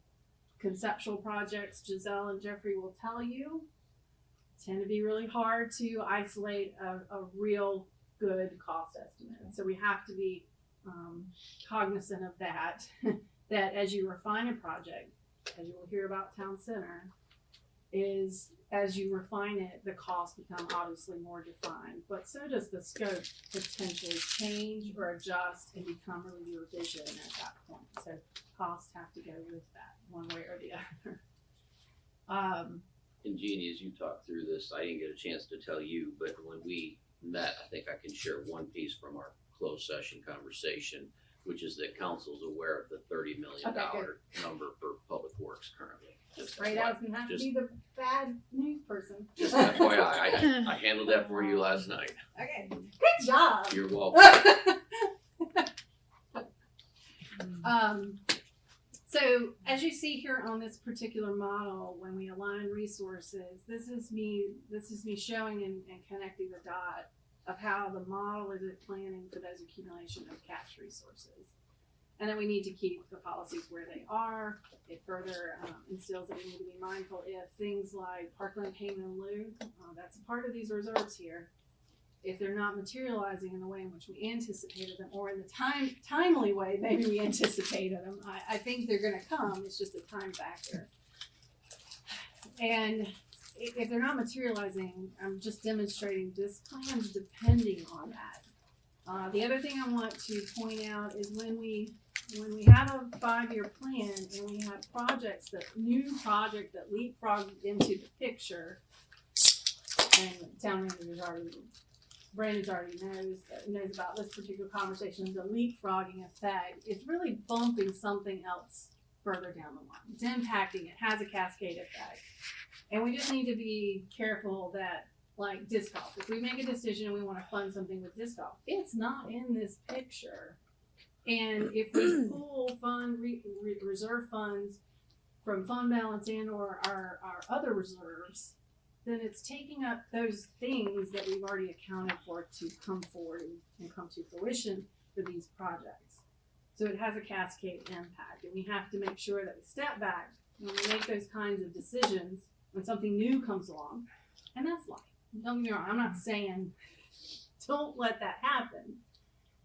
It's a changing influence that we have to call out and acknowledge.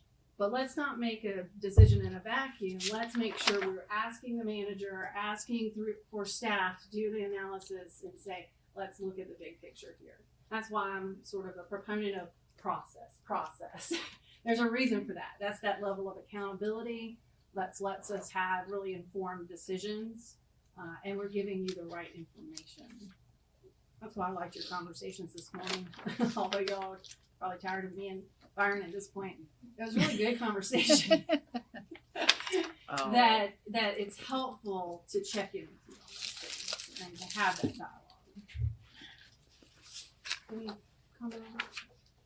I have questions later, of course. All right, I can't see this slide, so I'll have to see that. I don't want to spend a lot of time on the details of this, other than to demonstrate this is a piece of a really big evaluation. And this is your debt model at work here. This is your existing debt. This is proposed debt service. And this is our base budget that we've committed to setting aside $3.5 million some time ago when we started this strategy every year to at least hold that. And as debt's retired, we've also even further made the commitment that we're always going to put it back into that debt fund. And we're going to reinvest that debt that's retired. So that's what this model is based on. The model also says that it will accumulate the 3 cents here that we dedicated for the bond referendum. for those projects. Again, that was a really core question. We've got to continue that.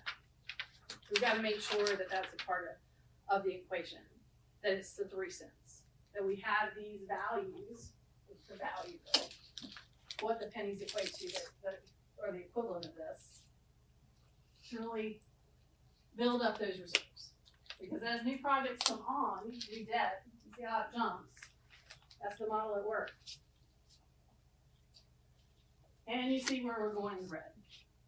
And what it's doing is it's drawing from that buildup of reserves.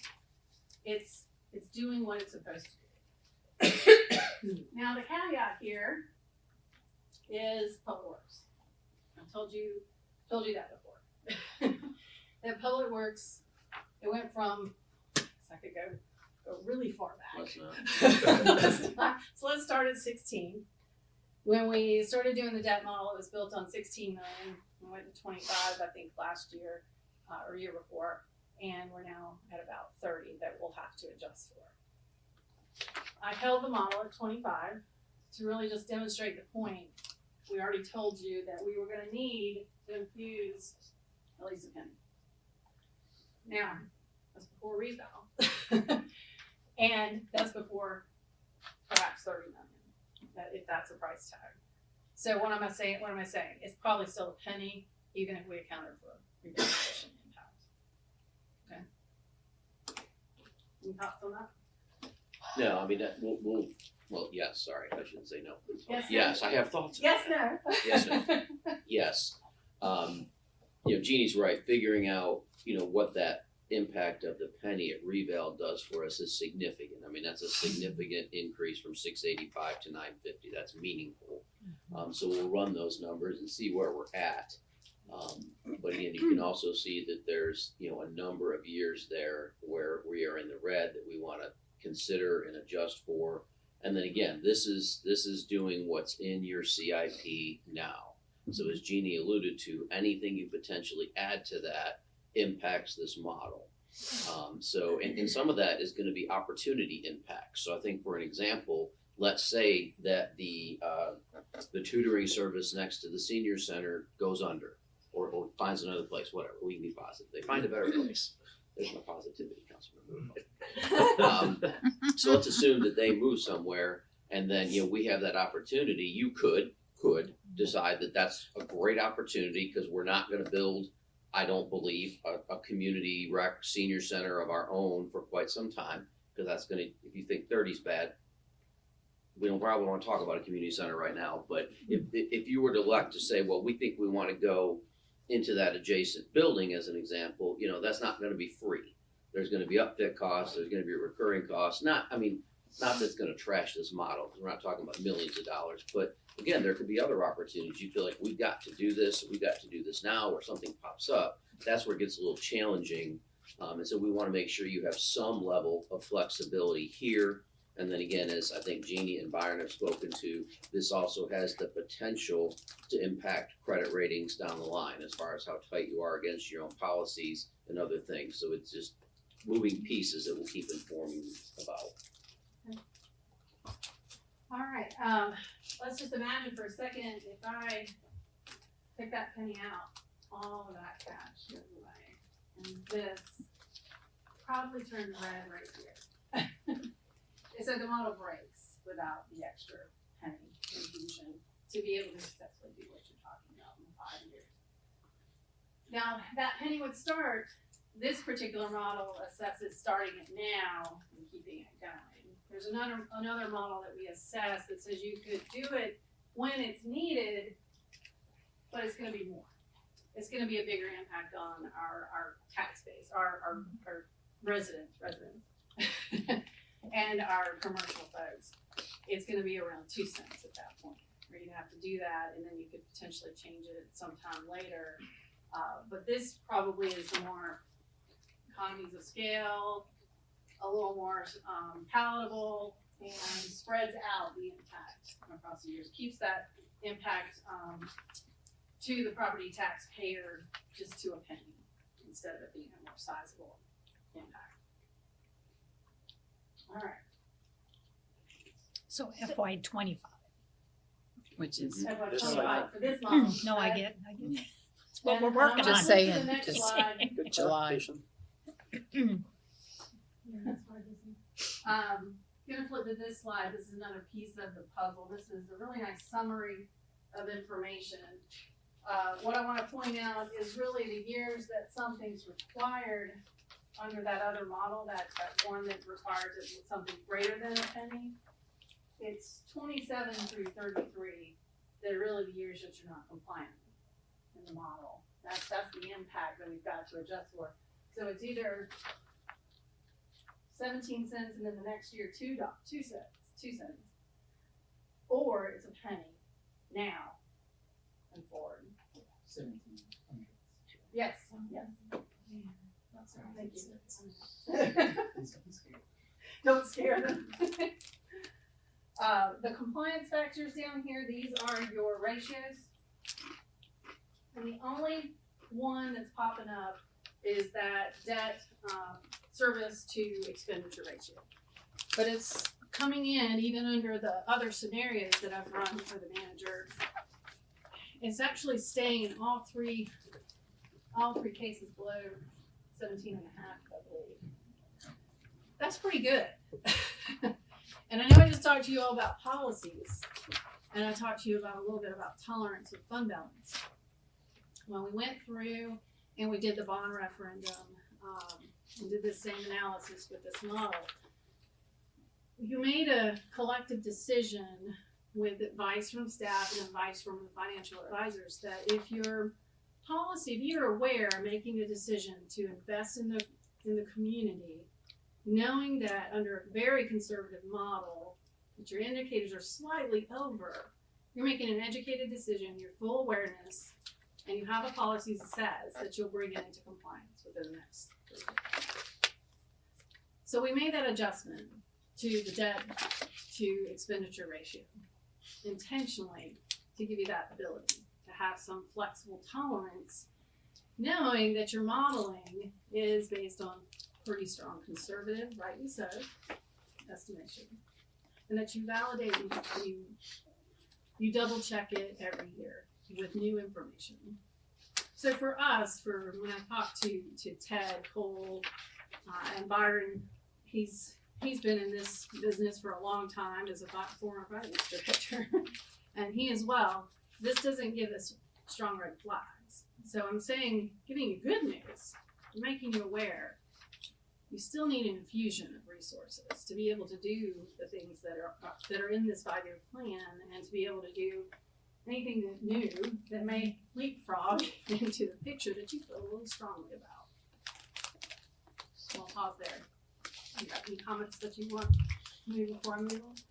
No, I mean, I think it's been well explained, and you know, so as you talk about where, you know, we might have to offer explanation for pennies, you know, this is potentially a penny that you have an explanation for, that I think we can have a positive message behind it in terms of investing directly back in the community. You know, you're talking about creating a town center, you're talking about capacity to do other projects down the line. So I think this one, again, it's a penny, but it's something I think we can help you explain that the community will see a positive impact from. I have a question, clarifying, so this penny, so it says to acquire the planned projects, is it all of these projects on slide 5? It's really being triggered. So we've isolated it to These? public works because of the timing. So it's just public It really works? is public works that's triggering it because of the timing. And we've looked at that for a couple of years now, and it keeps being, when we try to move it forward or try to increase it, that's the thing that's carrying us over in the measuring points that we have. So then how did all these others get funded? Well, we have a model that said that you can't afford it to a certain point. When we increased it to from 16 to 25, and we tried to bump it forward, we acknowledged to you at that time, this past budget year, that we would need a penny in order to be able to fund it. And then we would be back here, hey, I'm here, that you would need another penny to be able to make that model come to fruition.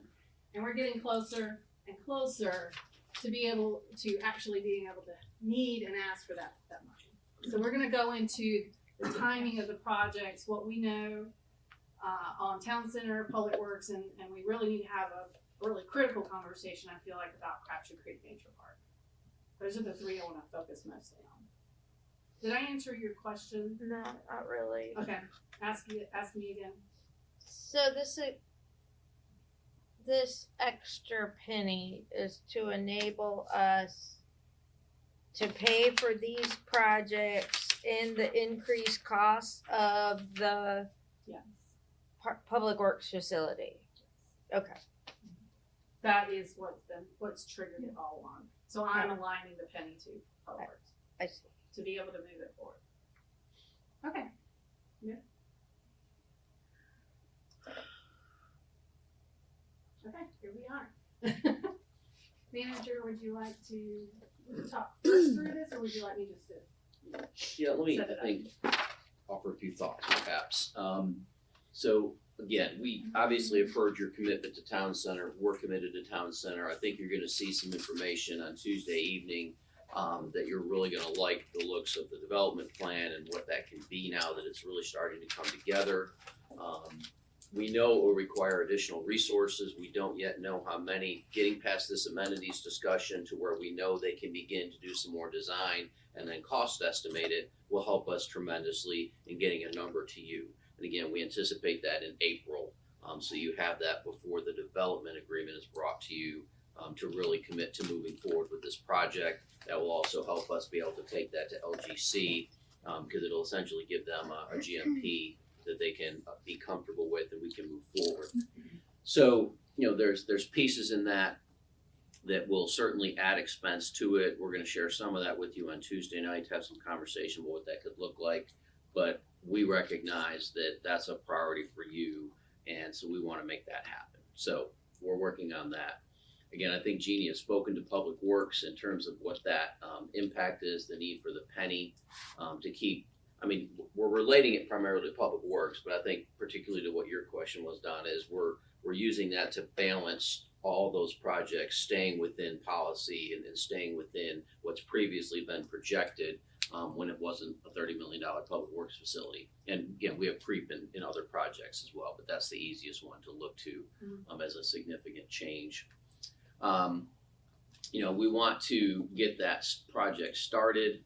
That'll not coincide with the Aviation Parkway widening as much as we would have hoped, just because of the timing of what DOT is doing and having pushed it back, multiple times.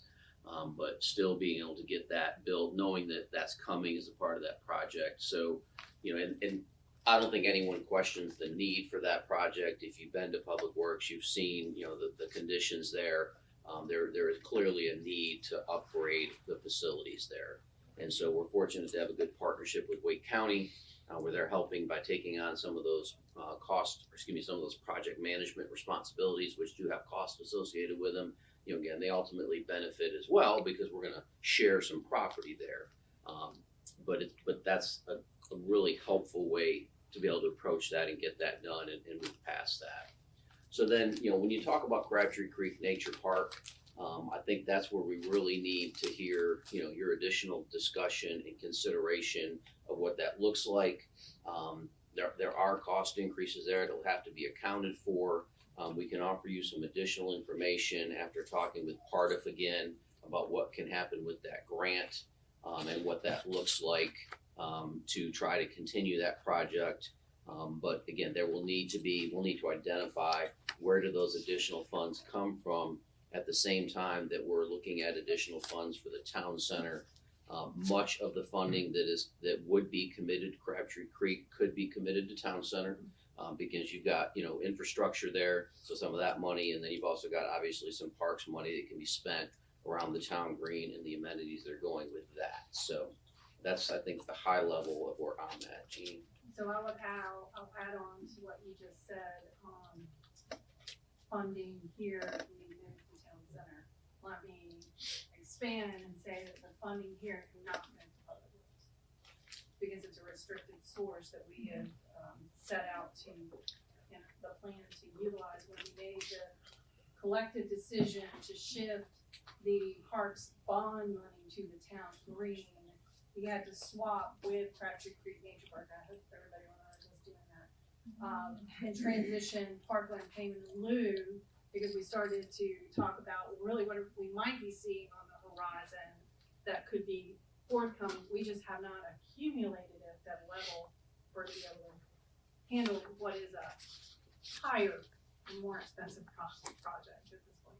The other delta here and critical point to remember is when we had, I guess with Church Street Park, and you can correct me if I'm wrong on this, it was a cost escalation factor also with Church Street Park that was 2.3 that we drew down on the source we were counting on and projected for this. That's that decision where we needed something to happen to stay on track with Church Street Park, that we needed to use those resources. So this project funding is short $2.3 million, and it hasn't recouped yet. It could still potentially recoup, but you're at that point of having to make a decision to move forward or not. And when I hear that you're prior this project, and we know we're still working on cost estimates for that, this becomes the natural source to prioritize one or the other. Because you want that town center project moving, but that's your choice, and the guidance would probably look into it. We've got to make a decision, or otherwise we're hanging out and holding funding that we could put in play fairly soon. I say we don't do public works. I'm joking. I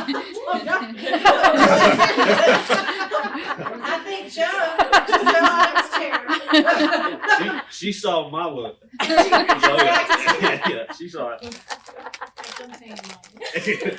We're all like, Thought we might have to call 911. Somebody might need emergency. I mean, we are at that point. but you're not wrong to throw it out there.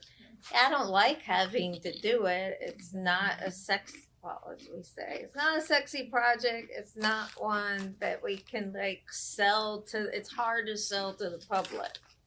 And you can't, it really isn't a bond appropriate. I think you have told you all, go way back, you could commingle it with a public safety project. It's been on the CIP for a really, really long time. And for the same reason that you might be bumping this one is what's been happening for that. It's that I think that's entirely fair to say, is that funding has just kicked this project down the road. And it gets sacrificed for other things. So in fairness, I'm saying what's happening here actually has been happening for years with this project. And then I think just the cost of it, because it keeps sitting there growing. The need still exists for, I believe, perhaps both, that decision is yours. But I think one in which we are at that point, what's the priority and where do we put our known realistic resources, and how do you give us guidance to be able to do that? So I see a couple of cards up. They might be hard for you to see though. Make sure that Jeannie can see them because I'm done. she's leading us. I need a bright color apparently. I Yep. am not responding to these cards. Are you looking for guidance in the work? I mean, I would just. I'm gonna defer to the manager on that. Do you want, we've got a little bit of an update on Crabtree Creek Nature Park. Yeah. No. So Okay. we might wanna do that now Forgot before all we go about that. through other things. Gives you a little bit more Yes. information. I don't More think it detail, dramatically changes a lot, but it is different information. We've looked at some value engineering. We looked at some, could you create alternatives and reduce the cost? And we have a Can we little keep bit of an tree update canopy? related to the Cardiff grant. Thank you for reminding me of that. I was just on a roll. So Giselle is gonna walk us through sort of what this update is with Crabtree Creek. I think it'll be Same tab, helpful, and just a then we little bit can further. go from there. Okay. So last November, staff brought forward the results of the bid that were received. It was over $6 million, and I think at that point, council said, we really need to talk a little bit more about this. And it was decided to just bring it forward to the trip to kind of have that conversation and decide which way we should go. Since that time, there have been conversations with the party brand. Also, the contractor or the CM at risk went back and to the subcontractors, and there was a few bids that were adjusted. So we have a revised number now that shows a little bit of a reduction. And I say a little bit because when you're looking at over $6 million project, the reduction may not seem as big as compared to the. So just as a quick highlight, kind of why is this project in our books? How did this project come about? And what was the purpose behind the project? So the purpose was to provide an inclusive educational nature park that had not only the passive, but also the active recreational opportunities, where it had good focus on stormwater, highlighting the nature, the natural components of the park, and also highlighting the sustainability component. And that's validated by the surveys that were obtained back. We try to split the project in 4 major elements, or the 4 major cost components of the project. So you have your biggest component is that of just going in and grading the project, doing the parking lot, and doing the stormwater pond that's necessary for all the work that's occurring in the park. That's about $3 million just to do that. Then when you take other components like the restroom and picnic shelter, that's 1.15. Playground is $900,000, and then the boardwalk and walking trail that kind of takes you around the wetland portion of the property. That's $900,000. Kind of where we are for budget and how much has been spent. So we have spent close to $500,000 in design services, close to $29,000 just on pre-construction services, and that was paying the CM at risk for them to put the bid package together and put it out for bid. And so in total, we have spent a little over $500,000, but there's only 1.7 left on budget that has been allocated for this project specifically. As Jeannie mentioned, we were relying on Parkland payment in lieu of when this project was projected, but those funds have not come in at the rate that we had expected that they would. So now, based on the information presented back in November, we will need $4.7 million to be able to fund the project in its entirety. Total cost of the project, so now is 5.9, just the construction cost to the CM at risk. Then we need to add a little over $200,000 on additional costs that come associated with the administration of the project, geotech, some contingencies, testing, having good educational signage in the project, and that all comes down to 6.2, which is slightly less from what was presented back in November. It was 6.4 when we presented it back in November. Can you just stop? Can we ask Yes. questions? Is that Yes, all right, go Giselle? ahead. So stop you on this slide for 1 second. Jeannie, when you just went through the debt funding model, what figure did you use for Crabtree Nature Park? For the debt funding model, we actually have 6.2, but it's a whole cash, and the cash is short. Okay. And that one, just so everybody knows, that one project has been in the model because it originally was a debt-funded project through the GO bond, and then we flipped it to cash. So I've left it. Thank you. That's right. I left it there because it's been a part of the equation all along, and I didn't want to just pull it out without you being aware of that. But it's been flipped in the model to full cash, and the cash is short. Okay. Any other questions here? And feel free to stop me as I go. So when we look at, there was a question of how can we adjust the scope of this project? Can we just remove some elements and reduce the cost? So staff went back to the bid to see what elements can be removed and what will be the actual cost saving for the schools. So we have three options here in front of you. So the first option will be essentially removing the playground and the shade structure, still leaving the grading and just putting some mulch in the area where the playground would go. That would save about $740,000. Now the impact to that is it removes that active component of the park, and the intention was to have a different playground at this location that was more inclusive, that we don't necessarily have on the other playgrounds around town. So that's the main impact if we were to remove this aspect. And the asterisk here is the fact that it requires some grading and some earthwork to be done, because the idea is if you face it, or if you remove these elements, give you the ability of coming back and then putting that playground later on in any other phase. So all of these options are built with that in mind, that if we were to remove this option, you still leave the site prepped where these things can be added in the future. So the second option, it will be deleting the boardwalk, still keeping the trail and concrete approaches, but that boardwalk that goes around the wetland in the property, then that will be $730,000. The impact there will be, it removes the wetland walking loop, which is part of the educational component. The third option will be deleting the shelter structure from the restroom and removing the picnic table. So essentially, what you will have there, you will have a restroom facility, but you will not have a shelter with picnic tables. And that will save $120,000.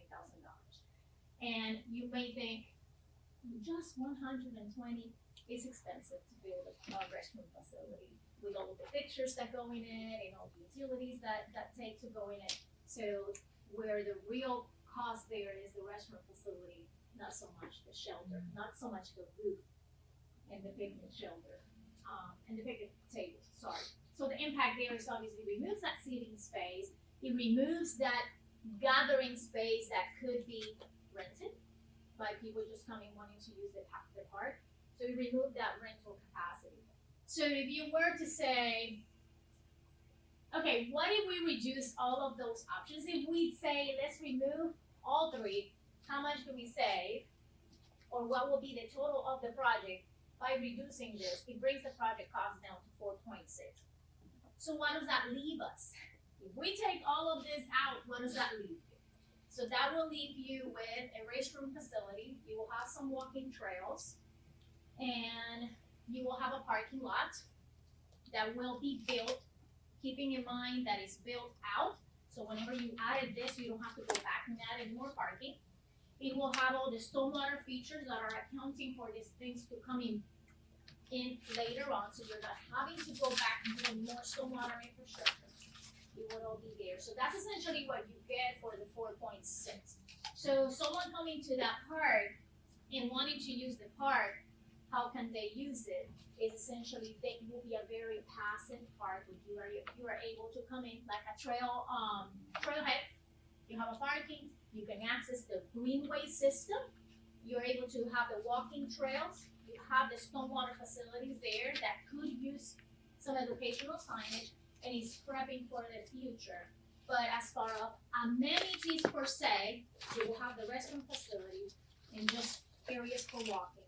But there will be no playground, there will be no shelters, no picnic tables, no boardwalk. So we're trying to paint that picture so we can kind of relate to what are we really getting for that 4.6. Going back to this slide, $3 million of the project is for parking lot and stormwater. And So quick question. Yeah. I know we have policies about parks and having restrooms and shelters and so forth like that. Is it possible to just have a walking trail with the boardwalk? That's one of the 4 components. It doesn't give you the full park experience, but our greenways are something that we work on and connect everything, and we don't require restrooms for greenways, but it still allows some education if there's a boardwalk along some different. We could look into that. It's an option. I'm just throwing it out there just because I think that would bring a lot of this cost down, but I don't know how it affects your whole plan. Yeah, so it could be an option. If we do have a shelter, if you end up having a shelter with picnic tables, the building code You will need a- require you to have a restaurant. Right. Because it's promoting the gathering of people, and you do have to have that facility for individuals to be able to just use if they need it. That came up during the conversation of the dog park, that if we put picnic tables, we needed to have a restroom structure, and we couldn't just claim using the one at Indian Trail. So we don't have any restroom facilities near this particular location, so we wouldn't be able to have any shelters. But having a boardwalk through the wetland instead of the restroom facility could be an option. Thank you. So I like Vicky's idea with doing the boardwalk in place of the restroom. But one question I had, you mentioned still doing the stormwater measures, and from what I remember on the presentation that the design engineers did, that stormwater measurements was more of the way it was designed. It was educational. So does this value engineering option still include the stormwater measure designed in that way?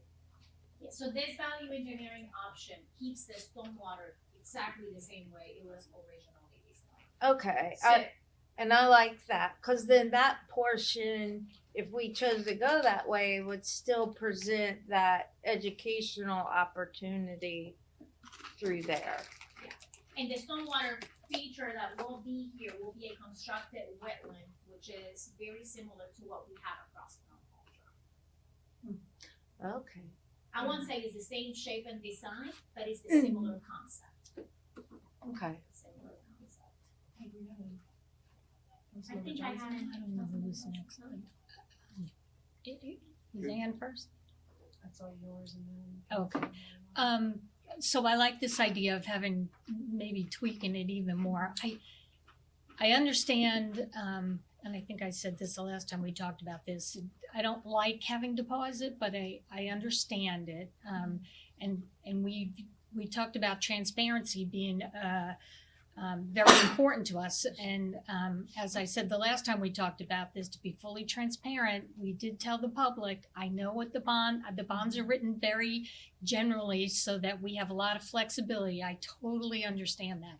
And I appreciate that and have taken advantage of that in the past. But, we told the public we were going to work on the Crabtree Nature Park. So if this gives us some option of starting the process to some degree, that I like that. I'd like to entertain that. I would even say delete the boardwalk, delete the bathroom and the picnic shelter, and what is it then, even, at least to get things moving. Is that an option? Like a stormwater feature? Well, to do just the grading of the property, the parking lot, do all the prep work, and have it available to the public with parking. And then, I'm not saying that's my favorite option, but what's the price tag for something like that? And so that's one question. And then the 4.6, then, have you factored that into the debt model? What does that do? So it's still a cash project. You're still short on a little over $1 million at that point. If you were to just look at that, knowing full well that the other monies that's already in the project are still being utilized for the design portion. So okay, I'm sorry, are you done? Mm-hmm. So let me ask it another way. So based on what we do have available, how much of this could we do? I'd like to know the answer to that question. And then, then I got a follow up to that then. And I hear you when you're saying this would probably suck up everything, and then there's not much left to take advantage of opportunities that come along, or Right. the other escalation of Sounds costs, or And- I Get say that out loud fast. because I understand that as well. I'm just kind of trying to figure it all out. It really is for me looking just on paper and at the numbers and knowing what your priorities are. It is, and I've said this to the town manager, it is town center that I'm watching for. I'm using a nice politically correct word, I'm watching or quick phrase. That's your baby, the thing that's gonna be placemaking. And I take that also that you want to do this project. And there's interest in continuing with public works as well. It's just, that's why there's 3 projects together. The priority here is getting town center going. Yeah, Is what I heard from council. and I will say that again here today, because I think I said that the last time too. That is my personal priority too, if I had to choose among all these projects. But, and Public Works is critically important, critically.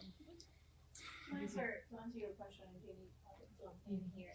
So budget allocated to this project specifically that has already been appropriated for this project, we have 1.7 left. And just the parking lot and the stormwater features is 3 million.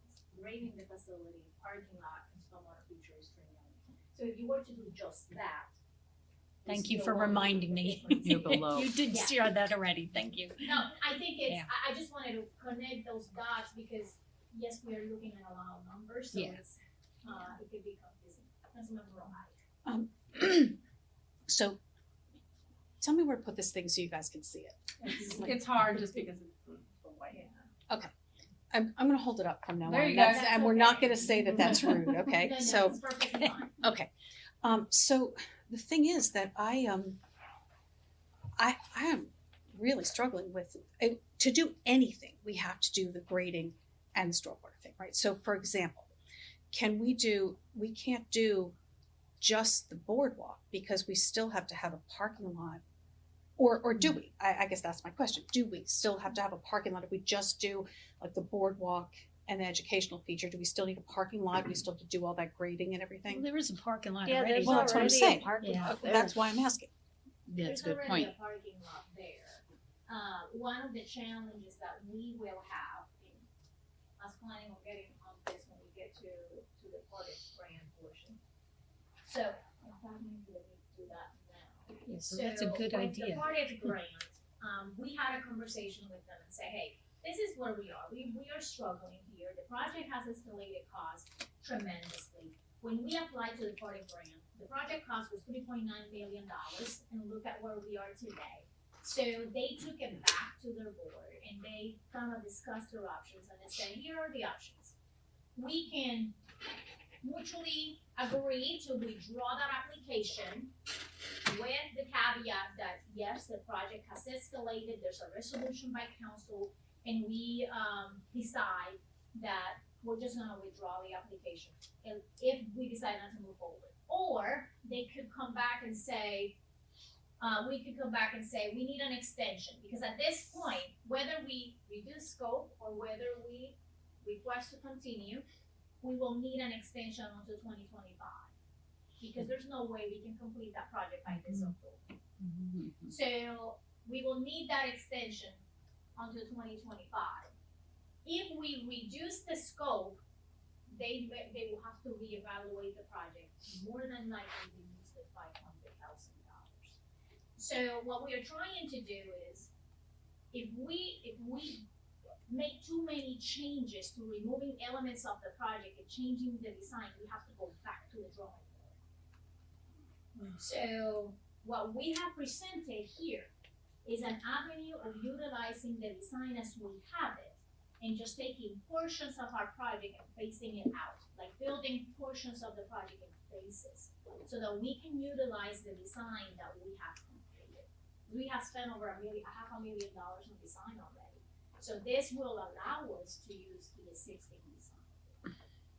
And are there any other places where we currently have walking loops or, wetlands in walking loops, anything like that, where we could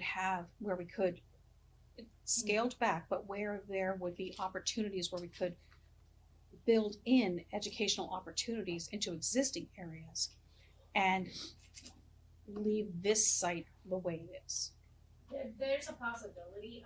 There is a very long stretch of, I mean, I'm just thinking about the options of educational opportunities over wetlands. There is a portion of Hatcher Creek, that long boardwalk that goes over wetlands, and so and there may be other opportunities around town, maybe other locations where we may have wetland presence or some other features that could be that an educational component can be elevated on those particular instances. Obviously, a plan don't exist today, but it's something that could be considered moving forward. Maybe sawmills. Can I ask a follow-up? Sawmill? So, Yep. yeah, so Sawmills Greenway that's being worked on, sort of to run parallel to Church Street would be an option for that. You know, we're working to do, I think we got some grant money towards that, so they're working to do some stormwater, some stream restoration through there, but then also at the same time do some preparation towards the greenway. So there, I think, is some, and again, we need to talk to Ben and get you more details, but I think there's some opportunity potentially there to add some educational components to it. I guess if I could just, would you mind, Liz? if I No, just no, finish my no, thought? I was gonna ask if I could follow up So, on what you yeah. said. So, because my question, like, I'm just trying to think sort of big picture and say, what are the things in this project that I personally was really looking forward to and care about? And really, it's the wetlands and the education loop that I really loved about it. You know, parking, I don't think we did any more parking, and like restrooms, picnic tables, playgrounds. I mean, I love playgrounds, but it was the educational opportunities I was really excited about. So, and having said that, I think that I wasn't on council when you started talking about this. I don't know what you told the public about it, but I do think that messaging, I think the project, when you talked about the project and it was $2.5 million or whatever it was, I think that if we take a step back and say, would that have been as attractive a project? Would it have gone forward if the price tag back then had been what the price tag is now? You know, I'm not sure the ROI is still there in this project as it is. So that's all I have. Can I just ask a qualifier, because I think I like what Ann's, when you started talking about, why isn't the existing parking not why does that not satisfy what we need? I think we may need to look at the size of the parking and how many spaces are provided versus what's required in today's UDO requirement. Yeah, but if we take away the shelter and we take away the because Ann was talking about why can't we just do walkway, the walkway. So why, there's already parking is there parking enough to satisfy the walkway concept? If you would like to remove these aspects permanently, like you're not coming back to add it later, there could be a possibility to reduce the parking Well, no, size. that's not what I'm asking, but but just to be clear. If you are coming back, let's say 2 years from now and say, we're ready now for that shelter facility. Yeah. Well, you don't wanna come back later and have to expand that parking lot, because it will cost you more in 2 years more than today. I think it's Councilmember Garamella. I had Ralph. You got first. Ralph? Lost my train of Garamella, thought. and He lost his Oh, train I'm of sorry. Okay, couple of things what Ann is triggering is the dog park that we are building is on, backside is all wetland. So parking lot is already getting built. If you're looking for an education component, and on the other side is the walking trail, Yeah. right, with the boardwalk and all that. So you have an opportunity if you want to create that, some kind of an education, which is already within the framework. You have parking lot and all those things. It comes under that guidelines, like land is ours, nothing is going to change. Where I'm having a problem right now is the word value engineering. I know you're an engineer, I'm an engineer, I know we can backtrack it, we can do all those things, but somewhere it will come and bite us, that we know. I don't want to compromise anything on the downtown town green, because that is an icon that has to go really good. If I'm trying to value engineering that, then I lose all the steam there. You know, it has to have a big bang effect. It has to look good, and no, there's no value engineering there.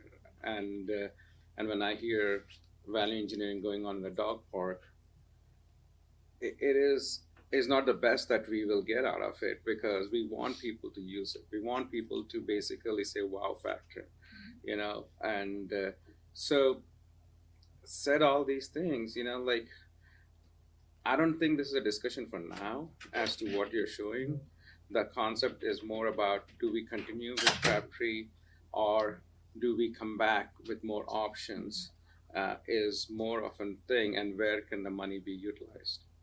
Because for me, Crabtree, land is there, design is there, and I like the option that those guys came and said, Part F, if we withdraw the application, then we still have the scope of bidding it back again in the future without getting a penalty. If we don't comply with it, then we will never get an opportunity to get the grant again. That was what, Brandon, you told me. Like, several people in the past have told me, like, if you don't accept it after taking it, you'll never get a chance for future parks.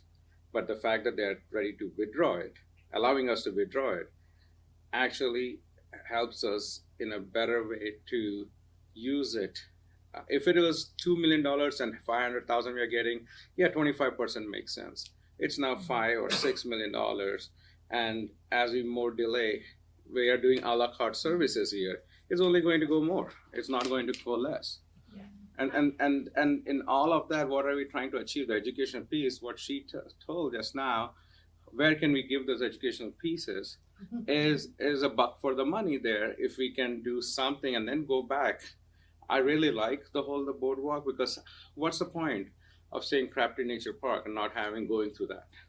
You know, so we are confining ourselves with value engineering. I would say respectfully, hold on to this one, see what we can do with that area, and then concentrate more on town green.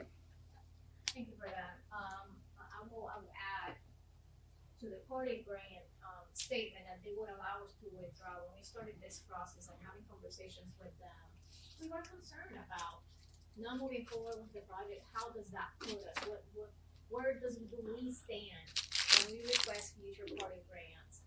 And it was through further communication with the party staff and being very clear with them of the challenges we are facing to fund this project, that they evaluated and said, we hear your challenges, that has to be very well documented, and we will be willing to allow the withdrawal without holding that against you.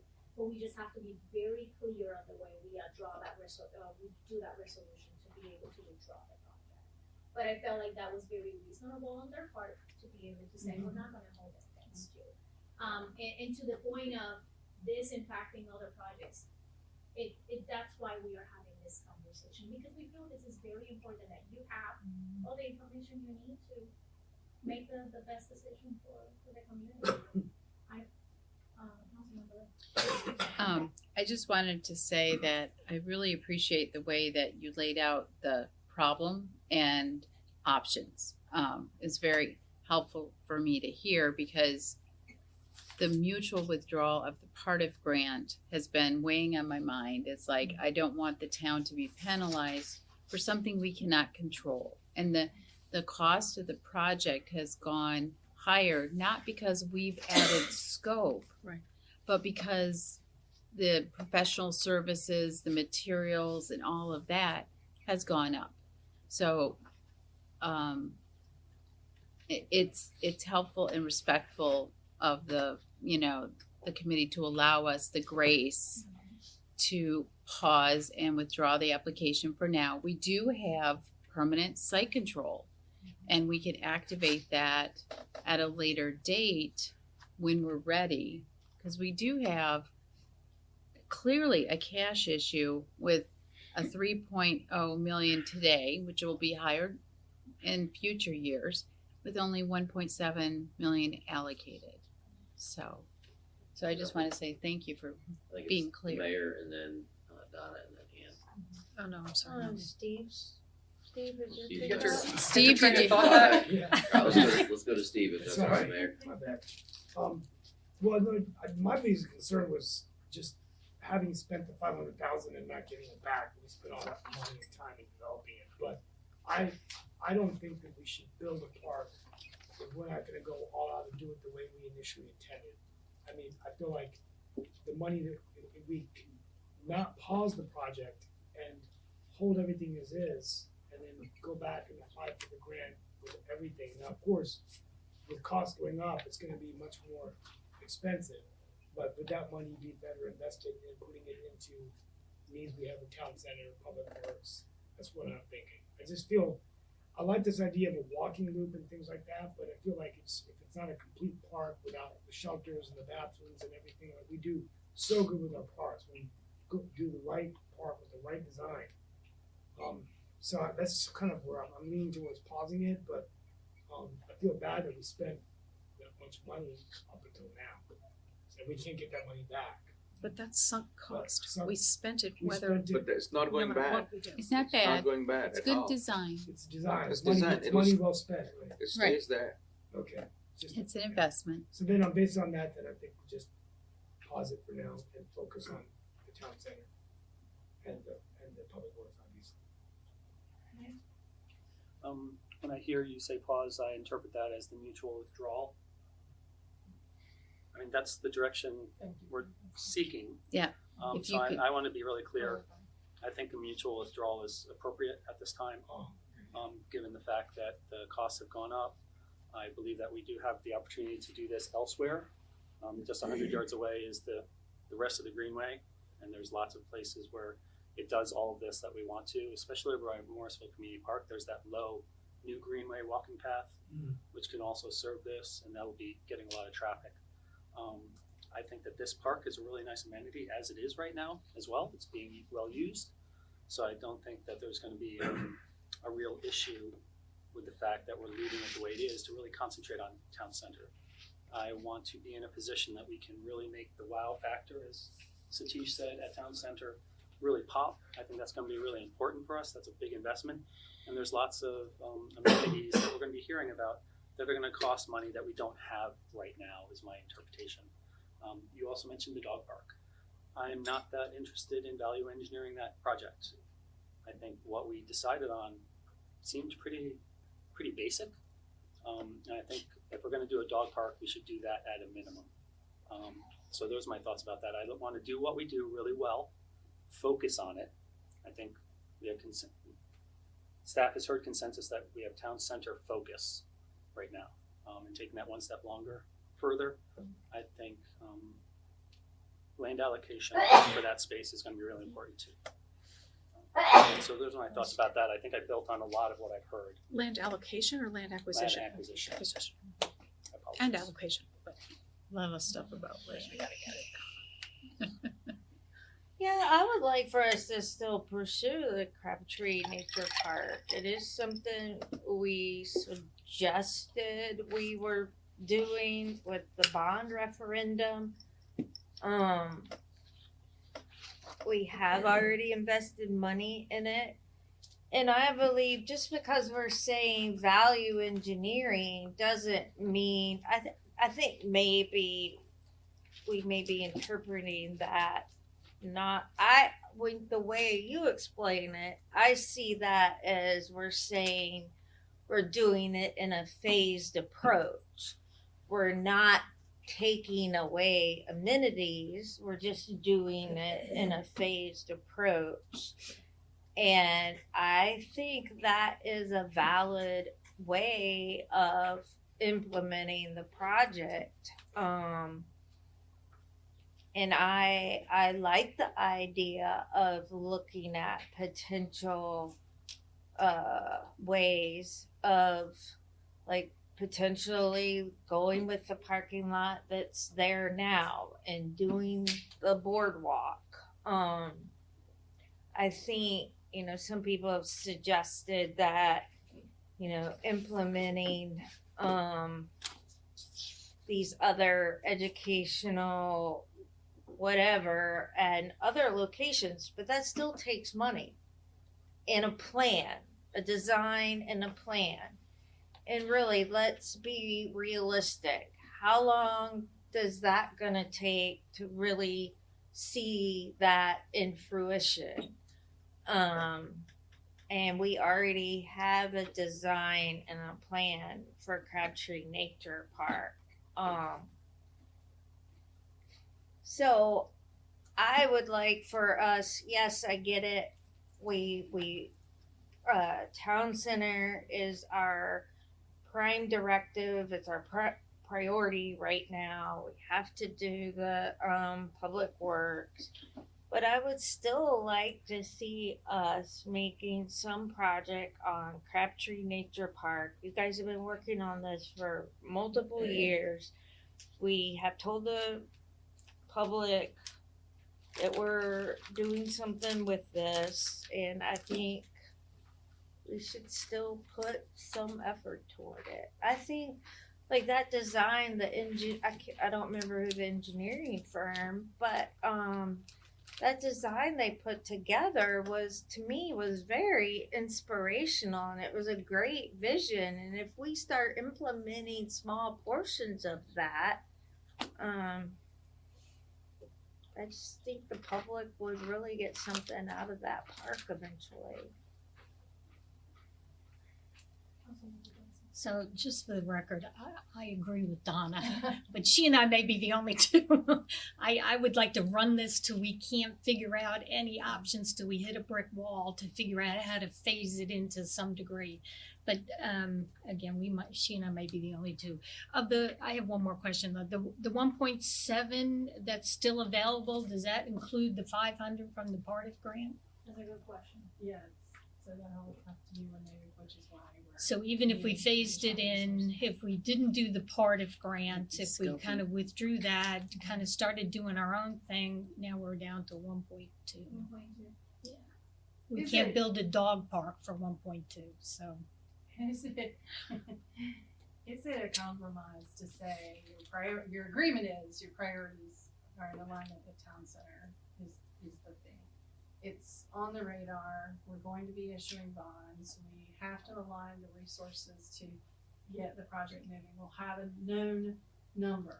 Is it fair to say that's where we would shift the resources with a caveat, whatever is left or other opportunities, that we would come back potentially and with something that might still meet a need to head us in the right direction with doing something on Crabtree Creek Nature Park?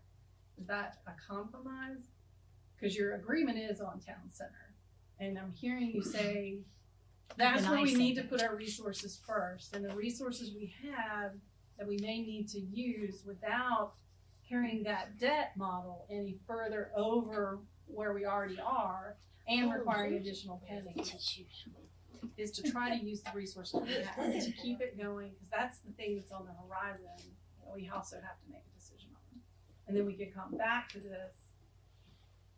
Yes, the mutual agreement, we would enact that mutual withdrawal, and we would move forward. Is that the building a consensus there? One more time, I didn't hear the whole.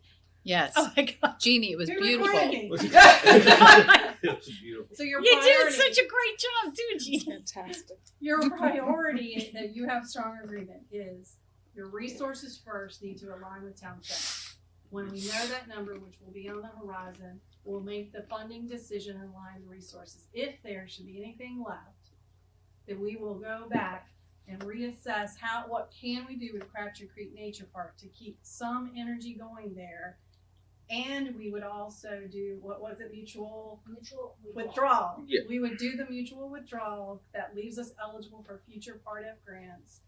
And then let's check ourselves, where are we at after we get the town hall moving? Thank you, Gina. Town hall, town center. Thank you. Thumbs Go up, ahead, no, can I that's get a it. thumbs up? I got something for me. Yeah. So, but That's I a want, but I compromise. want, Shaking my head. Compromise. I want to Nodding ensure that we respectfully take the PARTIF now, because by no way, Jose, we are able to go with the original design. Anyway, as part of the PARTIF, So that can go first, like it material, even if the money is left, it's not the whole project, we have the money, right? That's what she said. Yeah. That's what I Just said. gave direction to do. Okay, then I'm good.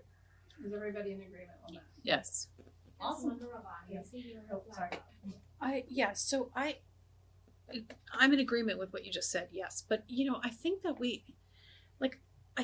need to see what we're actually talking about here. If we're saying that at some future time we are going to do this project with the original design, but I just really question whether that is actually what we're saying, because I think it's disingenuous.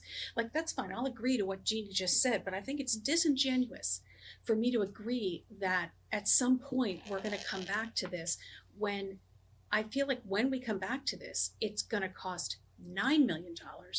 And because I just think we should say what we're saying, because I think the public, I just think we should say what we're saying. Like, if we're saying we're going to come back to this at some point, so that we don't have to deal with the fact we're telling the public that it is very unfortunate. I don't see this project getting done. And I really like this. I really like parts of this project. I'm not saying we throw the design away, but I just think it's important that I think it's disingenuous, for me at least. I don't see this project happening. I just don't see it. And I could be wrong. And I'm sure that you will not be shy to tell me if I am. But I think that to hold out the hope that someday we're going to come back and be able to do this, I think that there's a lot, to be said, frankly, for that land exactly the way it is. I mean, there's beautiful trees over there. There's parking. People can go and enjoy it. Passive. It's passive. It's a passive nature resource. Anyway, that's what I had to say. I think we should say what we're saying. But I don't see why it can't be done I the way agree. it is if it's done in phases. Well, what are the phases? The first phase is $3 million worth of landscaping and grading. Yeah. And then build a boardwalk. Okay, in what budget year though? That's what I'm saying. Well, we don't know that. I don't have a crystal ball. To Anne's point, I'll add, before maybe pretend I'm we have permits for this project that we also need to keep in mind. So depending on how we phase, if we decide to phase the project or we decide to delay, some of those permits will expire. And so we do have to be mindful of that it may require us going back to re-secure those permits, and in some cases it may require some changes depending on what changes may occur as the permits expire. So it's just one of those things that we need to keep in mind. The other component is we have a construction manager at risk that we have procured, that we have been working with for pre-construction processes. And there is a bid that we're holding on to. So we have paid them for the service they have done till now. There may be a couple of other invoices there, nothing sizable. But we need to make a determination of, are we pausing the project and we are saying, hey, CM at risk, we don't need you anymore. We are pausing the project, we'll decide when we move it forward and then procure that CM at risk again in the future whenever we decide. So it's just those directions that we need to know. It's not just withdrawing part of it. Is there other components that we also need to take care of? Making sure that we are proceeding based on the direction that we see.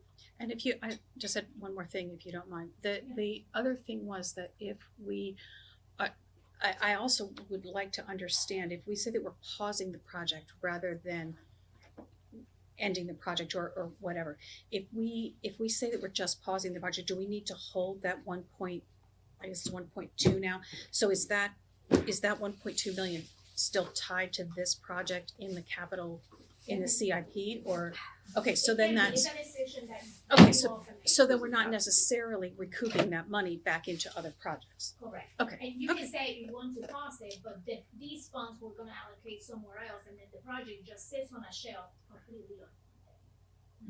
That's the It's purpose like of today, is to say that Well, that's that that's frees up not that, ideal either. That's what I'm saying. that frees up those funds to move to town center, because we feel like we're probably gonna need them there. That's why the urgency of this discussion is happening. So I have Mayor Pro Tem Garimella, and then I see two more flags here. I honestly can't remember what was the order. So, just piggybacking on what Anne is saying,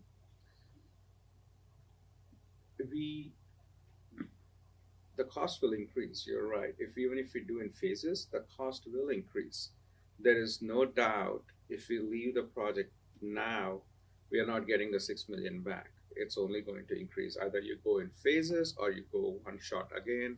In 6 months you rebid it, it will be 7 million. We have seen that with Public Works. We have seen that with every project. But the need is, it's a calculated risk. Do this or do town center.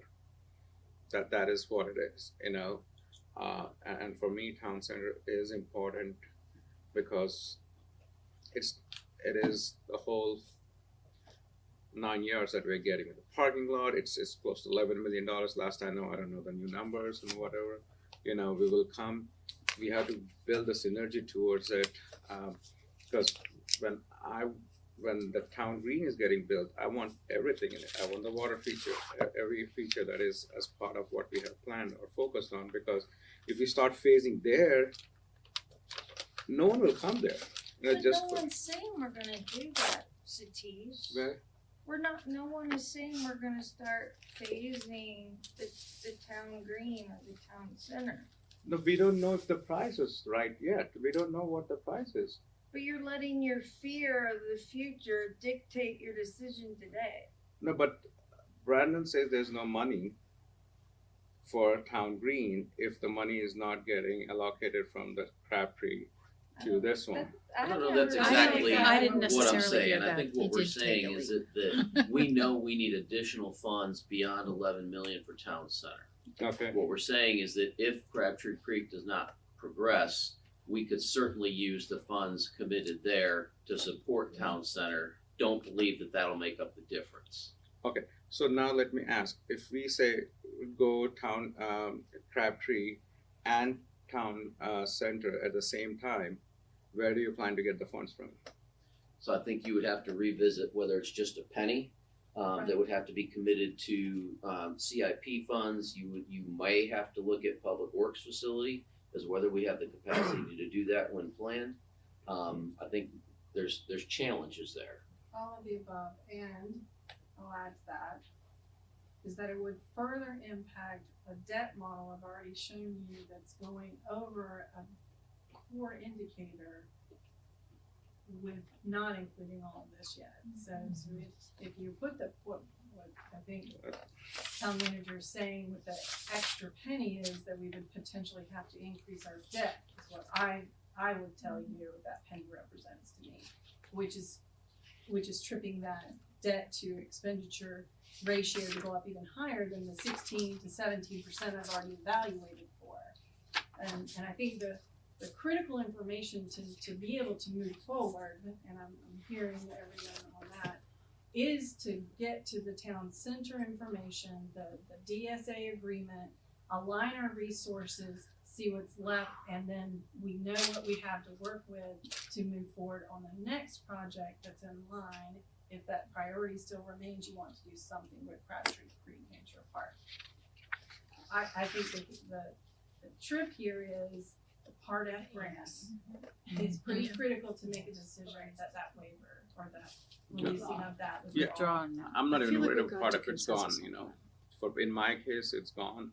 And it's a good thing that they are allowing us to withdraw. That's the best that I heard today, to be honest, so that we are not screwing up any other future projects. And the timing in which you can come back for a decision of what to do with Crabtree Creek Nature Park is when that's a known quantity with town center, and that's with the DSA, I feel like.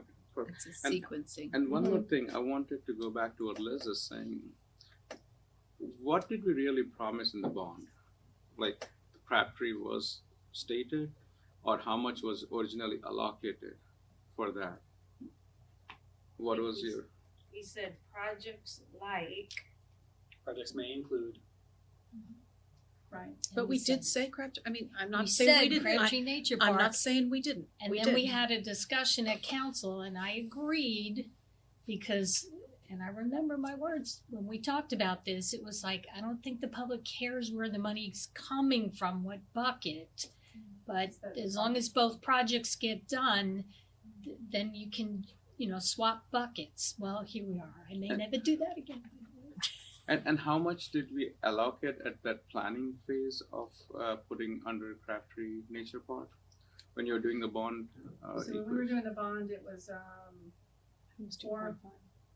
well, at one point it was, you are right, Yeah, I mean, actually, it goes a little further back, but I think with this past bond, it was 4 million. And now, So we shifted it. And we had this design. yeah, and how much is it now, 6 point something 6.2 for construction. for construction? But people who, yeah. It's just going crazy. So it's which has gone pretty much 50% I up, know. like I'm so. not, I'm So not we have denying a any of that. yeah. So I just want to make sure that Yeah, I get it. Yeah. I Okay. get it. I get it. Typically, these Yeah, bonds none are of us tied to like it. specific I mean, that- projects, but, Right. one resident was giving me, his perspective that, we supported the bond and thought that, this project was named the bond, and now we're not, if we didn't do the project, but we could then come back to that is that, your option is to still pursue it, we're just withdrawing it for now because of other needs that we have, right? We get Tend to known be- information on Town Center to be able to move that forward, take what's left, if there is anything, move it to the next project and move forward. To Paul. So let's park this and come back again. Can I It's say not a- one more thing though? Because I want to, One Can- more, yes ma'am. okay, thank you. Just one. Because Ann said she doesn't think this will ever get done. I will tell, the Crabtree Hatcher greenway system that we all love today, I will tell you, I think that took 10 years. I think we started talking about it, then we applied for the CMAQ funds, then we had to wait for the CMAQ. It went through several councils, and luckily, it was almost derailed a few times. And it at least took 8 years. I mean, people So- probably thought Town Center would never get done, and here we are. Well, Town Center's taken decades, but so I think something it'll happen. Yeah, I mean, I respectfully I have a 7:30 flight to New York, so I have to be at 6:30 in the airport. So if we are leaving at 3, I have to be at 5. So I'm at. We're leaving at 3, so that's what we said we would do. Okay. So what I'm saying They is, still have me calling with this plan, I just wanted to follow. let's, Essentially, we've already made a decision. I want to say that I'm very sensitive to what Ann said about we want to be very careful about setting expectations. So I was wondering if the council would be comfortable with saying something like, this plan is being put on the shelf, we're withdrawing the Cardiff grant. There are different opinions about the viability of this happening in the future. So we're not setting the expectation that's going to happen. It'll be readdressed and looked at in the future. And that, I think, hopefully would meet the sensitivity needs, that we're not setting the expectation that this is going to be built later. We're not pausing it. We're stopping this and we'll reassess, because I think that's maybe more accurate. I don't know. I I'm think not comfortable with saying that Okay, either. then And why don't don't we use just- the word shelf. Putting something on a Yeah, I shelf to don't like get the the shelf dust is part. Okay, fair enough. really bad. So staff can help us with the messaging for the sensitivity that you, because I think the messaging is going to be important about how we go forward with this, but I think we've already made our decision. So if we could move on, that would be good. I mean, the only decision we've made right now is to withdraw from the Cardiff grant. Agree, I Ann. mean, Right. the other stuff, like, I mean, Liz has a No. point, But the point of What's the this- messaging exactly? Why do we need to message anything? Well, then We're why are withdrawing from you, the Cardiff then grant. why'd you bring up the Can concern? we Because just, the messaging is just we're move withdrawing on? the Cardiff grant and we're allowing those funds to be allocated into the town center, which we as a group feel is a higher priority at this time. I think, do we have agreement on that? Let staff message it. You'll all do a fabulous job. I have Perfect. confidence in you. Councilman Rebati, did you have a final thought? I did not. Okay. So I agree, let us help you with what that message is. I think the direction we have right now is pursue the mutual withdraw from the Cardiff grant. We will work on a message for you about Crabtree Creek not proceeding right now. We'll get that framed up nicely. And then once we have numbers related to Town Center in April, we can revisit, see what that looks like, see how we're gonna fund that project, and if there's a workable amount of money left, or where that workable amount might come from, we can revisit Crabtree Creek at that point. Everybody okay with anybody not okay with that? Okay. So we're gonna stop there, I think. Oh, absolutely. It's a logical I think we got through it. place to stop. Well, So let's talk about some more. We get a stuff. card? you get a card, and now let me explain the cards. Oh dear. This is the wrap up. So this The grand finale. So we are in wrap up mode. Thank you, sir. So we're gonna have 2 winners Thank you. coming out of this. Oh, that's Really? You know we're That's all? competitive, Not right? That's what I everyone's a said. winner. We I better all get a understand, prize. Well, you can't be competitive if everybody wins. Oh dear, no participant ribbon. But this sounds like it's. So just 2 luck of the options draw. here. Game 1 is the total points in your hand with all of your cards. A joker's worth 20. Dope. An ace is worth 15. Oh, King, queen, jack is worth 10. Everything else is face value. So we have to add our cards up, is that So what add you're your saying? cards up, and then we'll track that. And then the second game is your best 5-card poker hand out of the cards that you've got. What's the Joker? Yes. 88, and I have 5 of a kind, Ouch. which doesn't seem to be on your list. yes. You can't have 5 of a I have kind. You 5 can of a kind. I you have can- 2 jokers. You cannot have 5 of a kind. You have 2 jokers? I have what I have. I have 5 of a kind. Sorry, jokers don't apply to the poker hand. Joker only applies to the points hand. Well, So now I'm sad. jokers aren't. Oh, no. So points first, and you've got 88. 88. Who else has got a total? Wait. 71. Wait, let me verify it. Let me go back again. Jokers don't count in the hand, is that what he said? I have 2 jack of Not for the diamonds. 5-card hand. Jokers do not Okay, count. okay. So we got I have 75. Okay. Hey, I've got 93. Wow. And what's the second part?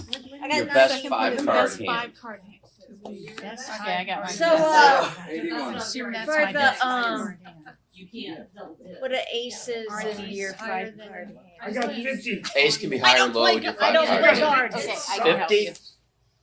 you. These are all It higher, sucks. right? He said best 5 cards. I know. All right. Here we go. There you go. I That's your, don't know what I that's your thing. have. I have a full Oh, house because they're jacks over cards? 5. It's a flush. I don't play cards. You have a flush and you don't play cards? Do not play cards. That's Is that a flush. good hand? Yes, that's a very I good could hand. have cheated and said, oh, because I All right, have a looks like flush too. Councilmember. You could Fenn have has cheated and I 93 would have believed you. Yes. Because I believe you and Well, I you trust have a and Oh I yeah, you got trust you. Joker. you have a full house to the queen. That's pretty good. Hey, She has a full oh, house to the see, jack. Yeah. you won by I mean, a flush. You not a have jack. the, all right. So the first winner of Oh, a get it, Starbucks I get gift it. card Wow. is Councilmember Fenn. You Now, Congratulations. best But yes, 5-card you beat him. poker hand, no jokers. Full house jacks over 5s. She, Is know, that- she knows. All right. I Okay. don't know. You need to tell me. All right. They You've tell me. got, They tell me that's good. you've got a That's flush. very good. Yeah, I have a flush too. We're about 1 card off. What is a flush? Flush is 5 of the same suit. 5 of the So you're looking for probably either a 4 of a kind, a full house, which is 3 of one and 2 of another, Which That's means a full house or a jacks over flush. 5. Ah. So I have 3 jacks and 2 5s. So you say jacks All right, over so 5s, the you higher I got 2 card. pair. The higher. All right. Yeah. I got 3 of one and 2 of another. That's a full house. What That's a what full are the house, that's what's good. your high card? Steve, you got a full house? What's your high 3 cards? Should have been practicing. 8 over 3. All right. one. That's not I had one. Look at Yeah. her. Donna won that. Look at you, Did she win Donna. another one? She won the second one too? No, she No, won no, the first no. one. Oh, the first one. I just got 2 pairs. You got jacks, right, man? I got jacks over 5s. Yeah. All right. Here we go. You got it. All done. 3 of them. All right. He got the attorney. Councilmember Rao had a full house, right? That's smart move. He consoled No, Donna, you had a She full didn't charge house. anything. No, I had 2 That's pairs. right. You had what? He got a bill. I had 2 pairs. 2 pairs. Bills in the mail. I had 2 jokers, so if they were wild, I would have had 5 of a kind. That All right, never so it looks like the full house with the jacks high is our other high hand. Thank Congratulations. Congratulations. It's a big one. All right, so Where do we go from here? So, Oh. other than on a Boston home, yes ma'am. So where do we go from here is that we will be coming back to you. We've got an FAQ document to develop. We have a parking lot list of items that we will begin to update you on. We will send you the council follow-up items. As a reminder, we have a meeting Tuesday night and would love to know where everybody is gonna sit sometime before 6 o'clock on Tuesday. Also reminder that you have pictures at 4:30 on Tuesday, so we can get that taken care of. And then we will go from there and be continuing to bring information and start with, we'll see what else you Brandon, just setting expectations on those pictures, I would really appreciate it if we could plan to do the group picture last, Yes. only because I'm gonna do my best to get No, there at absolutely. 4:30. Okay, Absolutely. He's I mean, I'm there. not the only person But who anyway, is gonna I'm have the flying same from problem. New York. Your My cards flight are all comes in over at the 4 place. Okay. I already Yes. won. Do you want I the don't cards need back? them. Yes, I'll take the cards back as you go out. I think we should get cards Anything at else? every meeting. I think you'll There do a you great go. job, it's great I information. agree. I Thank really, you. really appreciate that. I don't wanna speak for anybody else, but that's how I feel. Yeah, I would say, Thank you. no, you're very welcome. Yeah, Thank you. This is a team effort. I'm glad. I think it went really well. I think we got a lot of feedback that we needed to hear. I would like to think we had a little fun along the way. And everybody's smiling and leaving, so that's fantastic. Let's get some things down and we'll head to the bus. Thank you Thank all you all very very much. much. Thank you, Susan. Good job. Very good. I would entertain a motion to adjourn this Oh, yeah. retreat. Yeah, that Moved. Second. Rabadi and Fender, the two winners. Yes, right. All those in favor of adjourning the retreat, say bye. Bye. Bye. You know, of course, I end up with a full house That's when it doesn't matter, unanimous. you know? I can't come back. But it right? mattered because you get the most coffee. It is 2:37. We are